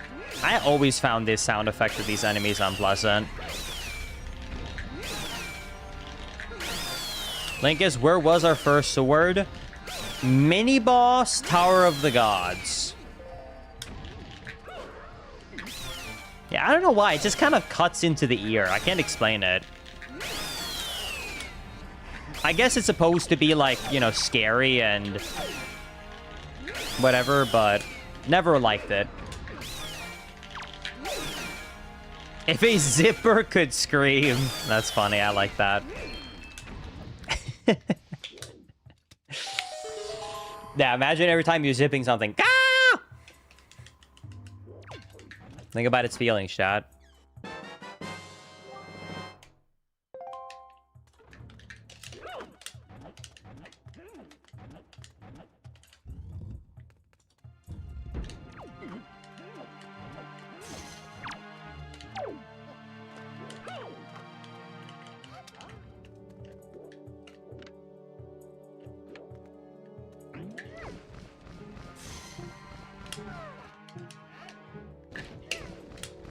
What's your favorite Zelda randomizer, Linkus? Is it Wind Waker or is it... So I've said this before, without being biased towards Wind Waker, I've always said that my favorite randomizers are the ones where the items are kind of more natural and not as out of the way or side questy, and the games that I think are the best for that, I think the best one probably is technically A Link to the Past and A Link Between Worlds. And then in tier 2, I would put Link's Awakening and Wind Waker. And then I'd probably put in tier 3, I'd probably put, like, I'm not going to include every game here, but just some on the top of my mind. In tier 3, I would probably put games like Ocarina of Time in there. And then tier 4 would probably be something like a Skyward Sword. Tier 5, literally last, would be Majora's Mask. I'm not saying that because I hate Majora's Mask. I'm saying that because Majora's Mask is such a game built on side quests and pre-existing knowledge. You can't just go and pick up randomized chests the way that, like you can in A Link to the Past. What about Twilight Princess? Oh, yeah. Twilight Princess I would put in 3rd tier, so same as Ocarina of Time. It requires some pre-existing knowledge, but not too much. You can get through most of it with just the tracker. Breath of the Wild and Tears of the Kingdom, actually, I would actually say I can't put on the same tier list because they're fundamentally different randos.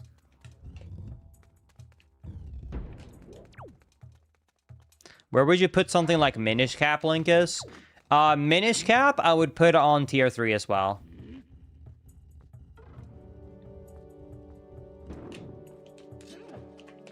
Not too bad. Link Between Worlds. Link Between Worlds is a tier 1. They're just some of the easiest ones where you just need to look at a tracker and you just know, because there's so few side quests or like long quests in the whole game. The whole game structure works in its favor. I guess, you know what? Oh my god. Zelda 2 would actually fall in like a 6th tier. Because Zelda 2 had so much random... Oh yeah, that just happens to be this thing that we all know about. That probably actually is worse than MM. Now that I think about it.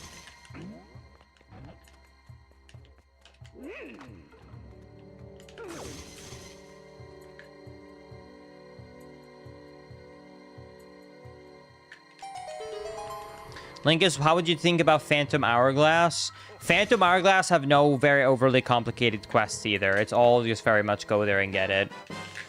I wouldn't rank it 1, though, because it has a lot of, like, weird digging spot ones that had no visual cue. So if you didn't have anyone to help you with, it would be hard.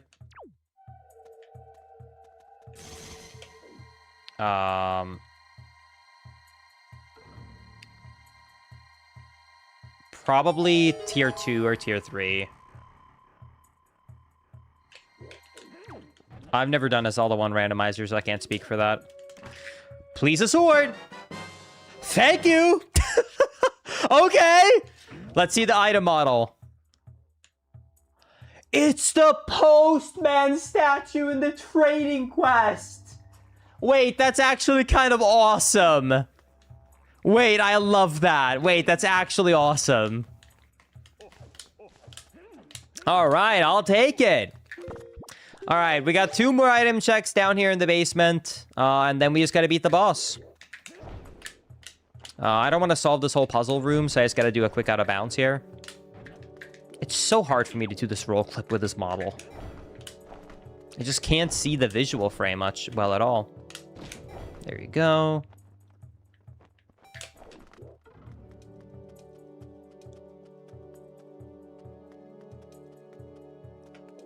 Okay.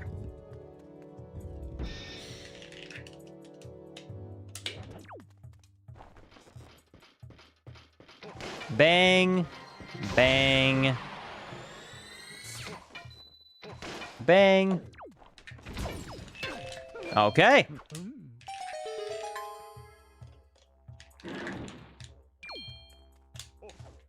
Back-to-back swords. Too greedy, I guess. All right. Let's do a quick save and quit, and we're good.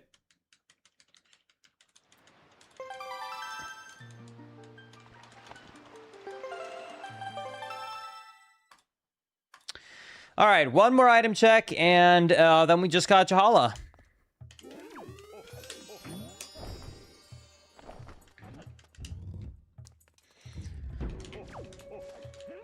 I don't know if there's a 4 Swords Adventure randomizer. Yeah.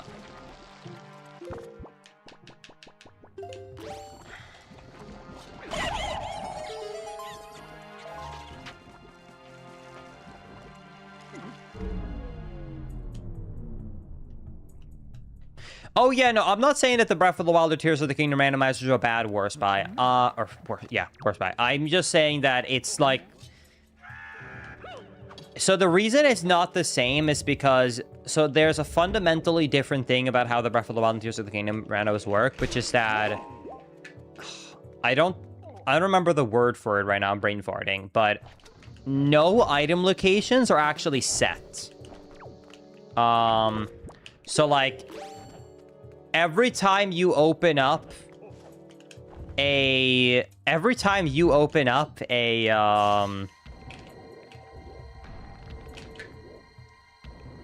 chest, it randomly generates something right there in that moment. So that means that, like, in theory, you could, like, reload and keep opening up the same chest, and you would get a different item every single time. And it's done that way just because of how many chests and stuff there are in the game, so it doesn't really work well to do a requirement with set locations. But it just means that, like, it can't be compared. Hey, you know what? Honestly, upgrade a quiver, I'll take it. It's kind of convenient. Yeah, exactly. That's why it has the goal system.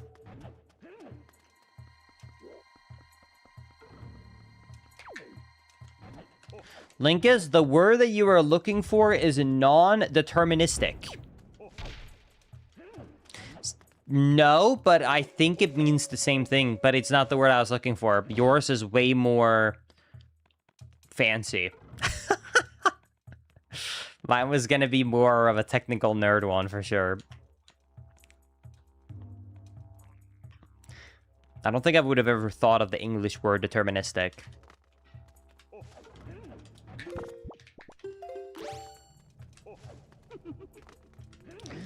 Link is, I wonder what the probability would be for a randomizer seed to be fully vanilla.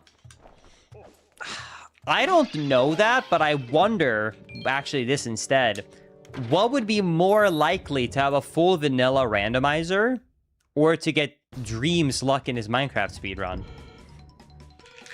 I think those two would probably be pretty close.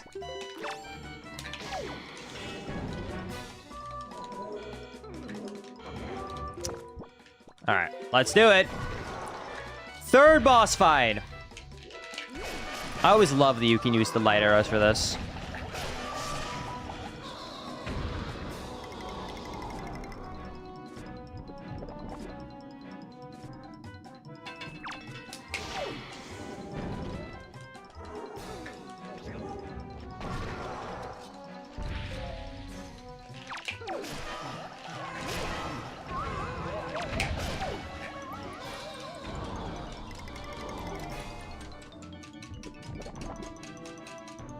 Light arrows affect them? Yeah, they never used... It's never used in the vanilla game. It's called beta content. But yeah, the light arrows were not supposed to be obtained where they are now.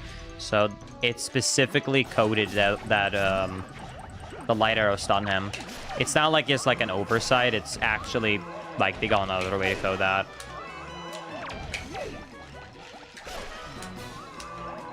Damn it!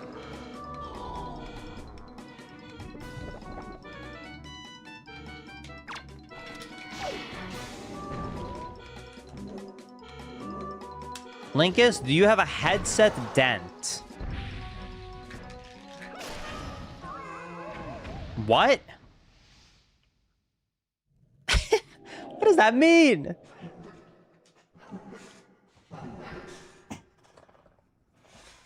I'm scared to find out now.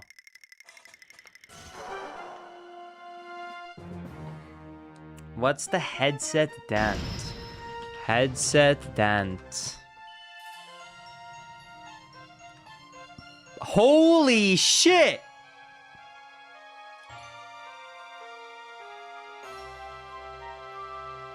That has to be fake, right? Is that real? Is that Tyler one picture real? That can't be real, right? That's Photoshop, right?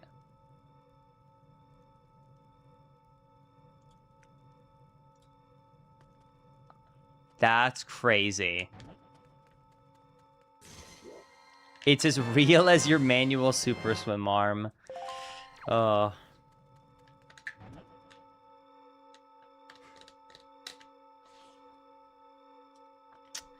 right. Well, hey, you know what? Nope, I don't have a headset dent, but I do have 7 out of 8 Triforce pieces.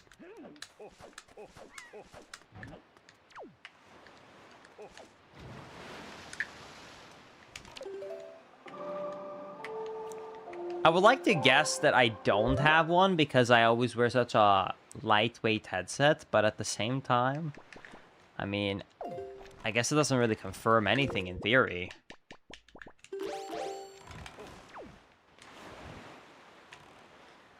I gotta feel my head now, god damn it.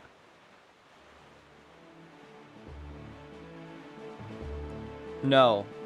I do not. I mean, okay, I have an indent in my hair a little bit, but no, I do not have a dented head. Oh, thank God. Whew.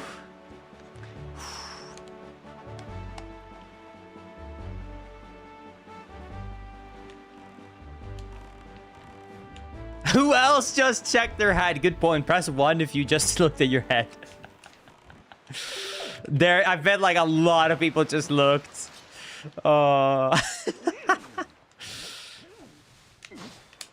Every single chatter right now just had a mini heart attack and was like, uh-oh. Gotta check.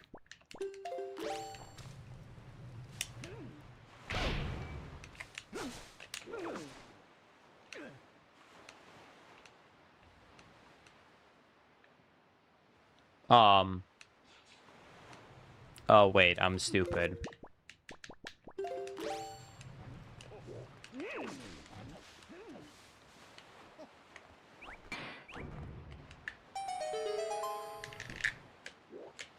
All right. Time for the long combat cave. Chat, I'm about to lock in for about 5 minutes straight. Let's do it. Oh yeah, thank you for the reminder about the tracker.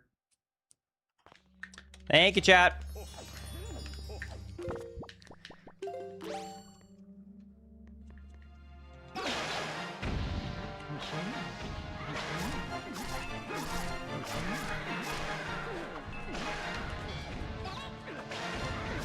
You know, I never noticed this in the randomizer because I just found my sword, but this guy makes some sus sounds when he's using the sword.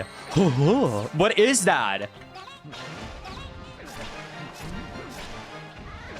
What does he make those noises? Who is in there?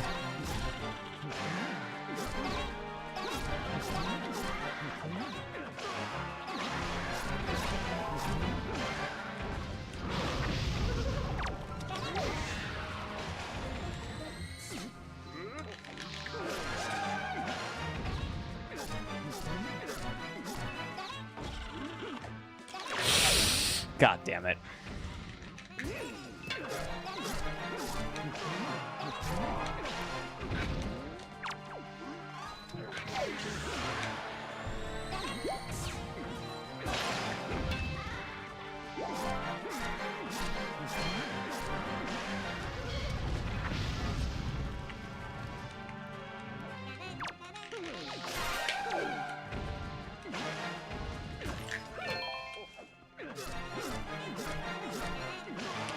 Oh my god, I was scared he's gonna clip out of bounds.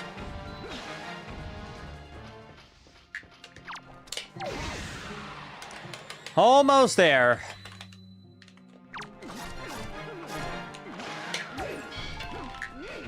Last sword probably work 1,000. Dude, I cannot believe that was real still.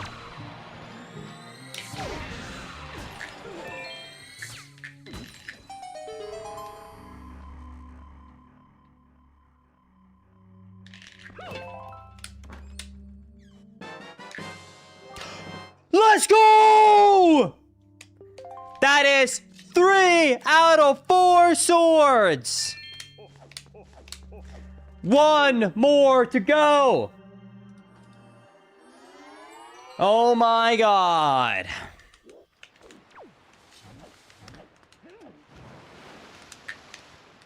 Easy. Alright, I only have 2 quick overworld checks left, so I'm going to do the 2 quick ones, because after that, I'm going to go to Wind Temple. There's no point to keep looking everywhere. And there's no point to do the really slow checks either.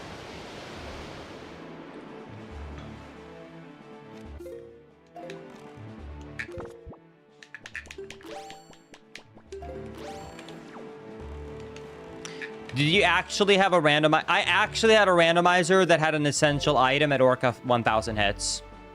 That's not a meme. That is real. It's going to be a main channel video that's going to be coming out pretty soon.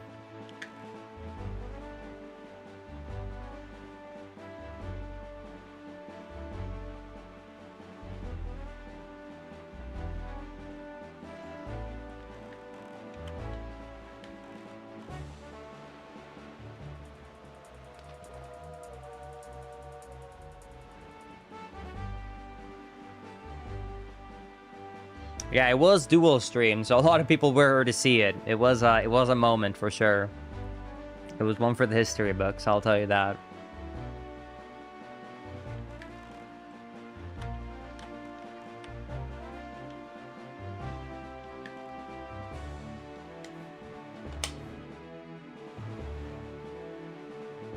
It was a Link of 7 first. Out of all my randos, I've never actually had Orca genuinely have good items.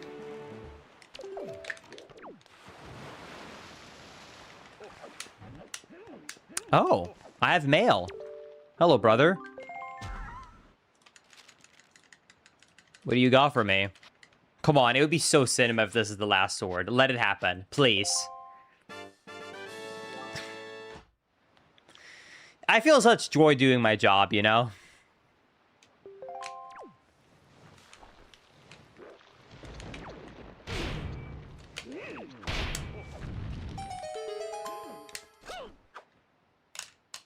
But no, that wasn't sarcasm. No. Are you kidding me? This guy doing sarcasm? This guy being silly? Nah, get out of here. I wouldn't do that.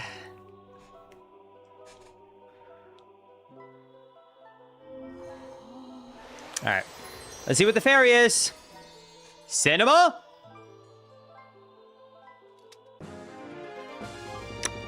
Hey, we got love.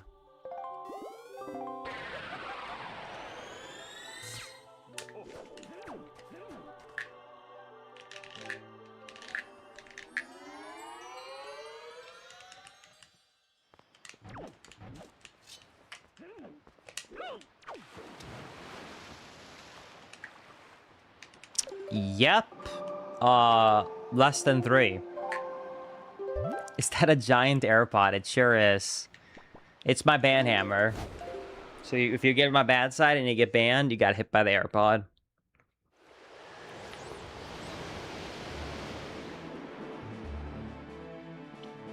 Alright, let's go to one more fairy island. Western Fairy. It's the last fairy.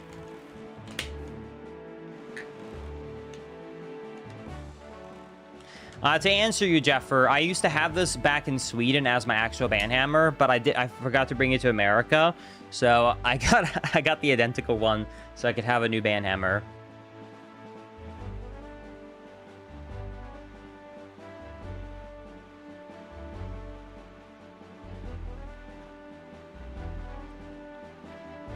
Yeah, it was super cheap too. I literally don't understand how it happened, because I'll tell you. So I was gonna rebuy it, and I went on Amazon, and I saw it for like, well, I can't remember what it was, like $50 or something crazy like that. I was like, there is no... I remember buying this for like $8 way back when, because it's supposed to be a speaker, but it's like the worst speaker of all time. I used it as a prop, right?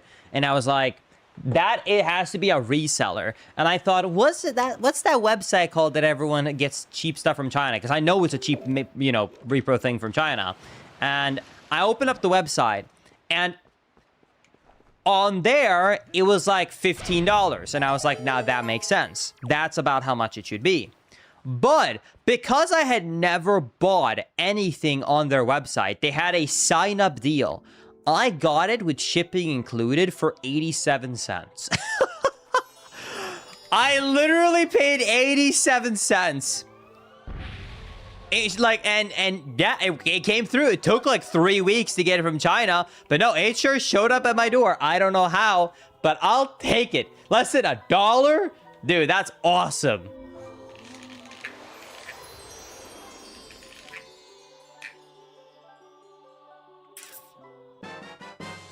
Damn it, I saw the blue, I got excited. Yeah, they did mess up, though, because it's like, you know, one of those, sign-up deals, because you're going to buy more, so we'll make the money back on you. The thing they don't realize is I despised that website. I despised that formula of super cheap, bad quality stuff, and I will never use it again. And there's a reason I've gone all the way until 2026 never having used it. So the only people who actually got scammed was them, because they gave me that great sign-up bonus, and now I'm never using it again. I haven't opened it once. And I immediately, because they started spamming me with emails and similar products, I just blocked them on my email list.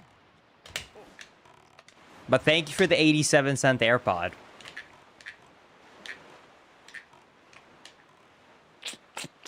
Exactly, they got.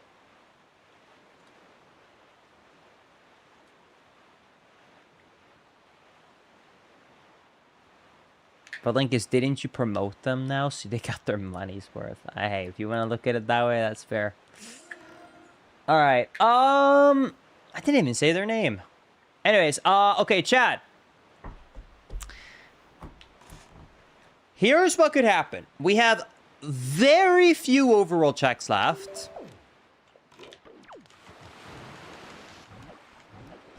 We have Wind Temple. And then we have Vanilla.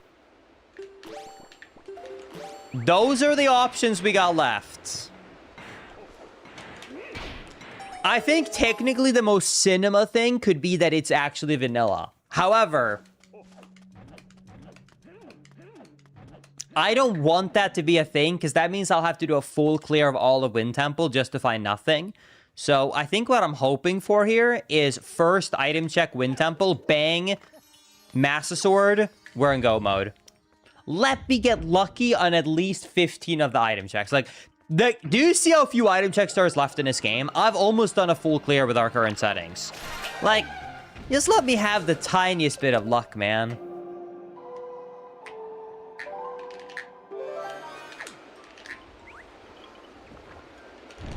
I do not have a tutorial on how to set up a tracker, but there is documentation usually as like a README on most GitHubs that host randomizers that I would look into.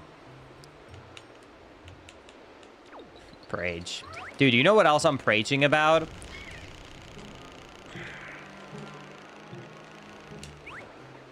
Literally, for breakfast / lunch today, I ate Mexican food with jalapenos in it, and then literally, I'm not kidding you, while scrolling on my phone while eating the meal, I literally ran into that exact jalapeno was recalled for for salmonella, and I was like,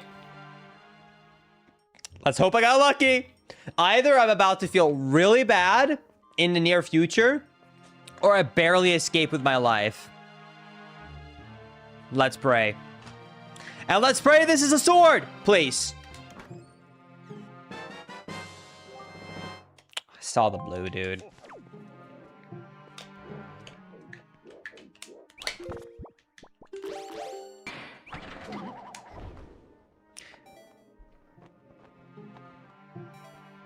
I feel like every single thing in America has had some outbreak in the last 3 months. Have you noticed that, though? Literally, I feel like every company and everywhere is just getting it. Blueberries, fruit, veggies, lettuce, meat. Yeah, it keeps going around me, man. It is getting way too common.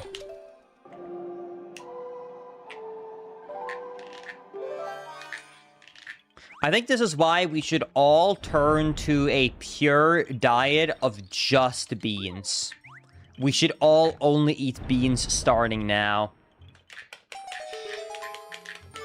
Hashtag bean diet.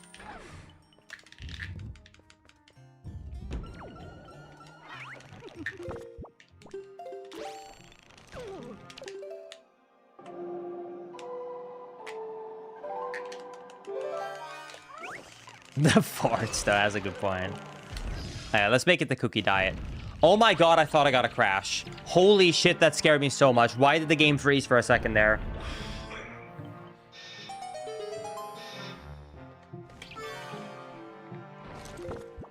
I'm gonna make a safety save.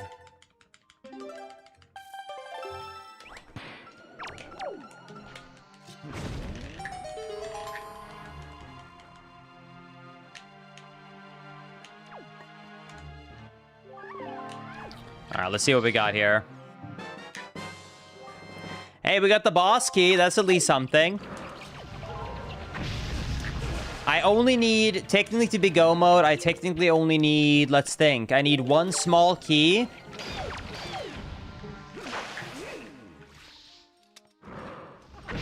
I need one small key and...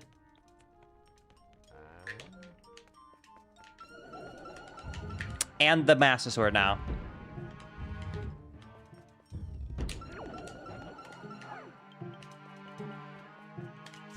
Okay. Bring my car over here.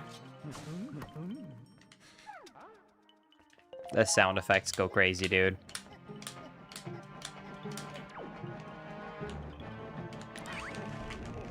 I'll come back, my car. We're gonna open this up.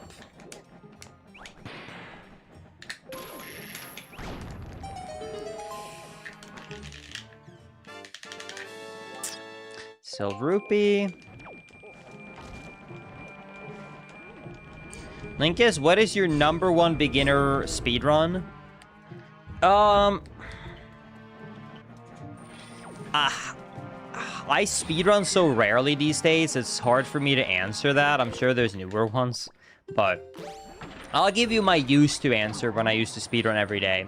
I used to say all the time that if I had to pick one video game that technically is the most, like, widespread best answer for a best speedrun to start with, I always said it was Super Mario 64.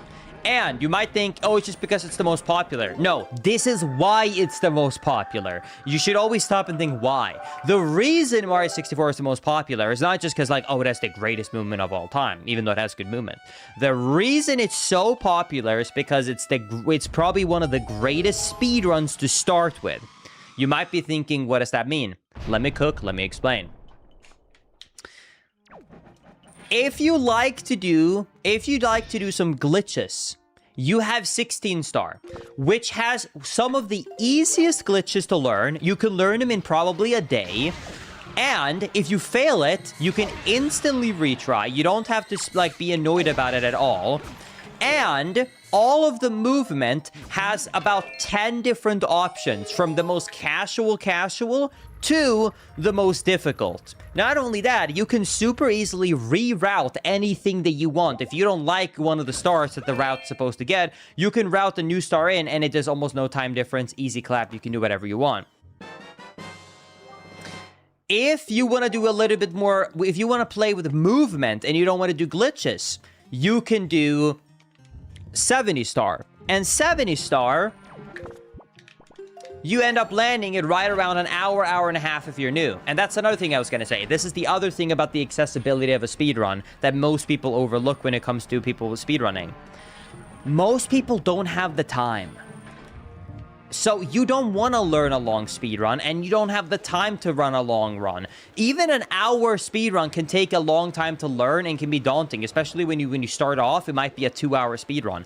16 star, having you only learning 16 of the easiest stars and then some basic glitches is awesome. And then you have 70 star, which is a nice in between, and then you have 120 star. So there is a nice hybrid of all the lengths. Is easier for people to route in, because if you're bad at 16 star, it's still only taking you 30 minutes. You know what I mean? 40 minutes. If you do 70 star, good, 50 minutes. Bad, hour and a half, 2 hours. So, you know, and then you have the long one of 120 star. There it is! That is a full go mode!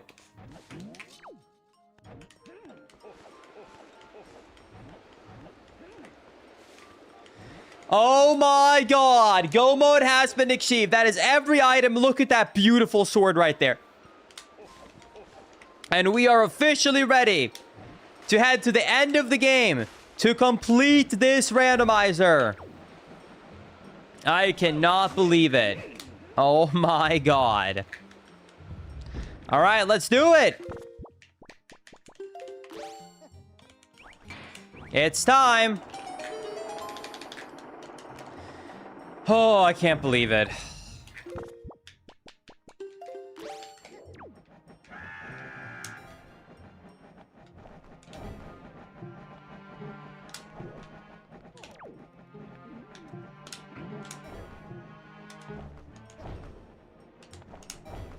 But anyways, yeah, that's why I always said Mario 64. It just perfectly hits the difficulty, the hybrid in between having the option for both glitches and movement, and the times are all good.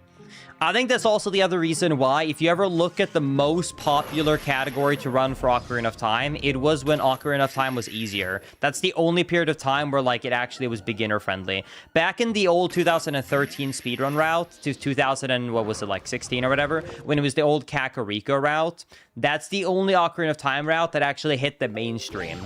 Because the glitches, there was easier methods for every single one of them, and it still felt satisfying. But I think once you get into a speedrun where the glitches get too difficult or too punishing, you start losing the masses. And it becomes hard to do as a beginner speedrun. But that's not a bad thing either, you know? Losing the masses doesn't have to be a bad thing. Not everything has to be for the masses.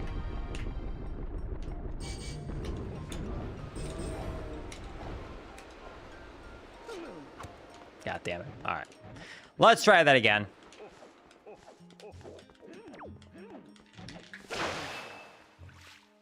Yo, thank you, Cozy, for the $5 super chat. Do you still have a Wii, Linkus? I have the original Twilight Princess Skyward Sword games. Fun to play them. How much to do another TP and Skyward Sword randomizer stream? Oh my god. See, if I had the headset then that wouldn't have been able to fall off so easily.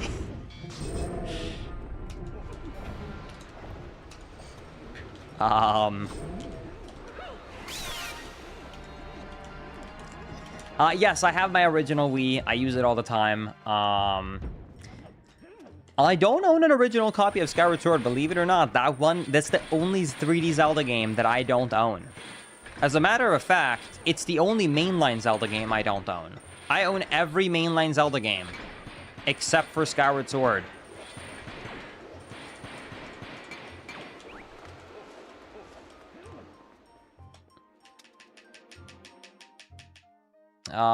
The only other ones that I'm missing is, I guess, what's the only other one I'm missing? I guess, like, Hyrule, I guess you can count Hyrule Warriors, but not counting that. The only other one would be Triforce Heroes. Triforce Heroes I also don't have.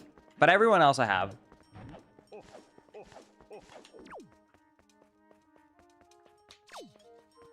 Now we know what to get for your birthday, Link, is a copy of Skyward Sword. That's a good point. I do own Link's crossbow training, yes.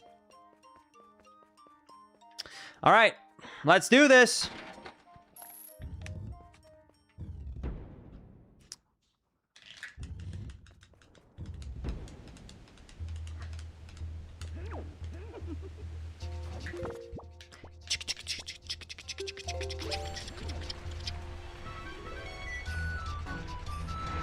All right, let's do it.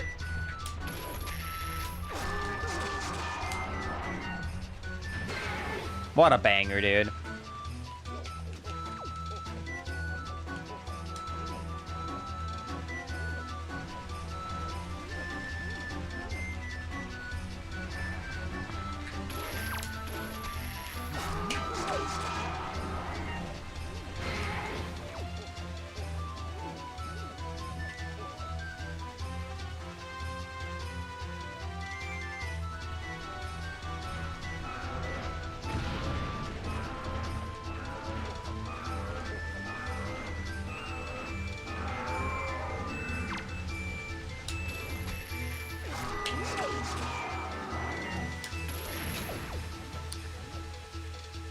Clean mid-air snipe. In case you do not know, yes, you can snap him. Snap. Yep, you can snap him in mid-air. Snap.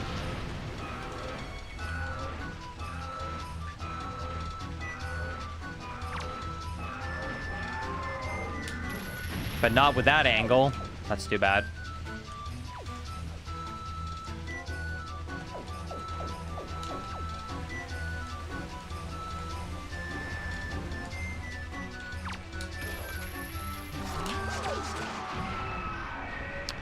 All right, clean. And there it is. There is the last boss fight.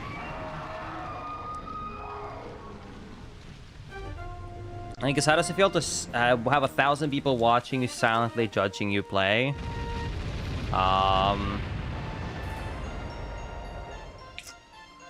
Well,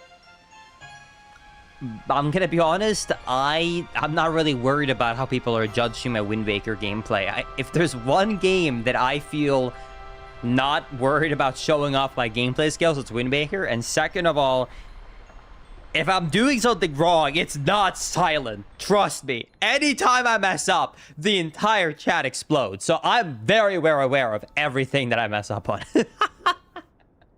It's very loud. All right. And there it is. The final piece of cheese. Okay. Cinema. And we're go mode.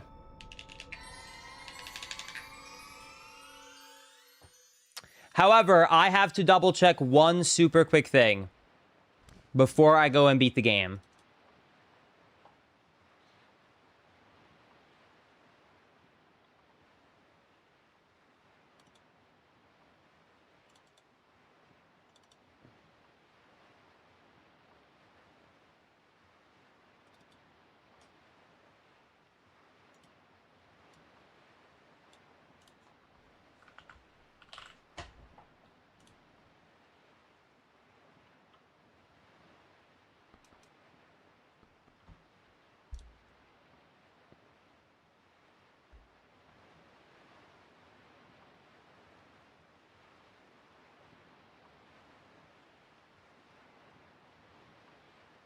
Sure, we can check it out. Okay, I just checked before I went to beat the game, since it's not part of required to beat the game. I just looked into where the hero's charm is located. I'm gonna go and get it. It's on 2 Eye Reef. Let's do it. We have to find out how it looks. We have spent so long. It's the only main item that we're missing that actually would have a visual difference. We gotta know how the hero's charm looks like on this incredible Wind Waker, but on a mailbox project. So we're gonna do it. We're gonna do the 2 Eye Reef, and we're gonna do destroy the cannons and gunboat. Let's do it.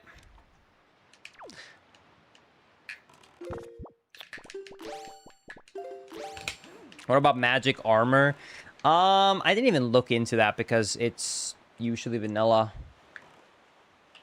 Magic armor.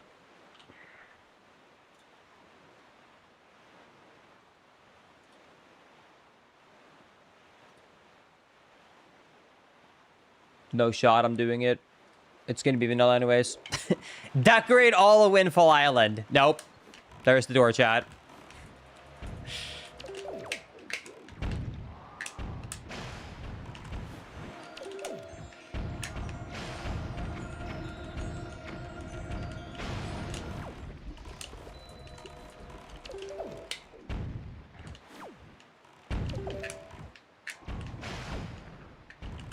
Yeah, any predictions what we think the hero charm is going to be, Chad? Let's see.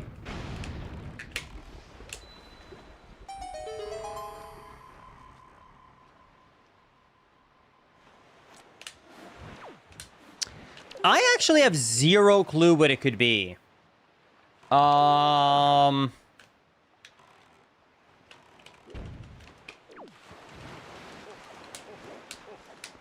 Maybe something sitting on top of my hat, like that little chicken that we saw randomly for one of the other items.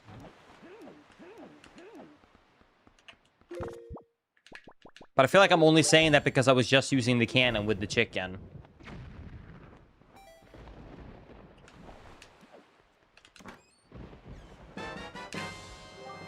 All right, here we go. And the hero's charm is...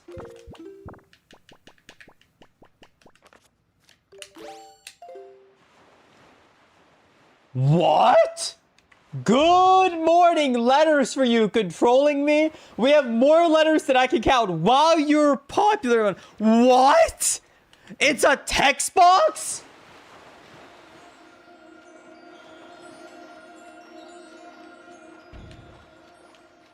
It's the text box when you talk to the mailbox in Wind Waker.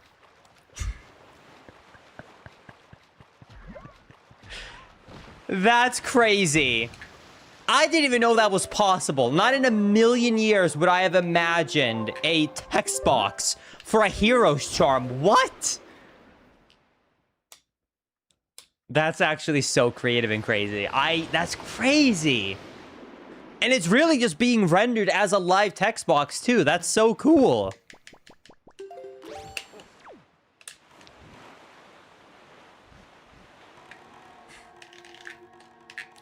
Well, if any of you guys are waiting for mail, I'm sorry that I've been holding everything up, but I've been busy going around Hyrule. All right, one final look, Chad, at the drip. Take it in.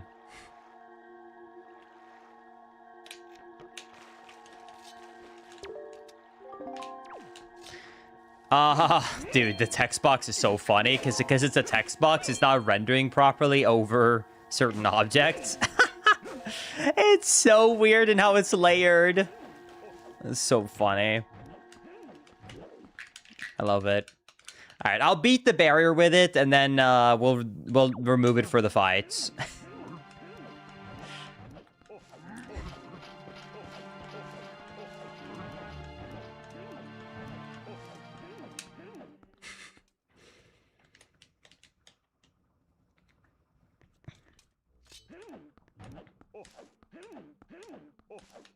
All right, barrier time.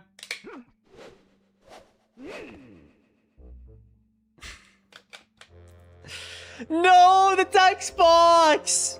No.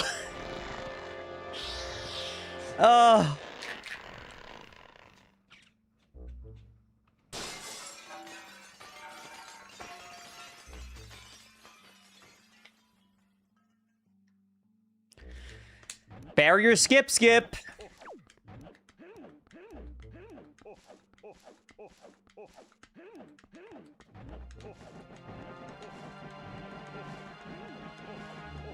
Linkus, what is your take on daylight savings time? I've always been for they pick a time and we stick with it. I don't care too much which one, honestly. I care more about the switch being annoying rather than which time. There's arguments for both. I guess like I don't have a, like I said, I don't have a super strong opinion on which one they pick. I more just care about like I prefer if we stop changing at time. I guess you seem pretty good at this game. Maybe you should speedrun it. Good point.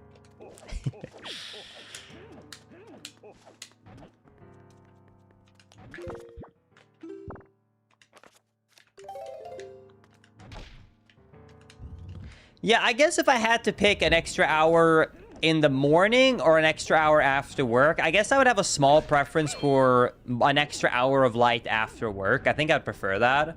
But like I said, in general, I care more about it staying consistent than I do about which one we get. Linkus, what's your opinion on chest size matches content? I know that is the most popular thing. I personally find it goes against the spirit of what I find to be enjoyable in a randomizer. But it's just a personal preference.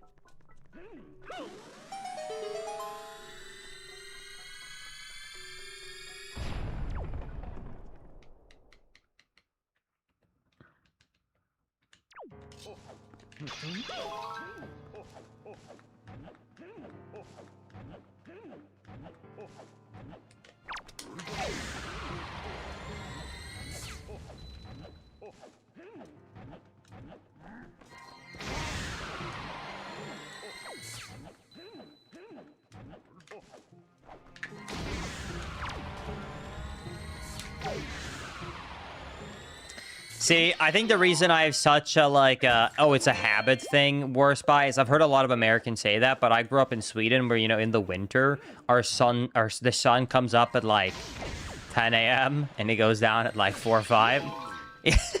So, like, living in darkness for half of the year. So because of that, when I hear that, I'm like, that's just a habit thing of, like, oh, it's just what you're used to. Like, you know what I mean? Like, in the end, it's just all what someone is already used to. All right, here we go. Let's lock in. Yo, thank you, Envy, for joining the club. I appreciate it, and for the membership on YouTube. All right, chat. Let's see. Can we be the Swedish sniper? Let's find out.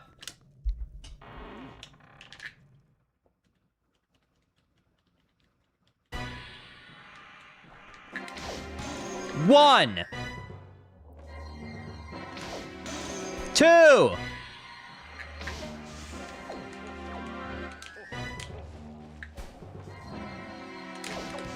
Oh, he was angled to the side.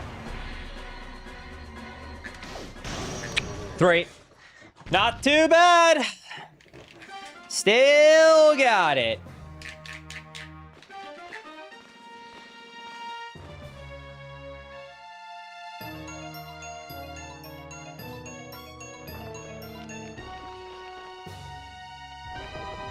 All right, let's see if we can get Crypt Shot and Trog Shot. So there is a Crypt Shot, which is a frame-perfect double shot on phase 2. And then there is sort of a YOLO shot you can get called Trog Shot, where you get a double hit on the last phase. Let's see if we can get it.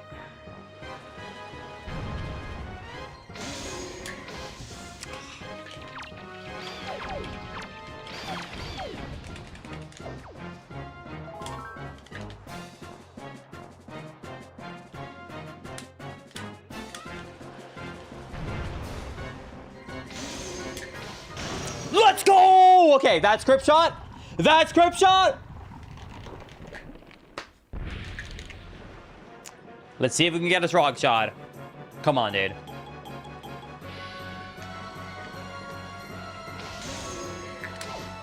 Oh, dude, I felt like that was close. I couldn't go for it. It has to hit this body afterwards, or the second shot doesn't work. Damn. All right, but you know what? We got the crip shot. We'll take it. Good sniping. Good sniping. We'll take it.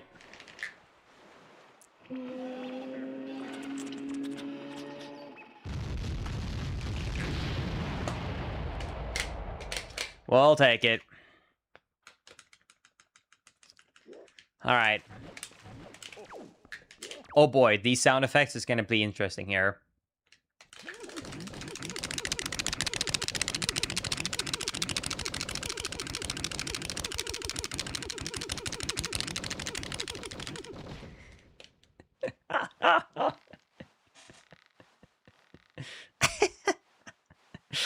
If you don't know, there's like glitched way you can climb the first half of that rope faster.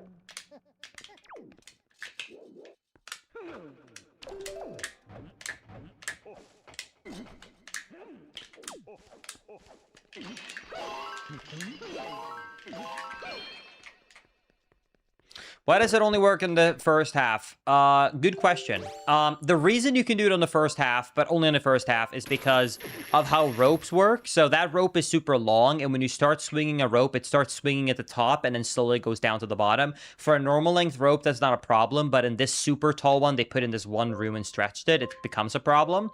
So that means that when you start jumping back and forth on it, it doesn't have time to swing away from you.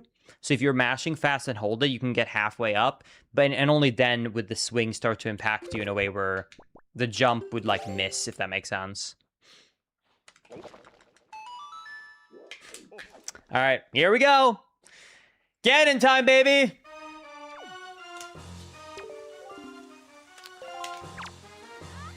It's time.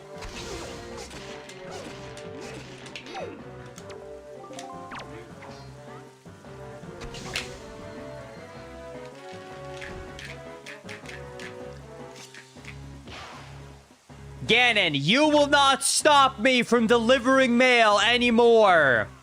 I am the hero of mail. And I will make sure that deliveries are on time. And that is why I have defeated you. In 4 hours, 46 minutes. Did the game just say you got mail? Did I hear that right? Did the game just say you got mail? Wait, I was talking over it. Wait, did it say you got mail? Anyways, we did it! We delivered the letter to Ganon! Woo! GG! 4 hours, 46 minutes, and 11 minutes. That was quite a long randomizer, if I'm being honest. I didn't expect that to take so long with those settings. But we got unlucky. But it was a good time. All right, anyways, there it is. There is the hero of mail. I hope you guys enjoyed.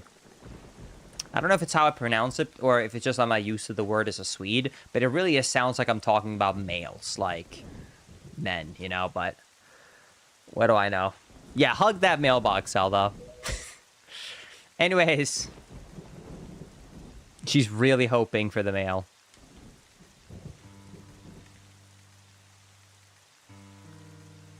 Anyways, that's it. That's gonna be it for today.